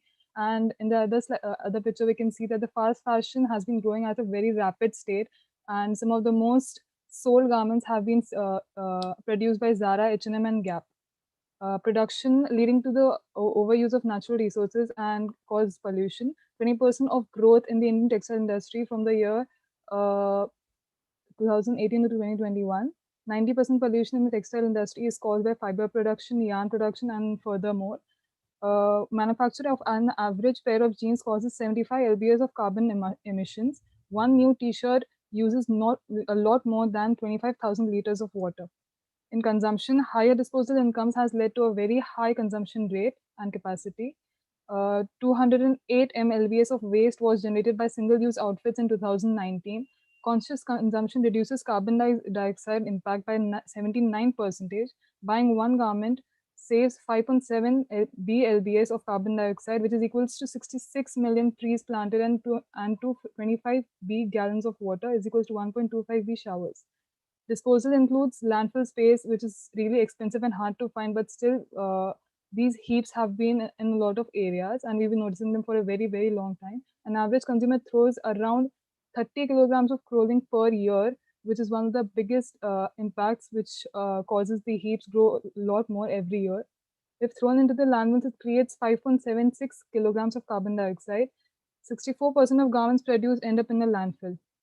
The aim of this paper is to enumerate the effects of fast fashion and mindless consumption on the environment and to make sure that the modern consumer can find a few more ways to reduce the wastage in the fashions and textiles industry. The objectives include to understand the impact of the fashion industry and fast fashion on the consumers and environment, to study the various reasons for wardrobe swapping, which can encourage consumers to swap rather than shop, to analyze wardrobe swapping as a means to create a positive impact on the environment. The methodology used was analysis of secondary data.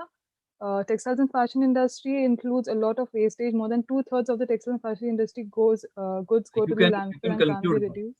You can Yes, conclude. sir. So the solution for sustainability includes making conscious shopping a part of a society. So each and every consumer can create their own communities and spread the word. Swap, not shop, as it helps save a lot of money, and it even helps us increase the economy.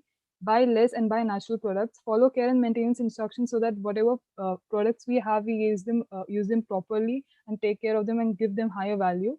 Online platforms can be created for swapping and sharing, like applications, websites, or even can be promoted on social media platforms. The conclusion for the paper is conscious production, consumption, and disposal practices will lead to a more balanced life and a safer planet for all of us. The limitations for the paper are for the following. Thank you. Thank you so much. Thank you.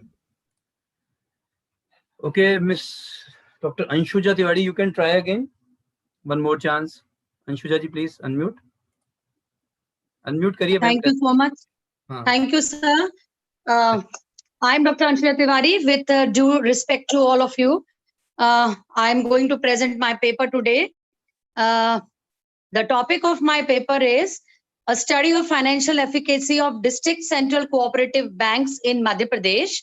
And for my particular this thing, I have taken the case study of a bank which is a DCCB Sihor. Sihor is situated in Madhya Pradesh. So I have taken this particular topic for today's presentation. To start with, I would be taking out the layout of my study. The layout of my study is the abstract, introduction, review of literature, research gap, objectives of the study, methodology, data analysis and interpretation, findings, suggestions, conclusion, and references.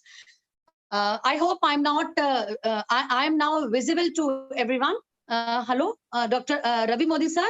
Madam, you just continue. Everything is going good. Yeah. Okay. A healthy and professionally managed cooperative banking system is essential for Indian rural economy, as we know that to achieve the sustainable growth and remain a stable and competitive business environment. Due to the rapid changes in the banking industry, entrance of now small payments banks and consolidation of regional rural banks, these rural cooperative banks, district central cooperative banks, they have changed themselves strategically and become technologically savvy, profit earning, and now they are marching towards long-term sustainability. This particular paper attempts to analyze the performance of DCCB Sihor as a case study through the banking financial ratios and analysis based on descriptive analysis pertaining to the period of 5 years. My keywords are as above.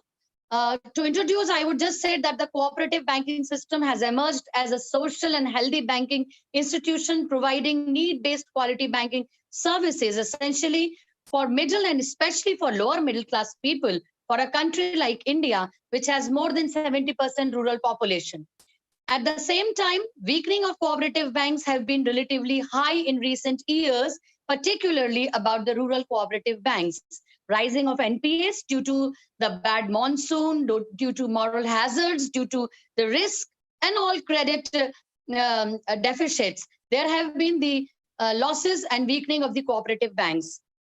So the non-performing assets are also have been taken into consideration. And in my paper, I have taken certain parameters for the study. Consequently, after a few years, RBI has also reduced this period for the NPAs from 180 to 90 days. So I have done, I am taking only the main part. I have done the review of literature for periodic time. And for this, I have taken the research gap that there have been certain dimensions to look into the weakening and to look into the loss position of this cooperative banking in Madhya Pradesh. And on the basis of that, I have taken the objectives of my study to analyze the growth rate of financial parameters of the balance sheet, to evaluate the banking financial ratios contributing to the financial efficacy, to examine NPAs of the financial year, to provide suggestive measures for improving the financial efficacy. The methodology I have taken, which is based on the primarily on secondary data for the purpose of certain dimensions, the visit to the bank was also done, and basically descriptive analytical research was done, taking into the financial ratios, the comparative balance sheet, and descriptive analysis.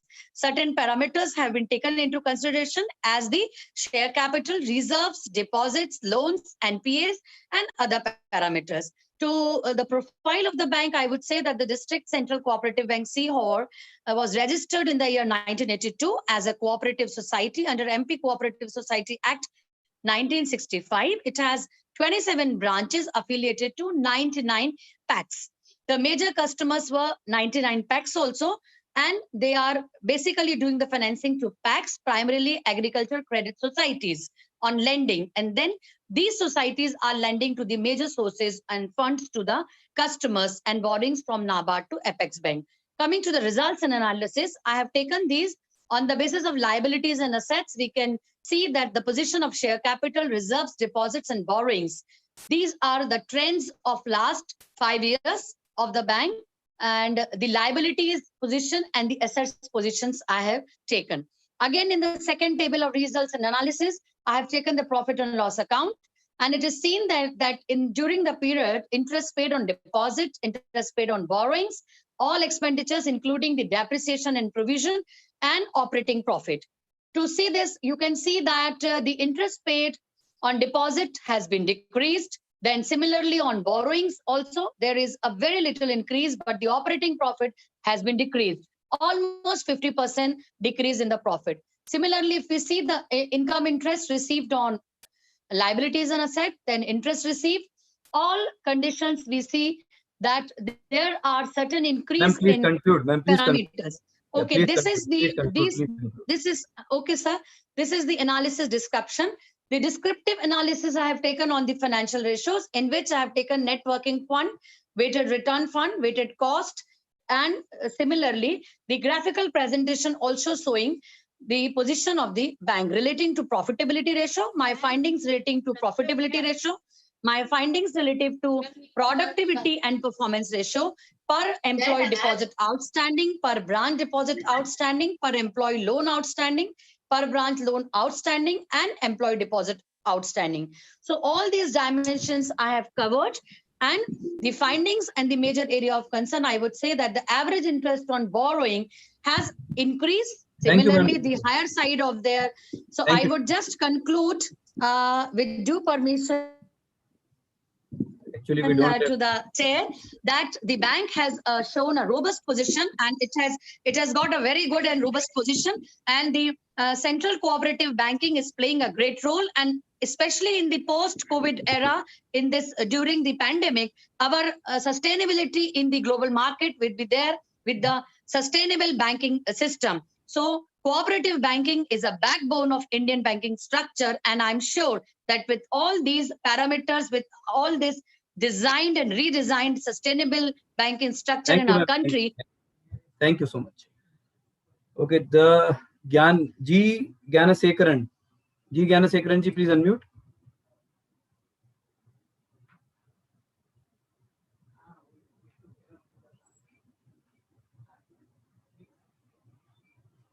Gyanasekaran ji, what happened? Hello ji. Yeah, you messaged me also that you want to give presentation. Yeah, yes sir, yes sir. Please start. First of all, thanks for everyone for accepting my paper and giving me the opportunity to share my views. Okay, I'll straight away go to the I'll straight away go to the topic. You have only 2 minutes because only 2 presenters are yes left.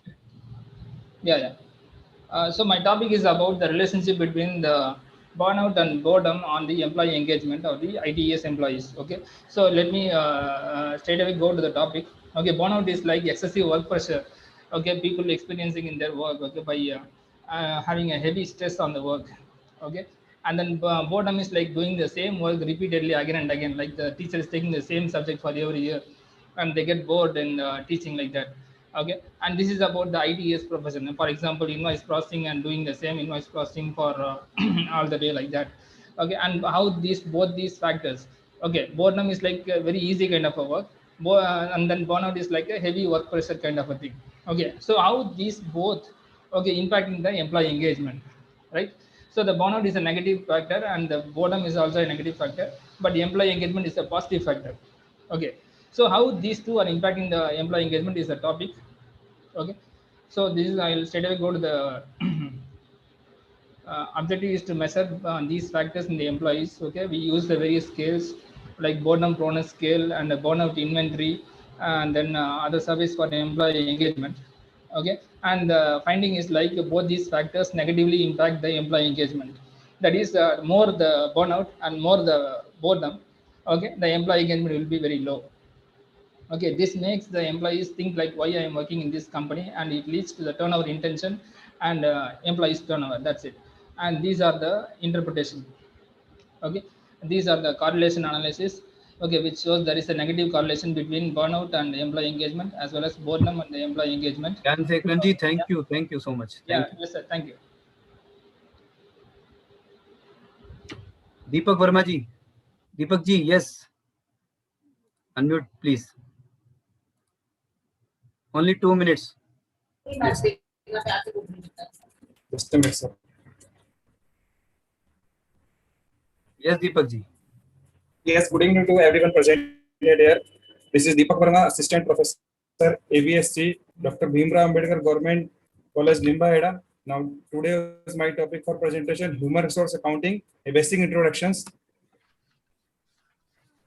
Now, what is just introductions? The human resource accounting means to measure the cost and value of the people's employees and managers in the organizations. It measures the cost incurred to recruit, hire, train, and development employees and managers. Now, just take one definition also. Accounting is a process of identifying and measuring data about human resources and communicating this information to interested parties. Then need of human resource accountings. Under conventional accountings, no information is made available about the human resources employed in an organization, and without people, the financial and physical resources cannot be operationally effective. Then the expenses related to the human organizations are charged to current revenue instead of being the treated as investments to be amortized over a period of time, with the results that magnitude of net incomes and significantly distorts. This makes the assessments of funds and inter-firms comparisons difficult, and many others. Now, some objectives. Now, providing cost the value of information about acquiring, developing, allocating, and maintaining human resources, enabling management to monitor the use of human resources, finding depreciations of appreciation. Thank you, Deepak ji. Thank you. Depreciation among human resources. Thank you, Deepak ji. Now, some advantage. Yes, Mupidi Rambabuji, you can unmute. Yes, sir. Yes, sir. Yeah, you have only 2 Modi minutes. ji, good afternoon. Good evening, sir. My name is Rambabuji, you have Rambabu 2 minutes Mupidi. only. Please start. Yes, sir. Yes, sir. My screen visible now, sir. You can do oral presentation. We don't have time to Yes, see sir. presentations. Okay. Okay, sir. My topic is the exhibit creative art and art of innovative Newsweed Vena with special reference to Sheikh Mahbub Sahib of Newsweed. Introduction. Newsweed is one of the beautiful cities in Krishna district of the Indian state of Andhra Pradesh. It serves as the administrative headquarters for Newsweed Mandal and Newsweed Revenue Division. Newsweed is famous for not only fruits, mangoes, but also for making a venas. My objective is the main objective of the case study into understand the demographic profile of the Newsweed Vena handicraft product, to study the second generation of the artisan of Sheikh Merawali and his family Mahbub Sahib. And methodology. The present focus on my paper collect from both primary and secondary data and was gathered from the different kinds of venas, how to they making and everything. And sample for the study was outside the village of Newsweed for the study only old and new and young artisans responding, which is considered optimized for the study. What are the types of venas? There are Saraswati Vena and Rudra Vena and Bobli Vena and Vichitra Vena and Gayatri Vena, and making a process Vena using the jackwood material, and they taking the sketching and designing and developing, and last step they are using aqua colors. It is a natural colors. My conclusion, now the government has sought to give due to the recognition to the many artists. He has created around the world in the form of music. He asking the government is that we have been living with manufacturing for 40 years, and at least there Thank you, is Rambam. no Thank house of stay, sir. So thank you for. Okay, the last presenter, Iyer Niharika. You have wrote Neha Iyer, but your registered name is Iyer Niharika. So what is your name? Actual name? Please unmute. Myself, Niharika. Yeah, so change your name. You have wrote Yeah, Neha it's Iyer. connected with the email ID, so that's why. No problem. Please start. Okay, you want me to share the screen or can I tell like that only?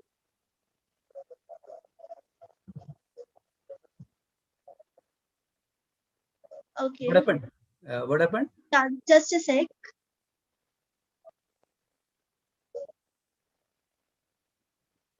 What happened? You can do oral presentation. You are the last presenter. Okay. Yeah. My voice is audible? Your voice is clearly audible. Okay. Introduction. Home working opens up a new range of possibilities for the way business can work and structure themselves. With the outbreak of the coronavirus pandemic, home working has given some employers the flexibility they need to continue the business operations while prioritizing staff and customer health and well-being as part of the public health responsibility. Objective of the study: to know the prospect of work from home, to know the challenges of work from home. Methodology: we used primary and secondary data for the study. This study carried out 50 samples of those women who are working from home in various sectors. Review of literature, then challenges of work from home: not able to care for themselves, voice disturbance, financial issues, workload, not exhausted to manage both. Opportunities: don't have to travel, safe at home, getting rest, saving time, travel and money, don't have to go out and listen to boss scolding in office. Able to manage this for the frequencies. Limitation: the research survey include only those women who are doing work from home. Result of the survey depend on the answers given by the respondent. The opinion of the other woman may be different. Conclusion: pandemic has created different work environment for women and industries. It brings some opportunities for those women who are not able to go outside due to small children and family responsibility. Women can earn money as well as manage family also. But other side of the coin is that it is very challenging for women to manage both work and home. According to this research survey, work from home saved traveling time as well as traveling expenses, able to maintain social distance during pandemic. Thank you.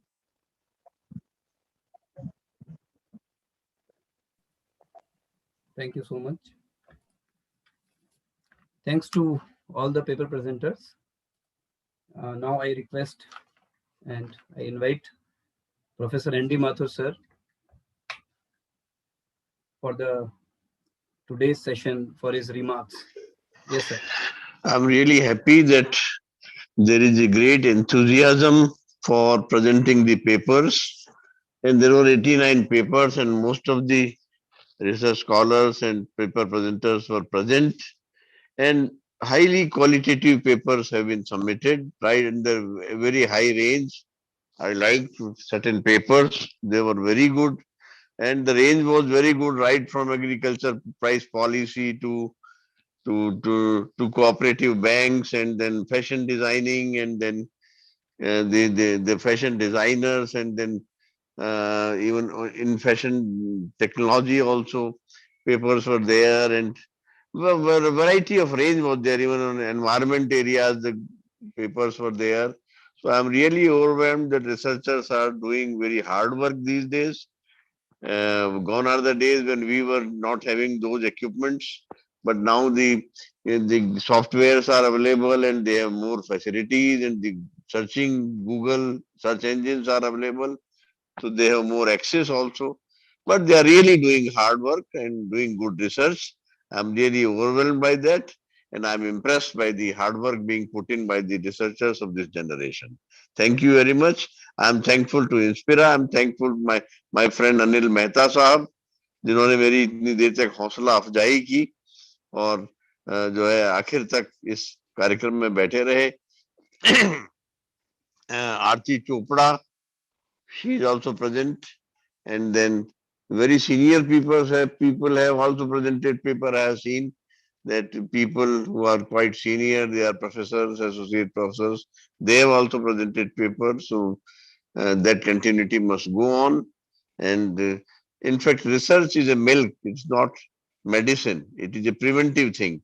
So and everything or every statement you give, it should be backed by evidences, and the evidence comes from research.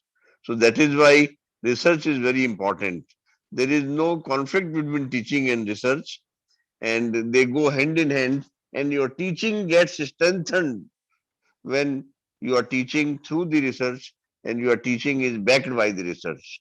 And that is why there is no dichotomy between the two.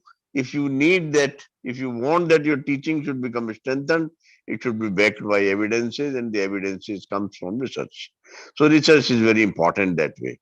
I am extremely thankful to SS Modi Sahab, RK Modi, and all participants especially, that even the attendance is showing 110 at present. So their zeal, their patience of the participants, because that makes a conference. Presence of the conference, paper presentations, quality paper presentations, that makes a conference successful. And the credit of the success goes to all the participants. They are very precious for us. Thank you very much. Thank you so much, sir. Thank you so much for motivating all of us. And now I request Professor Chai Ching-ten for his co-chairperson's remarks. Thank you, professors, and very happy to, very honored to hear so many wonderful papers being presented with different research methodologies. We have seen from secondary data to all the primary data, and also involved with some qualitative works and qualitative works, and also with wide ranges of topics focusing on rural communities, women's leaderships, and so many interesting and qualities papers. Most importantly, I'm also learned and wholeheartedly and appreciated the attitudes, professionalisms of all the research scholars and presenters, professors, dedicating themselves to for the topic on innovation, and also the research regularities, and which will benefit all of us, including myself, and also my students and colleagues in how we can engage good qualities research. And so I'm wholeheartedly once again thank you everyone for the efforts on their presentations, and thank you. Thank you so much, Professor Chai Ching-ten, sir. I request all the participants to please start your videos, because now it's valedictory time, and we will announce the much awaited awards also. So thank you so much all the participants for presenting the papers in a very beautiful and professional manner. And now I invite Dr. Aarti Chopra, young and dynamic personality, an academician, our Joint Secretary, Inspira Research Association, and Principal, Bhavan's College of Communication and Management, Jaipur, for announcement of Inspira IRA Best Researcher Awards and Young Researcher Awards, May 2021, along with the Best Paper Presentation Award for Technical Session 1, that is yesterday's session, June 4, 2021. Welcome, ma'am. Dr. Aarti, ma'am. Please unmute. Thank you so much, sir. Honorable Chairperson, Co-Chairperson, keynote speakers, management, and the whole team of Maniben Nanavati Women's College and Inspira Research Association. Good evening, Khamagani, Namaskar. It is my privilege, honor, and delight that Dr. R.K. Modi has bestowed the best part of the conference to me, that is to announce the awards. See, it is so important to recognize someone. Recognition is the best way of motivation. You have just seen that my professors, the Professor Modi, Professor Anil Mehta, Professor N.D. Mathur, they still keep motivating me because recognition is the best way of motivating a person. Felicitation sparkles the spirit and ignites the passion of a person. A small word of appreciation can fill the liters of fuel and energize a person. Inspira Research Association had always been awarding the best paper presenters award during the online and offline seminars and conferences. But for the last few months, we have begun to accord the personalities who have done commendable work in the fields of academics and research. So in this series today, without wasting any more time, we are announcing awards in two categories that are Best Researcher Award and Young Scholar Award. We have received 24 CVs for the same, and as expected, it was very difficult for our jury. Our jury had a real tough time to choose the best out of those CVs. Some were very good at academics, but as per the award category today, we were felicitating the personalities who have immensely contributed in the area of research. So if any awardee is present here, after I announce the names, if any of the awardees present here, you can just type in the chat box or you can just raise your hand. Like in chat box, you can raise your hand or write, so that if you want to speak, you're most welcome to speak for few seconds. To begin with, I would announce the Best Researcher Award. First in this category is Professor Shiv Prasad. Please have a big round of applause for Professor Shiv Prasad. Professor Shiv Prasad is a professor and head in the Department of Management Studies at Maharshi Dayanand Saraswati University, Ajmer. He has been teaching for past 25 years. He has been a meritorious candidate during his MCom, MA, MJMC, Foreign Economic State, Security Analysis and Portfolio Management, CS and PhD. Oh, I'm so tired making you count his degrees. 14 PhDs have been awarded under his supervision or submitted under his supervision. He has more than 40 papers published in various national and international index journals. He himself has developed courses and modules for various subjects of BBA, and he has attended more than 100 national and international conferences. Congratulations to Professor Shiv Prasad. You are truly an inspiration, sir. The second award in this category is Emerging Researcher Award, and the awardee is Miss Rachel KJ. Miss Rachel is working as an assistant professor at the Department of Commerce. She has over 20 research papers to her credit in reputed journals and attended over 50 conferences. She has completed her MOOC courses successfully. She has attended 8 FDPs successfully, which shows her quest for knowledge. Even in the COVID times, she has completed 8 online courses, which shows that how the quest is there to learn new things in her. Congratulations, Ms. Rachel. Now, I come to the next category of awards, that is Young Researcher Awards. The researchers who are actually blooming, who are young, but who have shown that how passionate and how interested they are in research. The first in this category is Dr. Sheetal Amol Mandhare. Dr. Sheetal is an assistant professor at Srimati M.M.P. Shah Women's College of Arts and Commerce, Matunga. She is meritorious throughout in her MCom, MPhil, SET, MBA, and PhD. She is a member of many significant committees such as Research Magazine, NAC Accreditation Committee, Publication, Faculty Development Committees, etc. And she has been awarded the Best Researcher Award by Maharashtra State Conference Association. Congratulations, Dr. Sheetal. The second in this category is Dr. Aarti Sharma. Dr. Aarti Sharma is an assistant professor at Sharda University, Greater Noida. She has been counseling and managing a team of tutors through Tutorco in USA. She has presented enormous papers in national and international conferences and been awarded Best Presenter Award in most of them.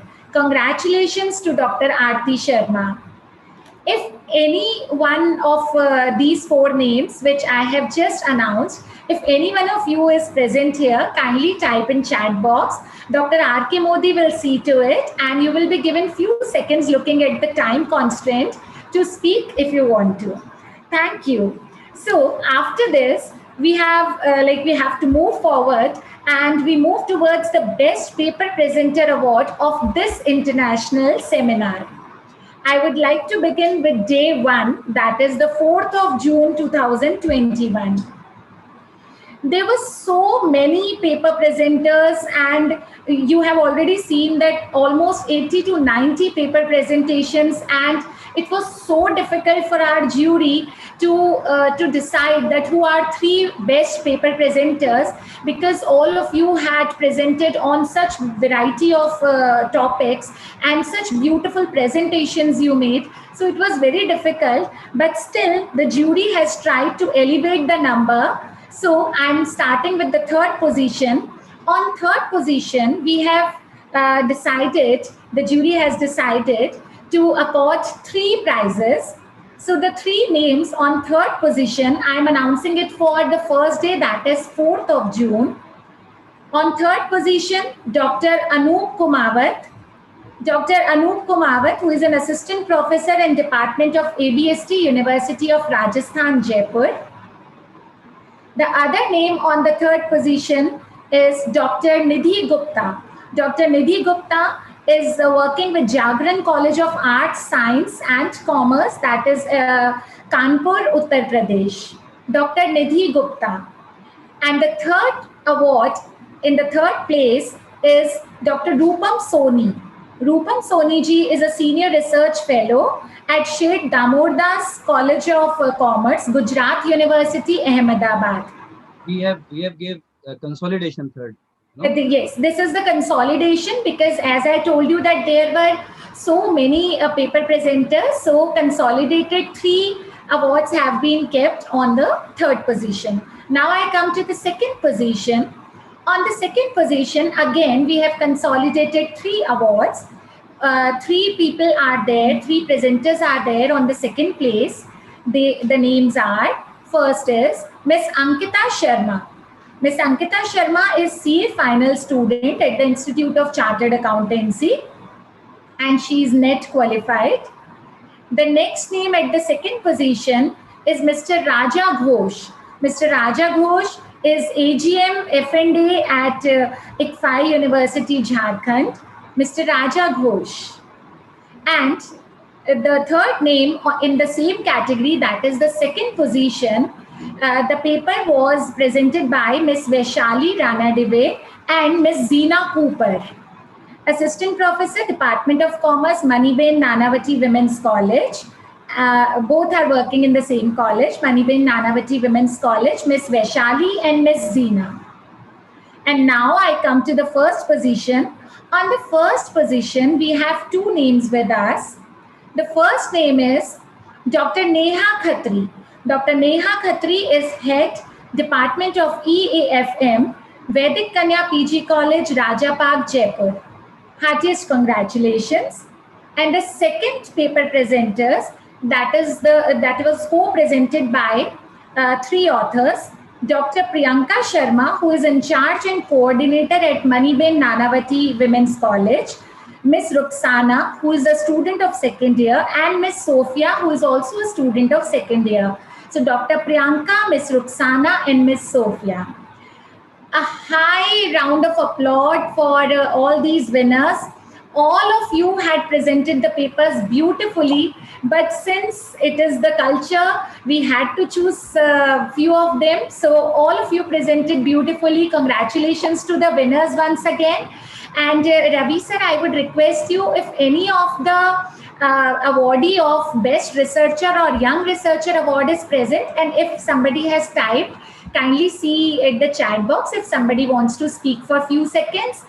And the winners for today's session, that is technical session 2, that is for 5th of June 2021, I would request Dr. R.K. Modi sir to kindly take over and announce the awards for today's session. Thank you so much for giving me an opportunity. Thank you so much to everyone. Thank you so much, Dr. Aarti ma'am. And congratulations to all the awardees. And if anybody wants to say something, they can say. Sheetal, Dr. Sheetal ma'am, can you unmute? Yeah, please unmute. Congratulations, ma'am. Please unmute, please unmute.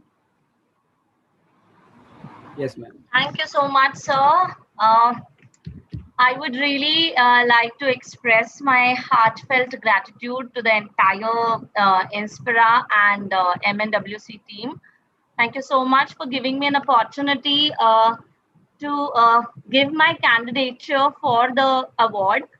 I am totally new to the Inspira. I have come across to this association. I did my membership this year itself, and I was really lucky enough to get this award in this year. And thank you, a big and a special thank you to Dr. Ravi Modi. Thank you, sir, for being so cooperative and attentive all the time throughout the journey of this conference. Thank you so much, sir. Thank you so much. Thank you, Inspira team. Congratulations once again, ma'am. Thank you so much, sir. Thank you. Yeah, Dr. Aarti Sharma, ma'am, young researcher. Yes, Dr. Aarti Sharma.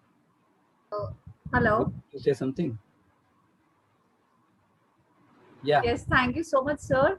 First time here on this platform, Inspira, and really commendable job that you've managed so many presenters so well, and in such a systematic manner.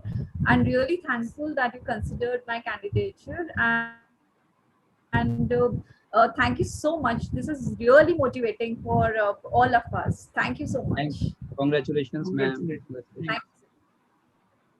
I am seeing Miss Rachel also. Yeah, Rachel ji, please unmute. You want to say something? Would you like to say something, please? Yeah.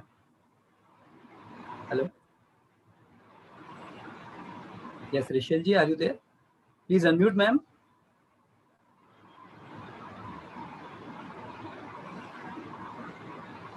Yeah, sir, can I speak? Yeah, sir, sure. Thank sure. you so much. Actually, we are very much honored. I'm very much honored to be getting this emerging research award. And I think this is actually a motivation for all young researchers. Thank you so much, sir. This is not an end. I think this is a beginning for all, for me actually to do more research. Thank you so much, sir. Thank you. Thank you. Congratulations once again. Okay. Ravi sir, I would take just a second before you announce today's awards. Just one sentence I specially wrote, which I forgot to mention, otherwise I'll feel very bad later. So just one sentence. I know. particularly for Maniben Nanavati Women's College, and especially for our collaboration, I found this sentence. I am trying to pronounce it as rightly as I can. आपले संस्थी बरोबर काम करून आम्हाला खूप आनंद आणि प्रोत्साहन भेटले आहे. I have specially learned it in Marathi just to thank them. Thank you so much for this beautiful collaboration, and thank you so much to everyone who is present here. Thank you, ma'am. Thank you. Okay, for today's Best Paper Presenters awardees, I am starting from third position. The number one on third position is Kanika Arora, student, Applied Psychology, Amity University of Psychology and Allied Sciences, Amity University, Uttar Pradesh. And the co-presenters are Khushi Shekhawat and Smriti R. Sethi. And Second one on third position is Miss Drashti Doshi. Miss Drashti Doshi. And her co-authors are Dr. Pratima Goyal and Miss Neha Mulchandani. Congratulations. On second position, again, there are two candidates. First one is Dr. Anshuja Tiwari. Dr. Anshuja Tiwari, Associate Professor, Department of Commerce. And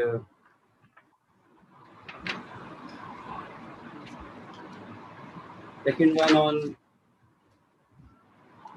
second position is just a minute.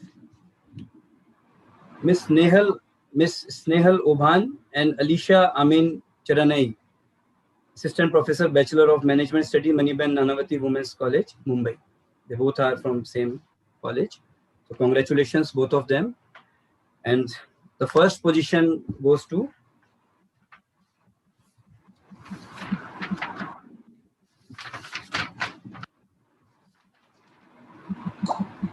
again, there are two. Dr. Lalita Balakrishnan and Miss Krupa N. The first position goes to Dr. Lalita Balakrishnan and Miss Krupa N. And the second one on first position is Dr. Sanjoli Jain, Professor, Taxila Business School, Jaipur. So congratulations to all of you. Congratulations.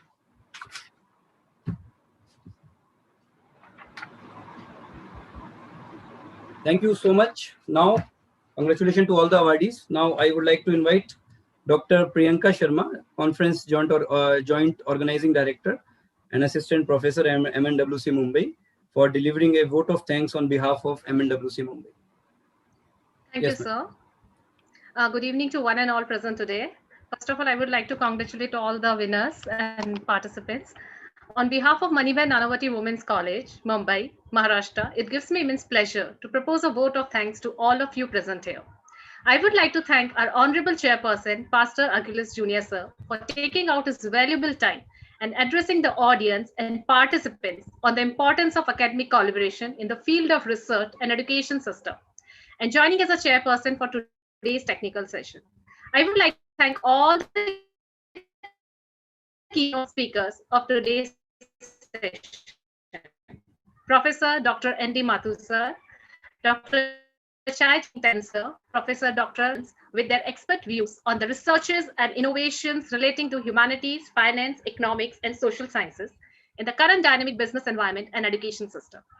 I would also like to extend my sincere thanks to Srimati Himadri S. Nanavati Madam, Chairperson, Managing Committee of Maniben Nanavati Women's College, Mumbai, Maharashtra. Dr. Yogini Seth Madam, Honorable Secretary, Managing Committee, Maniben Nanavati Women's College, Mumbai, Maharashtra, and management for their support and guidance. I would like to express my gratitude to our respected Principal Madam, Dr. Rashri P. Trivedi, for her immense support and guidance.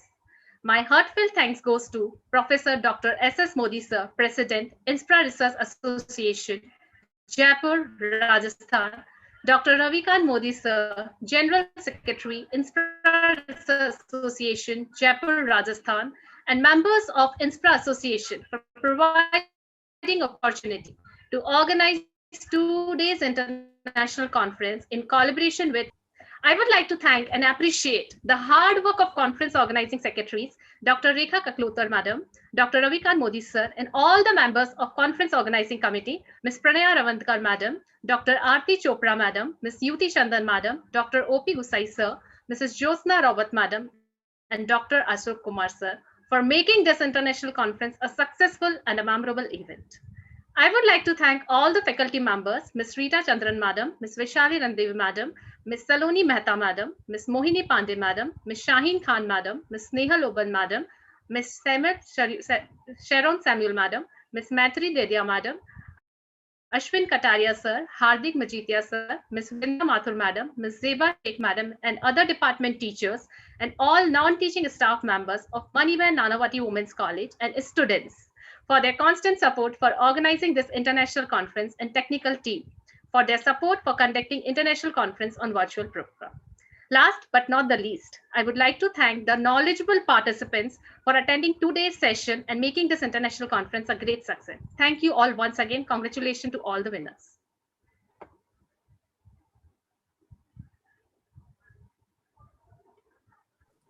Thank you so much, Priyanka ma'am.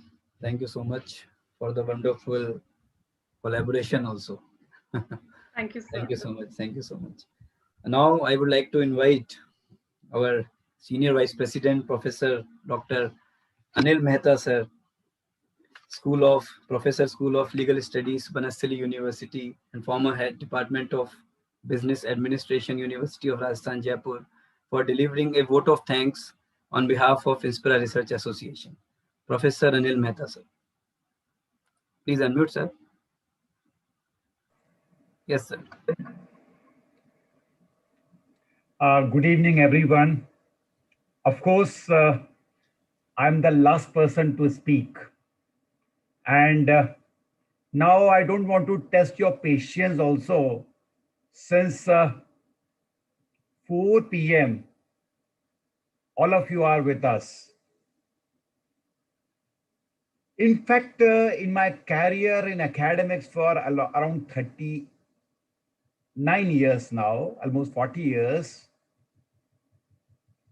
this is one of the finest conference, and particularly virtual conference, in which I found diverse research papers.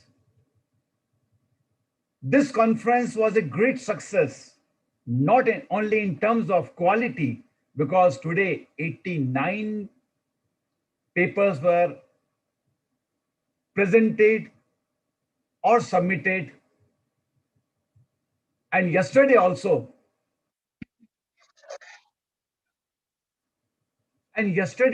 there were more than 80 papers.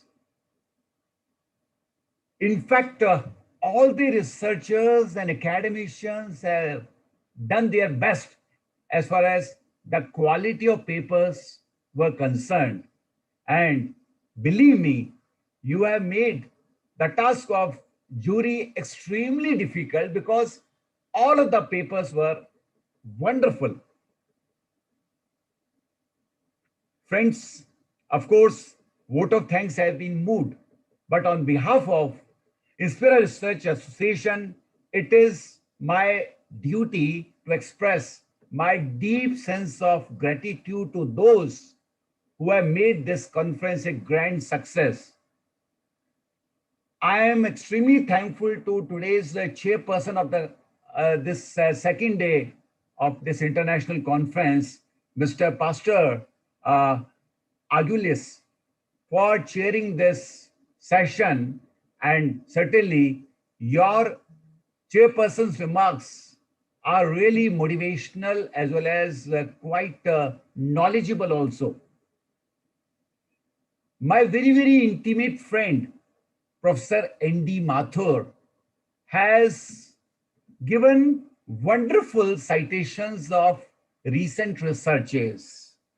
And certainly, Professor Mathur, your address has really enlightened participants about what is happening, what is going on in the field of research. I'm thankful to our friend, Dr. Chai Cheng Ten, who was with us throughout the session today and even yesterday also. In fact, he very actively participated in all the activities of Inspira Research Association. Thank you, Dr. Ten. I'm also thankful to my friend, Professor Dr. R. Malyadri, who has beautifully presented about pedagogy, research, and different academic issues. Dr. Ubaid Akram Farooqi has given a very good presentation. I'm highly impressed, Dr. Farooqi, by your presentation. I wish and I requested Dr. Ravi Modi to have a separate session on conversational etiquettes. Thank you very much, Dr. Farooqi, who acted as a keynote speaker today. And I'm also thankful to Dr. R. Sundari from Tamil Nadu for a thought-provoking presentation given by her in the capacity of keynote speaker. How can I forget Professor Rana Singh, who inaugurated the session and acted as a chief guest and addressed to all of us with his scholarly thoughts. I'm thankful to Dr. G. Soral, another very good friend, a young person in terms of his thoughts and his scholarship. Of course, he is having more than 40 years of experience. Thank you, Dr. G. Soral. I'm thankful to Dr. Jyoti Thakur, Dr. Jolly Sahani, Dr. Bhupendra Kumar, and Dr. Narendra Singh Bhati also for their wonderful addresses. In fact, big thanks to our collaborator, Maniben Nanavati Women's College, and their wonderful organizing team.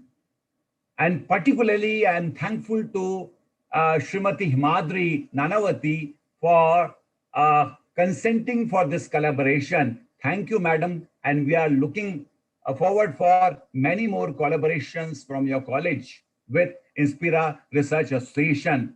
I'm also thankful to Dr. Yogini Seth, Dr. Priyanka Sharma, Dr. Pranaya Ravindran, Dr. Yuti Chandan, and other organizing team members from our collaborators. In fact, I would like to extend a very, very special thing, thanks to two very, very special persons without whom we couldn't have achieved this grand success. In that order, number one is Dr. Aarti Chopra. In fact, she was with us yesterday also and today also. And besides that, she is extremely good and she is one of our very important asset for Inspira Research Association. She takes very active participation in all the activities of Inspira. Without you, Dr. Aarti, perhaps we couldn't have done all these activities in such a wonderful way. And as you have seen that Dr. Aarti is a wonderful orator and she is a very young and vibrant trainer, teacher, and researcher also. Thank you very much, Dr. Aarti. And the person to whom I consider backbone of Inspira Research Association, who is none else but Dr. Captain Ravikant Modi. So I request all the participants to just give a big round of applause to Dr. No, sir. It's a teamwork, sir. It's a teamwork. Certainly, but you are the backbone Thank of you. Inspira Research Association for your remarkable work that you have done. And besides that, our other managing committee members, Dr. O.P. Gosai, Dr. Ashok Kumar, Dr. Rajiv Srivastav, and other members and the staff of Inspira Research Association also deserve our sincere thanks. And last but not least, I would like, how can I forget the person who is an institutional builder, a person without whom perhaps we couldn't have thought of organizing so many activities. In fact, the founder of Inspira Research Association, Professor S.S. Modi, and thank you very much, Professor S.S. Modi, for your blessings, for your support, and I'm sure that under your dynamic leadership, Inspira Research Association will achieve success after success, and perhaps we will try to touch the sky in the field of academics by organizing such programs. Thank you, Professor S.S. Modi. So once again, I'm thankful to our collaborator, Maniben Nanavati College, Women's College, and I am thankful to all the persons, the paper presenters, the contributors, dear friends, without you, perhaps this conference wouldn't have been so successful. So I am thankful from the core of my heart to each and every participant to make this conference a grand success. And I am equally looking forward from all the participants to take active participation in Inspira Research Association's activities. And if you really like the conference, which I'm quite sure that everyone has really cherished the proceedings of the conference, you will be sharing your feedback with your friends and colleagues also. And we are really eager, looking forward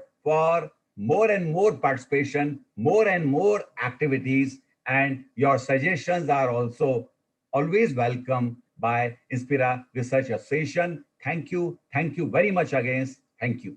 Over to Dr. Ravi Modi. Thank you. Thank you so much, sir. Thank you so much for delivering an insightful vote of thanks, sir. Thank you so much for always being with us, sir.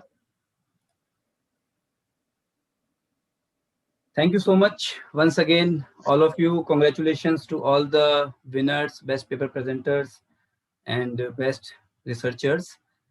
And I will send the feedback form just after this conference ends on the mail IDs and WhatsApp group. And if any query, you can WhatsApp me or you can mail me. And this feedback form is mandatory to submit, because on the basis of this feedback information, we will make your certificates. And after submitting your feedback, we will send the certificates within a week, and e-proceeding also. And you will get the acceptance of your papers who registered in category 2nd. You will receive the acceptance soon. And I'm happy to announce our forthcoming virtual academic program, that is Faculty Development Program and Management Development Program on Research Methodology, Art of Writing Thesis, Projects and Research Papers, from July 11 to July 17, 2021, in collaboration with Sheila Raheja School of Business Management and Research, Mumbai, Maharashtra, affiliated to University of Mumbai. So it will be a very, very knowledgeable and useful for all the faculty members, research scholars, and management students. You all are invited for this FDP. Detailed brochure would be sent in the next week. So thank you, everyone. I hope you all have enjoyed and enriched by today's session also. Thank you. Thank you so much. Good night.